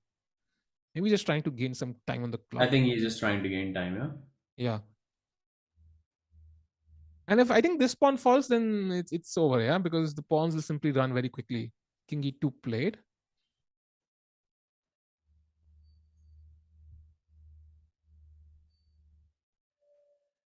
By the way, Setu is also winning against Abhimanyu. I think I should update chat on the results very quickly while Lady fights on. Yeah, so Aditya has drawn against Harshit. Setu is still playing, winning against Abhimanyu. Mitrabha drew against Pranav. Vaibhav drew against Karthikeyan. Aruna drew against SL. So many draws. Surya drew against Leon. Nubair won against Indian. And we have 2 games going on where we are probably going to get a result. Yeah, out of 8 games, 5 of them were draws today. Yeah, that's very rare. That's very rare usually. Okay, black taking his time, and this time really helps him. Yeah, he has more time. Okay, rook e5. Okay, so he wants the b5 pawn. He's like, okay, you can't save it. And this is the power of the rooks. Yeah, you can connect really well. It's after all 2 pieces, and the queen is a lone piece. Yeah, so it kind of sometimes is helpless when the rooks can coordinate together very well. Yeah, completely. Okay, completely. I think Adivan is feeling quite comfortable here. Yeah. And now, of course, this is the folks, so you have to, I think, find a solution. Maybe just stacking the queen here, for example. Rook ed5 and then the other rook takes on b5, yeah? Yeah. Seems easy. Yeah, luckily there's no check. Yeah, he plays rook cd5. Okay. Okay, maybe he wants to bring the other rook to h5 and take on h4. Maybe. That also seems logical. Unless he's looking at rook takes d4. So let's say that's not possible c7. Now it's not possible, no, because there's queen e5. Rook okay, he goes rook e6, queen c4, defending the pawn, temporarily attacking the rook as well. Yeah, this is the problem, right? Yeah, but again, you can see the difference in time, time management. I think AD has about 2 minutes more. Very, very easy to make mistakes in less time in this position. Yeah. Okay, so Setu has won his game. Okay, so that's one result. And I think this is the last game going on, right, in this round? Yes. I think Aditya, by the way, is still maintaining his sole lead. He's on 15 points. So nobody can catch up with him. So he will maintain his lead. That's crazy because we've, almost through day 2 now. And he's done really well.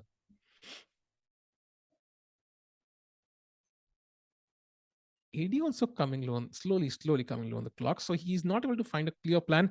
I think he just needs to pick up one pawn somehow. Once he picks up any pawn out of d4, b5, h4, I think then it will be relatively smooth sailing because right now his rooks are tied down. They cannot allow white to play h5 in some cases. Then it will be a bit problematic. The king will open up. Okay, rook ed6 played. I think he's just waiting, he's not committing anything at the moment and just keeping everything, sort of protected. And, he's waiting for, I think, the right moment to sort of take an action, I want to say. Okay, Because rook I h6 think his played. opponent is severely low on time. I think he's going to use that to his advantage. Yeah, yeah. But now what do you play though? I think maybe just rook h5 now. Yeah, I would have gone rook h5 very long ago because I'm impatient, you know. Yeah, it's like, I the rook is also out of trouble there. It's like you have a naughty kid, you put him into detention, yeah, put him there, and then he can't cause any trouble. You put one of the rooks there, and then you slowly try to capture this pawn or this pawn, one of these pawns. So this rook yeah. keeps an eye on both pawns, b5 But I and think h4. I understand the approach of AD, and I think this shows, you know, a sort of class from a strong grandmaster, which is that, you know, he's not trying to commit anything right now. Because after playing rook h5, you know, you're threatening the h4 pawn, and white's moves become a lot more easier to play because you see a pawn hanging, and then By you the way, just they're repeating moves. They have repeated moves, right? They're repeated twice. So if rook d6, queen, it's a draw. Rook d6, queen 7 is a draw. They have repeated moves you enough think times now. he will repeat here. I seriously doubt that. But he's repeated twice. He plays rook d7 now, so he does not I repeat. I would seriously doubt he will repeat here because I think he has a good chance to play for a win. Yeah, there's no weakness in the black camp. That's the best part about black's position. There's Everything no weakness. is protected, no? That's Yeah, why. he's not. Oh, d5 played. So white expands. That's probably not good, right? Because now e4 doesn't work. I can just take. You can just play rook d5. Yeah, exactly. And I think he probably made a mistake because e4 I can just pick up this pawn. This pawn is pinned. Yeah. d5. I think he panicked sort of in. And any sort of endgame will never work because again this pawn, yeah. Yeah. The pawn really helps. So we go back. There is also the f pawn. So I mean, any pawn. Yeah, true. Okay, this should be lost now.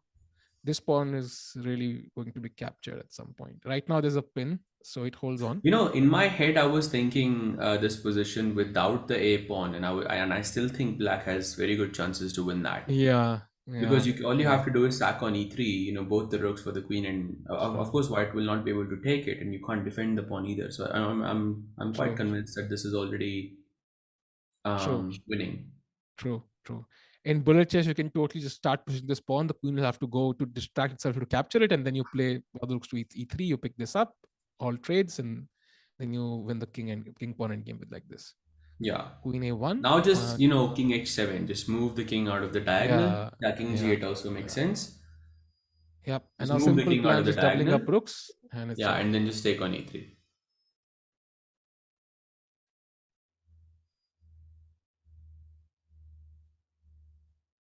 Yep. Easy. Now it is easy. I think now white had that center, right? Because you had two pawns, so black had to be a bit careful. He had like you did not even have the e5. Once that pawn is gone, then it's pretty much easy. Yeah, there's many ways to sort of convert this position. I'm just curious if he will give up the a pawn or not. Yeah, he plays rook e8. Very safe, yeah. No, not even any check possibilities. So keeping everything controlled. And now he'll just play this and pick up e3, and I think that should be a queen. I think he'll first now rook e5 probably. I was thinking rook f5 check probably first. Oh, this is also so white is hoping that it's not an immediate check, but even taking on e3 should be completely winning. So this is what I was thinking. Now I wasn't sure if he will give up the a pawn or not. But I think he can go rook e4 and pick up the h4 pawn instead, because then the e3 pawn will be gone anyways. True. So I think rook e4 here makes sense. True. And you pick up this pawn now. And then you come back and then you take e3 as well. But you know, practically speaking, it's not. It's difficult to sort of choose to give up the a pawn. It looks like that's going to be your. That's the reason why the position is winning, but I don't think that's the entire truth here, because if you he just took on e3 though. He just took on e3. Yeah, easy. And white takes on a5. You have to be careful in certain circumstances not to allow this, otherwise your king will open up, and once your king opens up, then it becomes a bit more difficult. I don't think he will allow that at all. I think he will play rook h5. Oh, sorry, rook e5 once the checks are over. He plays rook e2 check. The king has to choose up or down. He goes up. Another check. Yep, gaining some time. Back. Yes, rook e5. I think we might see rook f5 check now next. Yeah, this is not a nice endgame to play as white, no? Yeah, I mean, it's like, yeah, black is absolutely safe. Yeah, you put the rook on f5, king on h7, you never even have a single check. So it's like, and then your rooks are completely free. You can't play king f3 now because of rook 8, e3 check. Yes, check and check. King f3, rook check, king f4. I think this point in the game should be winning. Yeah. He plays rook e4, attacking the h4 pawn now. So white keeps this rook under his supervision, so black cannot just take.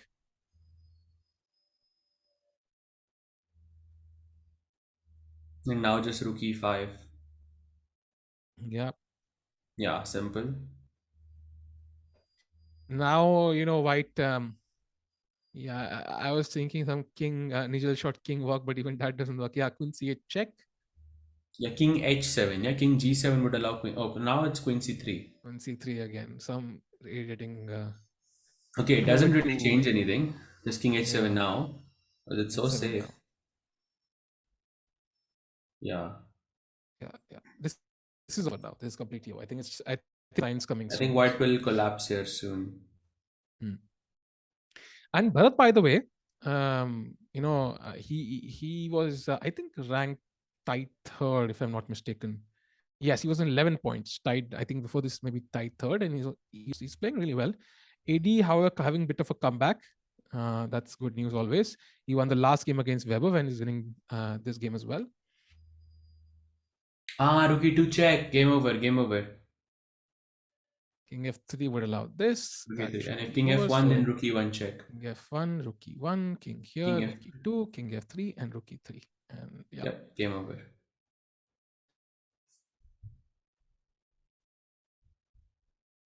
Okay, I so think that's the second win by AD in a row. In a row, yes, absolutely. Yep, he's going for it, and rook e3 check. And king pawn in games, pawn down. Yeah, so.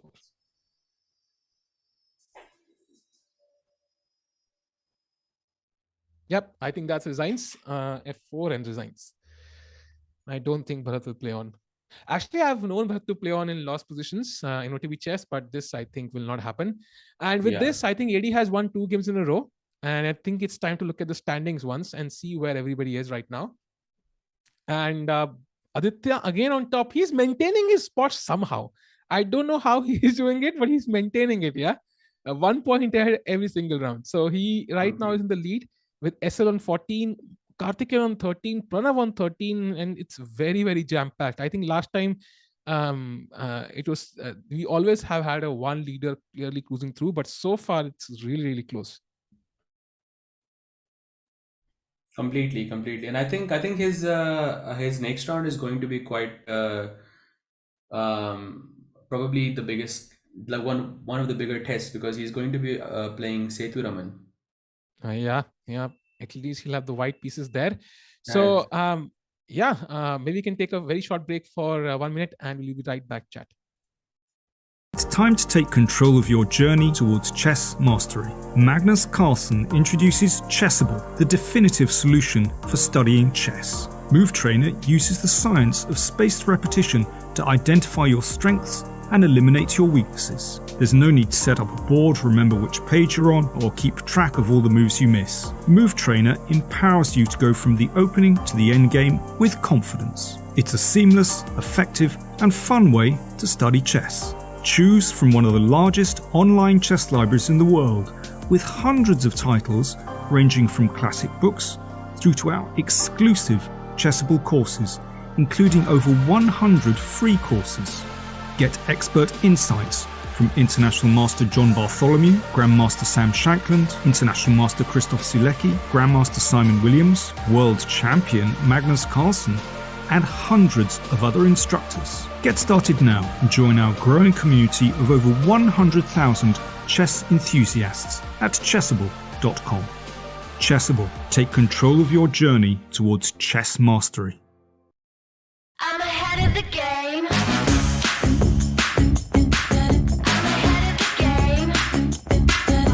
ahead of the game.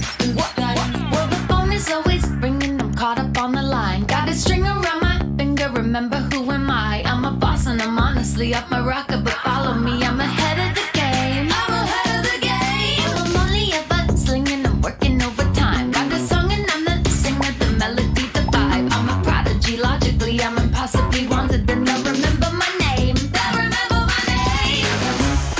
Ooh, well,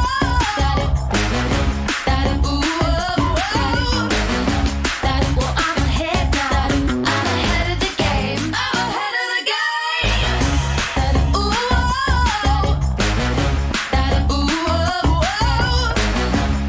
well, I'm ahead now. I'm ahead of the game. I'm ahead of the game. Well, I'm ahead now. Well, I'm ahead now. I'm ahead of the game. I'm ahead of the game.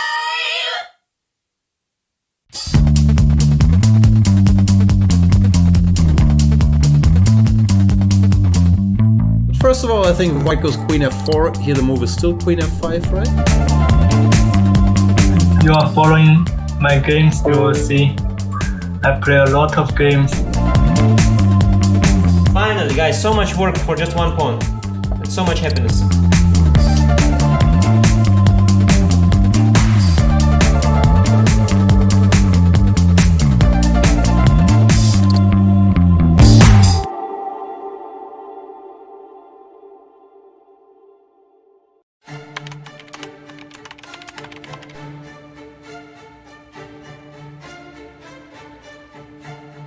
Hi everyone, welcome to our new video series. My name is Jan Gustafsson and I'm thrilled to be reunited with fellow Magnus Carlsen's trainers, seconds, Peter Heine Nielsen, Magnus Carlsen's head coach, and Laurent Fressinet, Magnus Carlsen's French coach, are both here, and we will be going through the World Championship match 2021. Our experiences with it, the games, what we prepared, where we felt things went well, where we felt things didn't go well. Peter, we have different perspectives because we were in different locations. Very much. I'm looking. Hello, chat. We are back with Aditya and the other players, and it's round 4, final round of the day, round 8 in total. And Aditya has still maintained his lead, and I have, well, GM Sahaj go with me, and he has played d4 Sahaj. Can we see another bishop f4 incoming? What do you think? I think he's.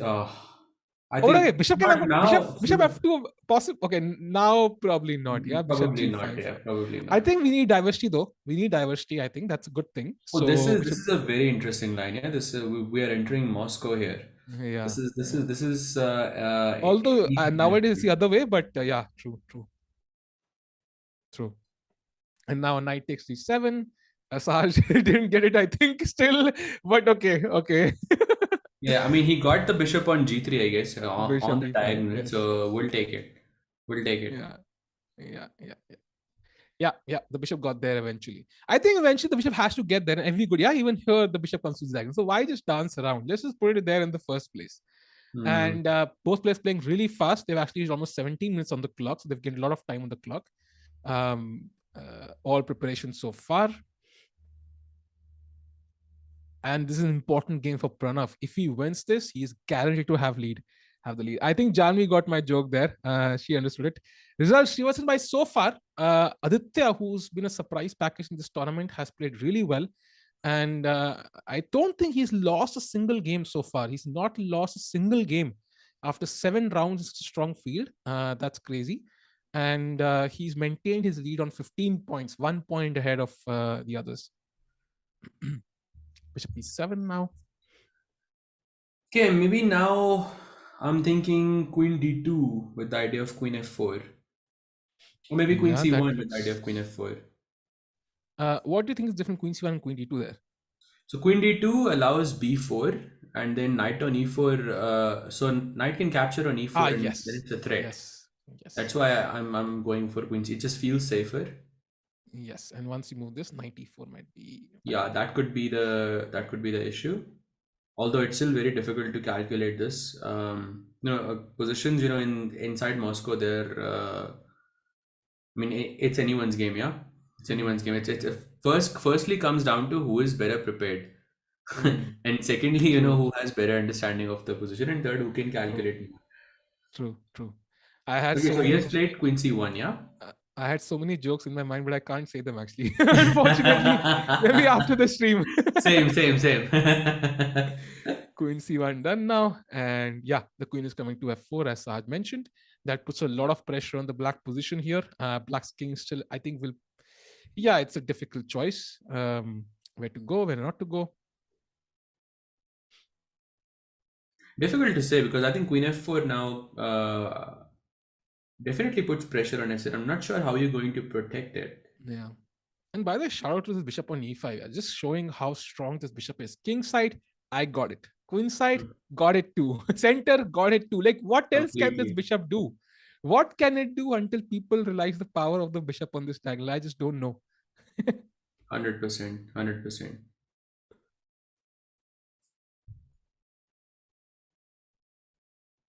Yeah, I think now it seems clear that Aditya's was perhaps one move more prepared. Setu's spending quite some time. Yeah, Setu's thinking. So, which of the game you want to go to? What do you feel? Let's go to SL's game, yeah? Okay. SL is playing against, I think it is Indian. Yeah. And okay, so the bishops have been fianchetted. Both Sri and AD are happy. So, very safe choice.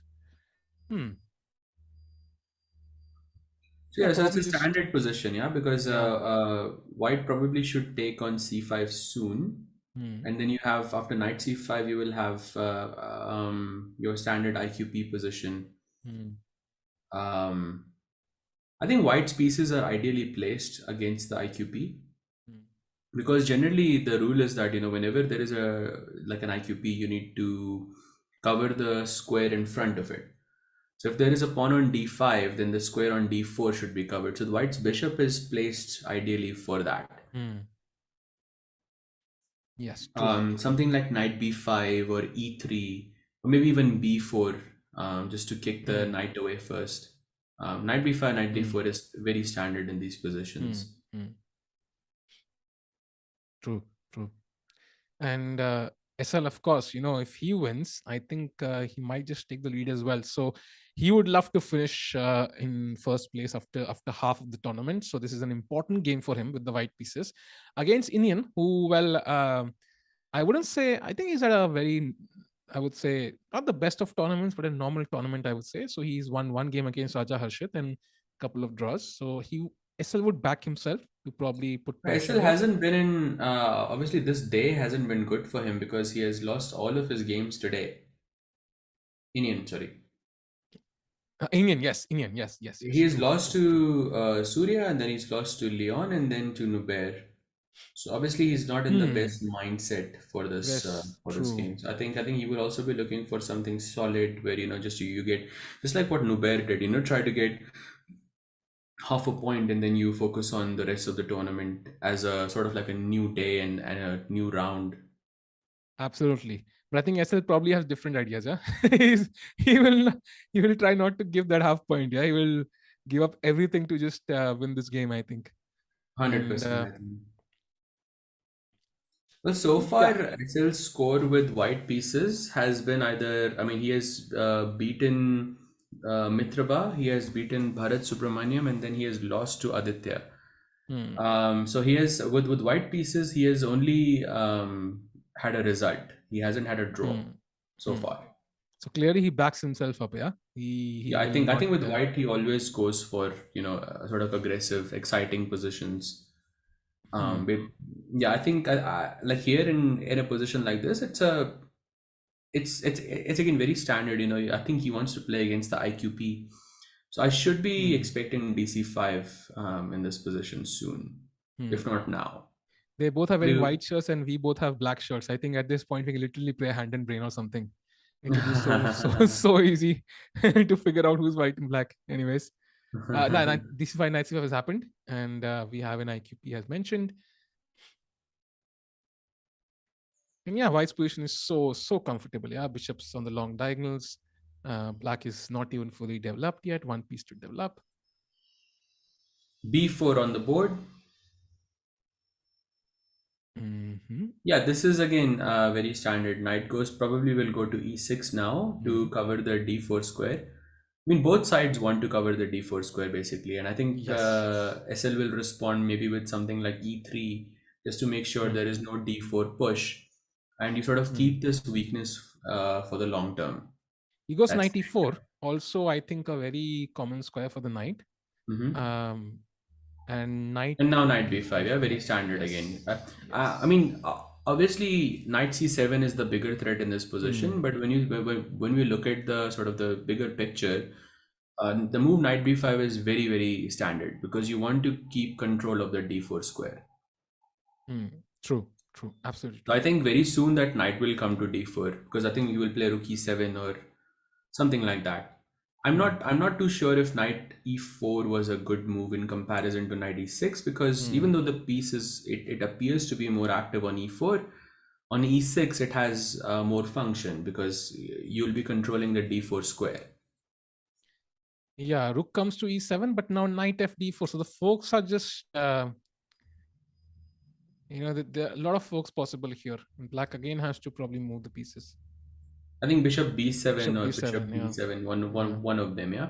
And then knight c6, bishop c6, rook c6, and once that has happened, the d5 pawn becomes slightly weaker because the light square bishop is no longer there to protect it anymore. Yeah, two very strong bishops for white, cutting across the board. And it reminds me of that game, yeah? We saw one game, right? The knight on b5, rook on c6. I think there was some piece here, pawn here as well. I think we saw something similar. Very similar, very similar. Yeah.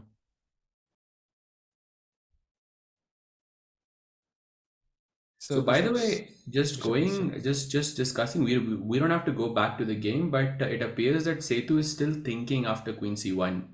Yeah, actually, I saw that. We are looking at this, and he's still thinking. So he's taken up a lot of time because remember, they played very quickly. So he has spent like 6 minutes already on this move. That's a lot of time. In fact, maybe even more. I'm very curious. What? Yeah, 7 minutes and 30 seconds. That's a lot of time to spend on one move. Definitely, this will cost him. As we have seen in the when the time gets low, even having a single extra minute can matter so much. Yep. Hey Shreya, how are you? And chat, this is the final round of the day. So I think, it's going to be more than half of the tournament because last day we are going to have 3 rounds usually. So whosoever is leading would back himself up to continue his great performance. And Aditya, as we discussing during the break, that his first half was a bit tougher than the second half. So that means he will have great chances if he can continue like this. Yeah, I think his opposition seems to be, I mean, his opposition was, I think, quite higher rated in the first half of the event. He had SL, he had Adiban, he had Karthikeyan, Abhimanyu, and of course, now he's playing Setu as well. All very, very strong 2650 grandmasters. C5 played. I do like Setu's background. That's nice. I was thinking that Bharat's also background was very nice. That's a bit classy, yeah? Normal, I think. I'm not sure if that's the green screen or something, but that's very classy. But Setu's is like a typical chess thing. Of course. By the way, C5 logical, now queen f4, I think, F4, because that was the idea. But I don't understand, isn't he just losing a piece here? Because queen f4, c takes d4, bishop f6, and queen f6. I think he is going to sacrifice. He's okay with sacrificing the piece. Could I just play like rook g8 here? Yeah, now just maybe rook d1 and just short castle next. Yeah. Black has this center, but this is kind of. You will play d3 probably. But yeah, maybe short castle. I don't know. It just doesn't feel enough, right? For black, yeah, it doesn't feel like there is enough counterplay. But I think this was the best choice at the time. Yeah, this queen f4 cd4 has happened. So I guess we'll see what Setu's idea was because, Setu spent a lot of time on this position, and he's come up with this plan. So let's see if it's going to help him at all. But if, by the way, Aditya wins, then it will, I mean, he's probably might even extend his lead. So he's just doing incredibly well, man. Just incredibly well. It's like, Completely. you go to the let's say your favorite flavor of, I don't know, you go to the market to buy Oreos, and then you find double stuff Oreos. Like, it's like you find something better than what you expected. So his performance has been just insane. I don't think anybody expected him to play so well, and he captured on F6 now. And yeah, if you take, the queen comes in, attacking the rook, cuts off the king as well. So that's why I was maybe thinking we can move the rook, but I think black has some sort of queenside play in this position. So black, I think, will go takes, or maybe straight rook g8 or takes and rook g8. And black wants to probably play d3 and then b4. And I think sooner or later white will be forced to sacrifice the give piece back. And then white will retain maybe a small edge, or maybe even a decent edge in the form of activity. Because black's pawn seems to be, very far advanced, and the king seems to be a bit exposed. True. This is again your standard. I mean, this is what happens in like Moscow semi-Slav positions. Yeah. The thing is, somehow, at this point, considering he has half the time of Aditya, I think this practically also, I think this will not be easy at all. And by the way, he is castled queenside now, and he gave the rook on h8. That's very, very interesting to me. It looks very risky to me. Because piece up was interesting, but rook is quite different. I mean, it's clear he thinks he has a lot of activity in this position, because once you remove the dark bishop, let's say white goes bishop h8 and rook h8, right? I mean, white is a rook up in this position, but regardless, I mean, I think the bishop on e7 is quite powerful here. So I mean, you can go bishop d6, you can go bishop c5, and I think I think Setu is probably thinking that he has enough counterplay. But it is a rook. A rook is, you need a lot of counterplay. Yeah, just rook d1, as you mentioned in the previous case, and black has two very strong bishops, no doubt, a huge center, but he's an entire rook down. So it will require some insane justification. And considering he has less time, that will not be easy. It will not be easy at all. Yeah, bishop h8, rook h8, let's say rook d1, black goes... Because something like d3 doesn't make any sense in this position, because you're now it's not so impressive. Yeah. You're going to take bishop g4 anyways here, so that doesn't make much sense. So maybe I don't know, bishop c5, then you have queen e5. So let's say rook d8. Rook d8 makes sense. Black is just regrouping the pieces. I go bishop takes g4, and let's say bishop to c5. Okay. Maybe white will castle. Castle. I just want to get my king safe. And now... Okay, for some reason I can't castle in this position. Why not? King hasn't moved, no? I don't think so. I'm not sure exactly, but yeah, okay, let's assume castles. Yeah, castles, and then... I somehow think there is not enough material, there is not enough compensation in this position. And the thing is, even if there's something, it will be your only sequence of moves where you get some counterplay, and it takes one move to completely blow it all away. And practically, at least to me, it makes it's very, very double-edged in a rapid game. I was thinking about that. That's why I mentioned this line, was that move, I think, is knight d5. That sort of blows everything away. So after you've castled, once the knight comes to d5, and black is forced to sort of take bishop d5. I mean, I think you can play knight d5 here also, just for the purposes of explaining the idea. So bishop, let's assume we have castled in this position. Yeah. So bishop d5, ad5. I mean, if you don't take, then the knight on d5 is definitely a problem. And now the double bishop advantage is gone. And now the light squares are so weak in this position. So just bishop f3, queen e4, and all you have to do is exchange the queens, and you're just a rook up.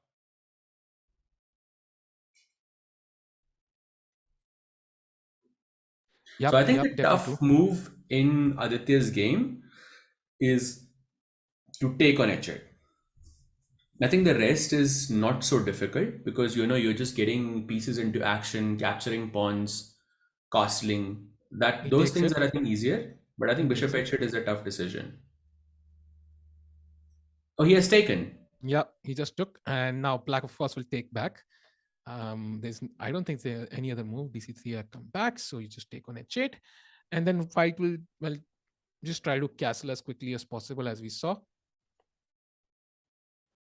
By the way, I'll also keep you updated on the other results, chat, because we have to see who is Pranav is apparently slightly better against Webov.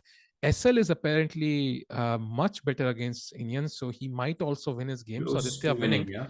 might be important for him to maintain his lead. So that might be the case. By the way, we have rook takes h8 on the board, and now we will have some very critical moves. Next 5 moves might decide the game. I think next 5 moves decide the game for sure. Completely. If white just plays the best move, black makes one mistake, it's over. If white makes a critical mistake and suddenly black is back, then the momentum will basically help black as well. So let's see. So one thing that I think is quite interesting is the decision of going rook d1 and going long castling instead. So I've always felt that here rook d1 is much better because you want to castle on the short side because that side feels safer. Yes. You have more pieces on that side, and there is no pawn chain that creates attacking chances. But I think long castle also the argument for long castle is that okay, you're developing and bringing the rook on d1 in the same move, so you're also being active. I think both are fine, but I think rook d1 perhaps is better. I would prefer rook d1, but I think long castle d3, bishop g4, bishop c5, that is also completely okay. But I think in the long term, this pawn on d3 will sort of pose some problems. Okay, so he played rook d1. For sure. Yeah, he plays rook d1. Played rook d1. That's yeah, great. that's a human move. Yeah, totally understandable. The king looks much safer on the king side, and now it's black's move. This is a very interesting game, though. Like, when you see somebody rook down, that means the other person has to justify it now to himself and to the world. So it definitely promises some exciting moves. And with only 6.5 minutes on the clock, will not be easy. Both players. I think Aditya looks very relaxed. At least to me, it looks very relaxed. That's what an extra rook does to you, yeah? Yeah, true. Rook in the bag, yeah? I mean, if chess was a bit like tennis or any other sport, like, for example, you get a point, you get it. So that rook is mine now, yeah? You can decide what you want to do with the other pieces.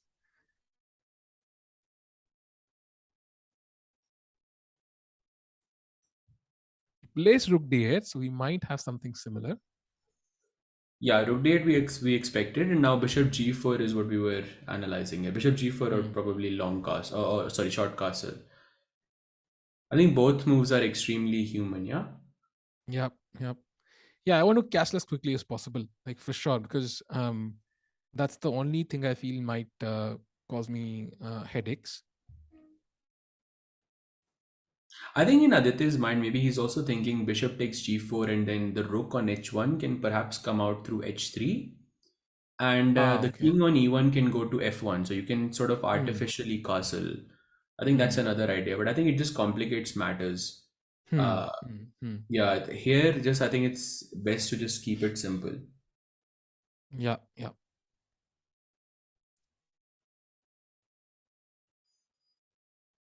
This is a very important game, chat. I just feel that if Aditya wins this, there's a genuine chance he can actually win the tournament, and that would be insane. I completely agree, yeah. So SL's game has also taken a turn. He's no longer, it doesn't appear to be as better anymore. Black has some attack on the king side.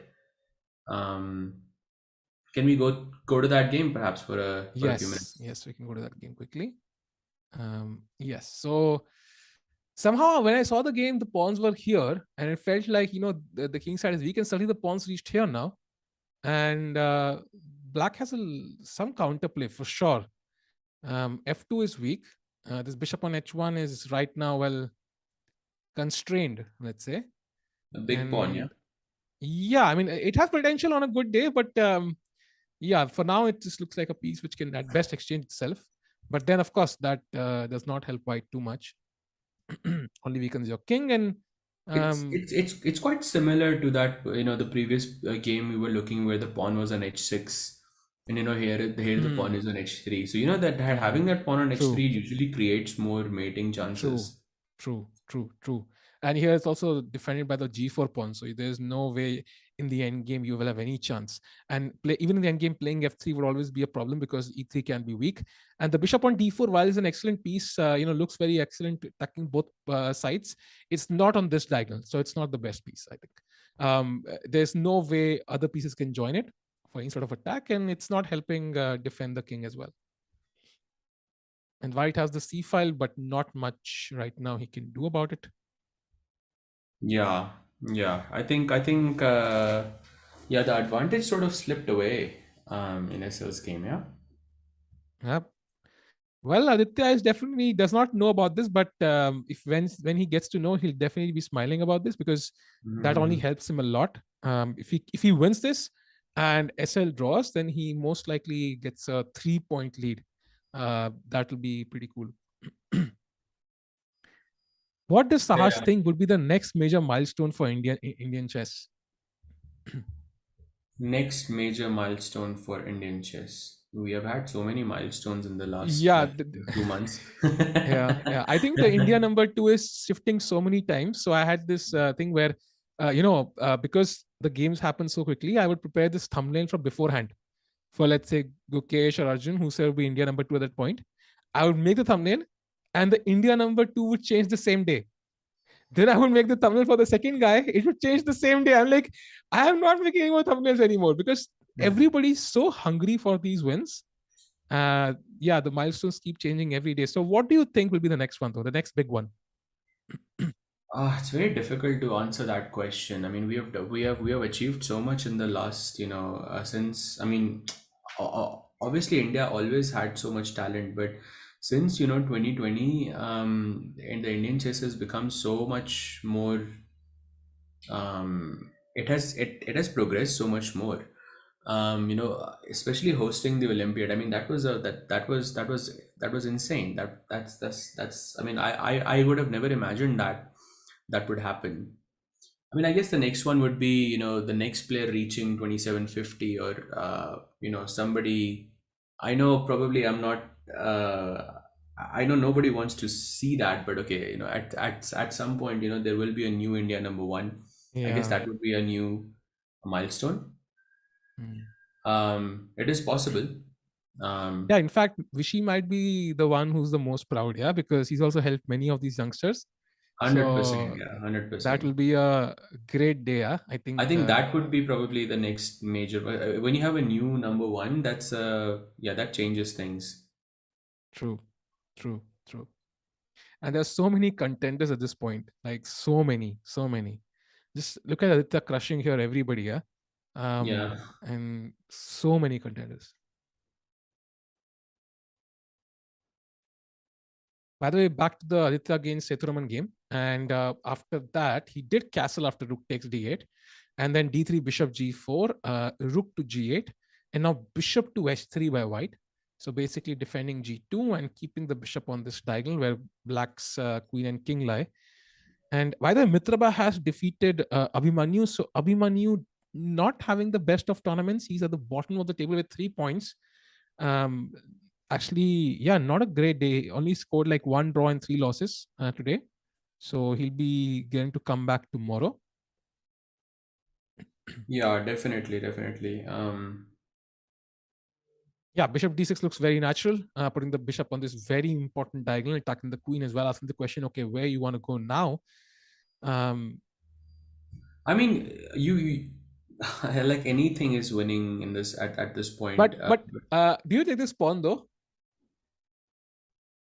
Like, to me, if I'm feeling overly ambitious, then I mean, I don't. I mean, during the game, I would realize that there is nothing wrong with taking the pawn. Look, I mean, it's just about neutralizing the attack for the next like 5 moves, yeah. Because when the f1 rook comes out, it's over. Yeah. Position. I mean, you're a rook up. Yeah. It's going to just be finished after that. So Yeah. yeah, I think Aditya realizes that the position is completely winning. I mean, especially when the bishop is sitting on h3, yeah, it's just protecting the g2 pawn. It's also keeping some control over that diagonal, the h3 c8 diagonal. So it looks like a very good position for white. Yes. Anand So is playing Euro Club Cup. Yes. It appears so that it would be another very, very great day for Aditya if he manages to pull this off. Considering at the turn of the century, we had just 2 GMs and now we have over 75. The progress has been phenomenal, but can we see an Indian in the candidates anytime soon? I think yes. I think it's only a matter of time, yeah, before we have not one, maybe more than one Indian players playing the candidates. Maybe the next one or the next one is literally, I would say, confirmed. Yeah, I would definitely bet money on that. But even next time, it is possible. What do you think, Sahaj? Possible, yeah. Can you guys both name all of 76 games? Of course, I mean, not in order, but yeah, I'm pretty sure you would be able to. But it wouldn't be. Yeah, I would 50 quickly, plus. though. 50 plus, I can guarantee. I think beyond it, might be sometimes you can forget names. But I think I can probably name more. Probably like 60 plus. I think I can guarantee. Yeah, I mean, I'm not sure if. Yeah, I think I would probably be a bit iffy on the last maybe 5. Because maybe the last 5 I would struggle a bit with, but I think the rest I should be able to do fairly easily. One name would be very easy, I guess. Your name. That will be easy. That definitely brings it down by 1 point. By the way, Queen h5 now. So he attacks the bishop on e5. And black plays f6, but that weakens the e6 point by a lot. So in fact, knight, yeah, I think this is just losing now. I think knight takes b5, yeah? And if queen b5, then bishop knight e6. takes b5, that is so nice. What, then don't bishop have e6 bishop and takes then you e4? resign. Why not have bishop takes e4? Bishop takes e4. That is possible though. Yeah.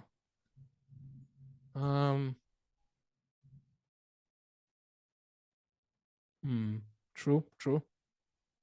I doubt if he will go knight takes b5 because I think it sort of messes the position up a bit for him because I think he wants to, I mean when queen f3 is way Queen safer. F3. You're a rook up. You don't want to give up any pawns, and he yeah, you just want to now just knight d5. Come on, that's thematic. Yeah, again, all these pieces, the c8 king, the d7 queen, the rook on g8, everything is like, India have this bishop, so that definitely makes the job much tougher for black. Actually, now that I think about it, thinking of this bishop or e6 idea, I also have knight a4. Yes, true. Oh, he plays because f5. After knight a, can you just go back one move? Yeah. So let's say after knight a4, black plays queen c6 or something to protect knight c5. Now knight c5 anyways, because you still have bishop e6, bishop g8.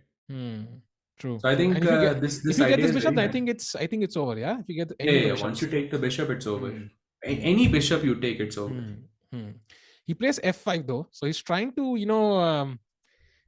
destabilize white here somehow, and white has enough time to calculate, I feel. What is he? What is his idea? Like, what is he trying to do? F takes e4. F takes e4 is his threat, no? Yeah. But F takes e4, I have queen h. Oh no, queen h5. There is queen d5. Never mind. So F takes e4 is his threat. Yes. So if I played, let's say, something calm like rook e1, because if you play F takes e4, then queen takes e4, and queen d5, then I have queen e5. Or maybe queen takes d5 actually. No. Queen takes d5. Queen takes d5. Okay. Yes. That's just way simpler. Yes. I'm not even going to give you rook g2. Yes. And I don't think these pawns are close to dangerous. So. No. You have that so much threat on that e6 square, so it's probably not the best. He played queen to e3 instead, and now king to b8. Maybe things are a little bit more complicated now. This is the power of the true bishops, by the way. Of course, black has these pawns, which definitely complicate things. But two bishops together can dominate the board, yeah? Oh, I Sometimes. have a tactic here. Knight on b4. b4. That's what, because if bishop Rook on e4, you have knight a6 check and knight c5, and you remove one of the bishops. So if bishop e4, knight a6 check, the king has to move. Let's say you go to a8 and a knight c5. Once you get one of the bishops, I think it's done. Then it becomes One bishop is all you need here. Just one bishop.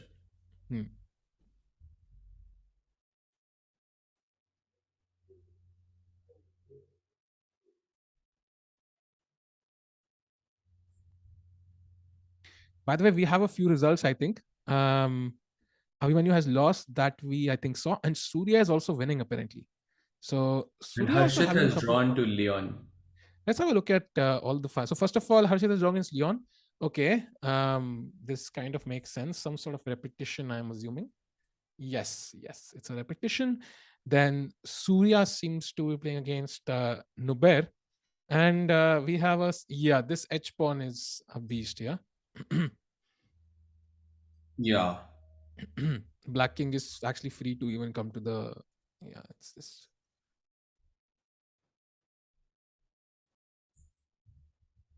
And he has only 49 seconds, by the way. That's also difficult. And if you go to the SL game, okay, what's happening in the SL game, by the way? Okay, some changes. I think white has got f3. You've got bishop f3. White definitely looks a little bit more comfortable now that the king side is a bit more open. But black has active pieces though. Like he does have like knight, rook, bishop, queen. There can be some tactics, of course, but black also seems to be. This pawn again, yeah.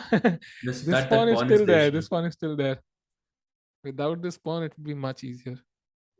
I think queen d2 or something like that. Queen d2. If black plays knight e4, I guess, or there is queen e6. There is knight e4 and queen e6. I think queen d2. Yeah, there is a repetition that you can essentially go for. He played queen f2 instead. Okay, so he's not I think allowed. Now, now 94. I think I can just pick this up. Yeah. Yeah, pick this up. Even though that position also is questionable. Yeah. But at least you remember the bishop on h1, how passive it was. Yeah, true. Oh, he plays g4. Okay, that's a very interesting choice actually. Knight, I guess you take knight f2, gf5. Yeah, knight to d3 probably, and then bishop d5. Yeah. What's happening? That's the idea. Hmm. But even now, I mean, it doesn't seem super clear. And firstly, you have the idea of just rook takes d4. That's also just a draw. Yeah. He takes bishop e3 check and then just king knight f2 check. That has to be a draw. This is lost. So yeah, you can fight. So this must be a draw, no? Bishop a6, bishop b8. Yeah, must be a draw. Yeah. Yes. Just to finish it off, that should be it. We go back. So yeah, this. Oh, what did he play? He played queen g5. So I assume, okay, takes, and that's the intermediate move.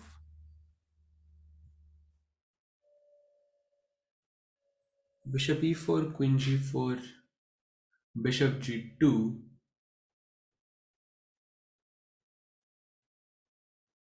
Rook d4. Because if ed4, there is a nice tactic. Bishop, to e3. Wow.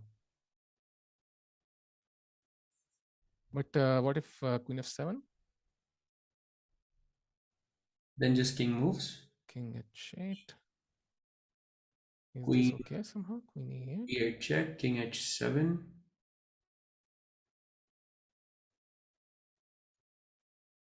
Something happened in the game though. Wait, what happened? He played bishop g7. Okay. Definitely black seems to be absolutely fine. Driving the game. Yeah.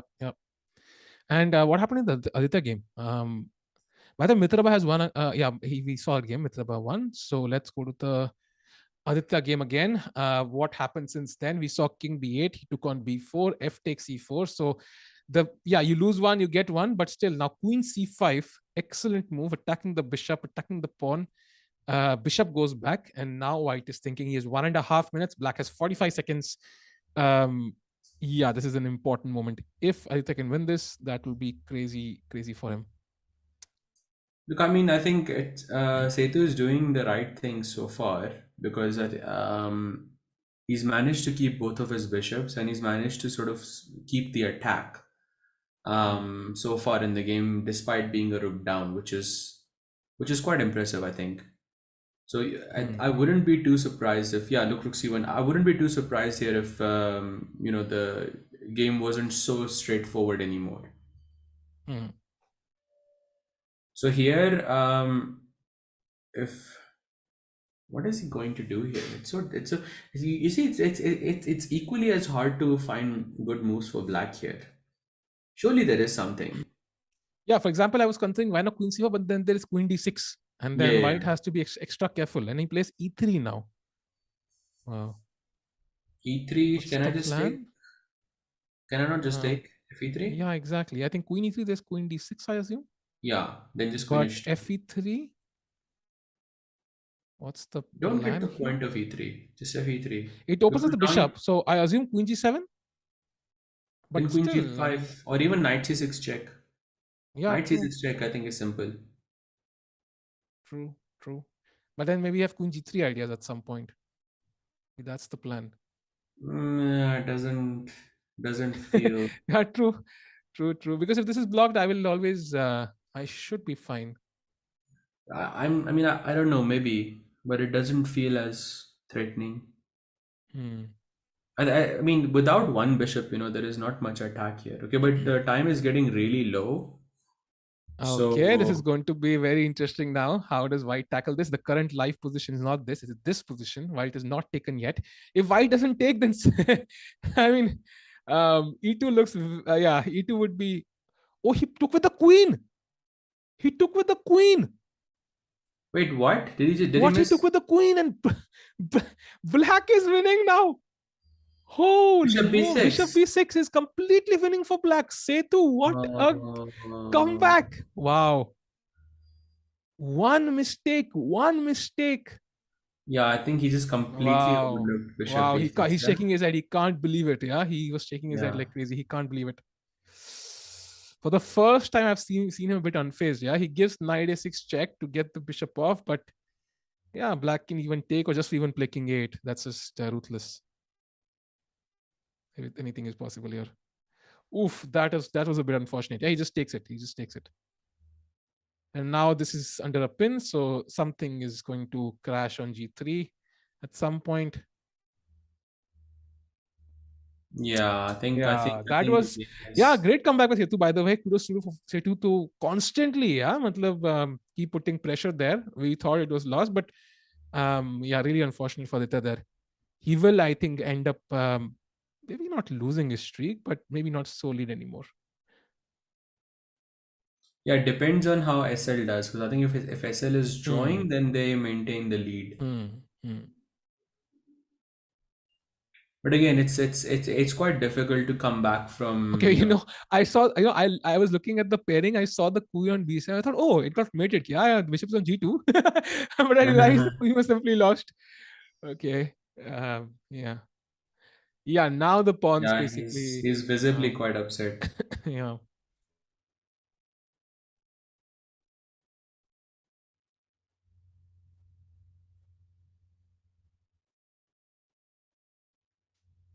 Yeah, this should be over. I think this queen e2, bishop takes f2, and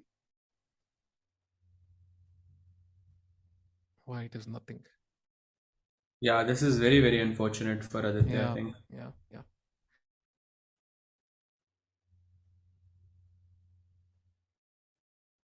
Yeah, queen e2 played. And there's nothing to do now, because I think I'll just capture an f2 next. And I think he'll resign now. Yeah. Quite unfortunate, I think. Yeah, he's resigned. Yeah, Sampath, white was completely winning, and Sethu, like, he just kept fighting. Yeah, he just avoided the bishop trade, kept putting Yeah. pressure, and dragged the game as long as possible. I think we've seen many top players crumble. In fact, I remember this game where Sethu himself, like, he was minus, like, plus 16 against was it Nigel Shot or somebody else in the Olympia, I think, in some game many years back. And he lost that game. I think he was black and he was minus 16 with the black pieces. So yeah, it just happened to say to himself before. And if you keep fighting, Can the game is happen not to over. anybody actually. Yeah, yeah. So I think this sort of game gives yeah. this sort of game gives sleepless nights, I guess. Yeah, for sure, for sure. I think for Aditya to come back, yeah, he has resigned. So for Aditya to come back will be very difficult. He's lucky this is the last round. What do you think, yeah, Sahaj? Otherwise, Yeah. taint I is mean, as you said, I mean, even though this is unfortunate for Aditya, I think, but he's still quite fortunate for the fact that this is the last game, because it's quite difficult to play the next game after having such a loss. So I think he has sort of the whole, at least that like tonight and like half of tomorrow's day to sort of recuperate and recover and get back. But yeah, definitely not the nicest thing to happen. And these are the types of games that do indeed give but you sleepless know what? nights. You know what? I think Indian is like, you know what, friend, don't worry. I'll take care of it. Because Indian is apparently better against SL. Now, I wouldn't say the game is over because the Black King is also a bit awkward. But now I think E2, and this is going to be um, probably difficult for SL to save. No, but regardless, I think Pranav Anand is going to take the lead anyways, because he is beating Vaibhav Suri right now, and if he wins, he goes on 16 points. 16. Wow. Yep, he has won. And Pranav has taken the lead with 16 points. So we have a new leader, yeah? Aditya 1 point behind, SL 1 point behind, that SL is still playing. So you never know. Yeah. What is the loss? Look up. What was the blunder? I missed it. Yeah, I think it was. I think I would say it wasn't just one move. I think every single move, Sethu just avoided the bishop trade. I think as simple as that. He kept maintained his bishop pair, maintained the pressure, maintained that pawn center, and Aditya crumbled in time pressure. So it was just. I think, I mean, yeah, just to not take the pawn with the queen, just to take it with the pawn back. I think that was the main mistake here. Yes. I think it just allowed all of this tactics, which I think he just completely didn't see bishop b6 idea. That was the main thing. Because the Indian has found e2, but g6, yeah, now excellent. and now Rook rook to e3 he has also found. So you're going, I think most likely black is, we're going into an endgame where, a rook endgame King probably, f8, where nice. King f8 is nice. I think we're going into a rook endgame now, where black takes on f7, white takes on e2, and black takes on b4. Or that's not going to happen, you think? No, but how do you go to the rook endgame though? I was somehow expecting queen f7 to be taken. Yeah, even I thought queen f7 actually, but he did not take on f7.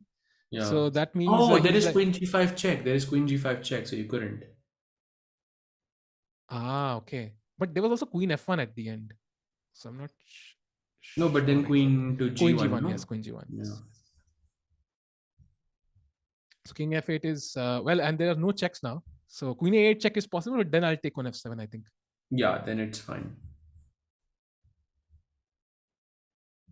So I think SL is in some trouble here.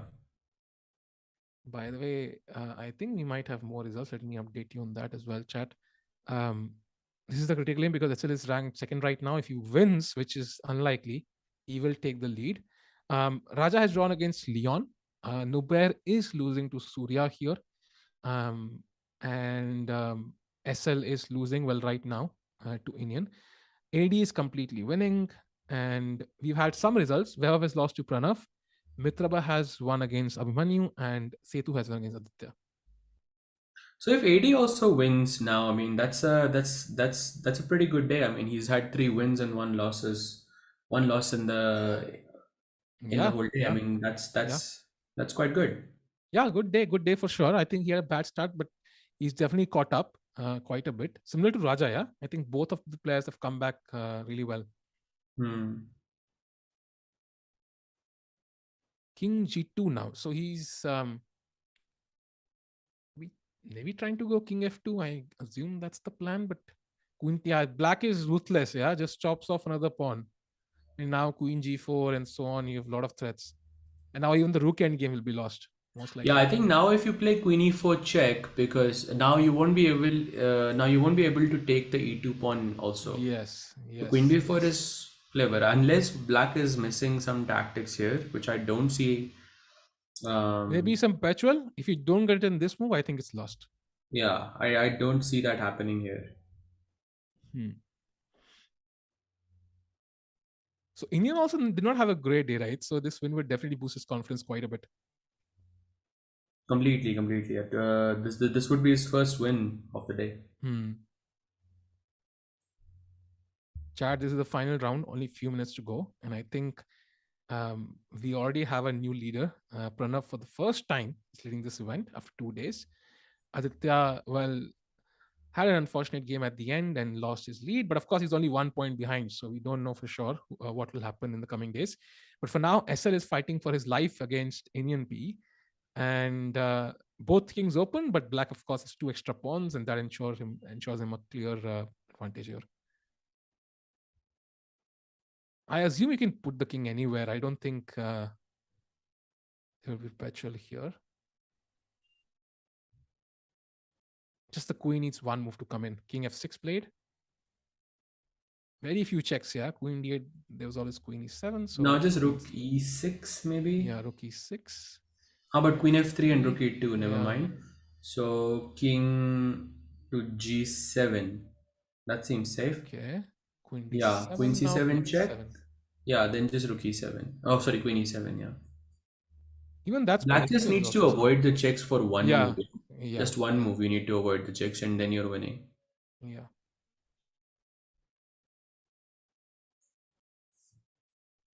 Yeah, now it's over, right? Because once the queen comes to e7, then it's over. Yeah, you can't do much now. It's just lost. Queen g4. Okay, few more checks. All you have to do is avoid the check somehow. King goes to yeah. This is done. I think there's no more checks. King f2. Last try, but rook can just go back, right? Yeah. Yeah, rook e4. Maybe 1 last check. King moves. Okay. Rook check. Okay. Yeah, even that should be. The queen h4 check is winning because queen h4, rook h4, and then if you doesn't matter what you take on e2. Like okay, so let's say queen h3, queen h4. Okay, that happened on the board already. Takes. If you take with the king, then I have rook e4 check. Rook e4 check. Okay, rook e4 is simple. Yeah, exactly. I think it's lines now. Yeah. So yeah, this is now. SL is you can see how much this win means to SL, right? He's still playing, but he resigned now.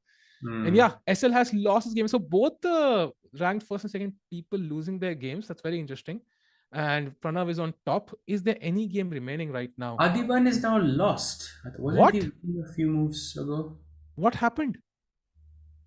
Let's go to like release game and see what just happened. If I can find it. Against Aronyak. Wow. He seems to be he seems to be a pawn down. And where did he mess up though? Okay, but white seems to be the one with the white seems to be the one. Okay, yeah, somehow it's like white's all the pawns fixed on dark squares. He played bishop e5 here, giving up f2 and saving it like this. But now black just saved the pawn.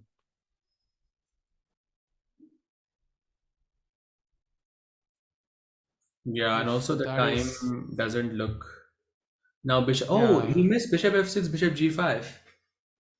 On which move? Right before king h5. So go back a few moves. Okay. So when he played king e7, no, he not here. Go a bit forward. Oh, okay, forward. Okay. So yeah, a bit more. King e6, bishop c3, and now king e7. Now bishop f6, bishop g5 would have been game over. After king e7. Okay. White played king e7. Yeah. True. Yep. And now bishop d2 played, and Yeah. Also, like it's always good to mention that black has the right color here as well. Yes. This pawn is queening on a dark square. He's a dark square bishop, so no, fortresses or drawish positions there. And yeah, black is going to win this, I think. By the And way, in the other he has results, resigned. He has resigned, yeah. Leon draws against Harshit. Surya has defeated Nober. SL loses to Inian. AD loses to Aruna Ghosh. Pranav defeats Vaibhav. Abhimanyu loses to Mitraba, and Aditya loses to Chitraman. So a lot of upsets in this round. I think we have one more game going on between Karthikeyan and Bharat Subramaniam, where Bharat has two extra pawns, but they are doubled, unfortunately. So this should be a draw. I think It's also like one of the worst squares, one of the worst files to have the pawns on. The knight pawn is always, I mean, of course, the rook pawn is even worse, but the knight pawn is generally the not the nice one. Okay, now you can just give checks from behind, and it's probably there's no escape. Yes. Yeah. I think they have repeated. Yes, so it's a draw as well. So we have all the results. I think the standings will be very, very interesting to look at. Maybe we can have a brief look. And finally, the leader has changed. So no longer, we have Aditya at the top. Pranav Anand, another surprise. Like, day one, it was Aditya a surprise. Day two, another surprise. It's Pranav Anand. And SL is right behind though. SL, Surya, Karthikeyan, Bharat, Sethu, and Aruna Ghosh right there. Aruna as well coming to top 8 now. Mm-hmm. What do you make of the standings so far? I think I think Aditya would. I mean, again, his performance was so well today. I think his last round was just very, very unfortunate. But I think Pranav sort of took his opportunity, and it's now another youngster that's not coming into the top. Yeah, I think I still have I still think that SL has a very good chance of bouncing back. It's all about having one or two good games. If he had won this game, for example, he would have already been at the top. But right now, what we know for sure is the youngsters are ruling. And the first place is really important. First place is really important. It's a direct qualification to many tournaments, so people will be fighting head over heels over it. And I think we have an exciting date here to look at. And all the youngsters, maybe we'll have another surprise package tomorrow. Who knows whose day it will be tomorrow. And I think that's it for day 2. Chat, thank you for joining in. Thank you, Sahaj, as well. And it was fun. And chat, we'll see you tomorrow. Take care and keep smiling.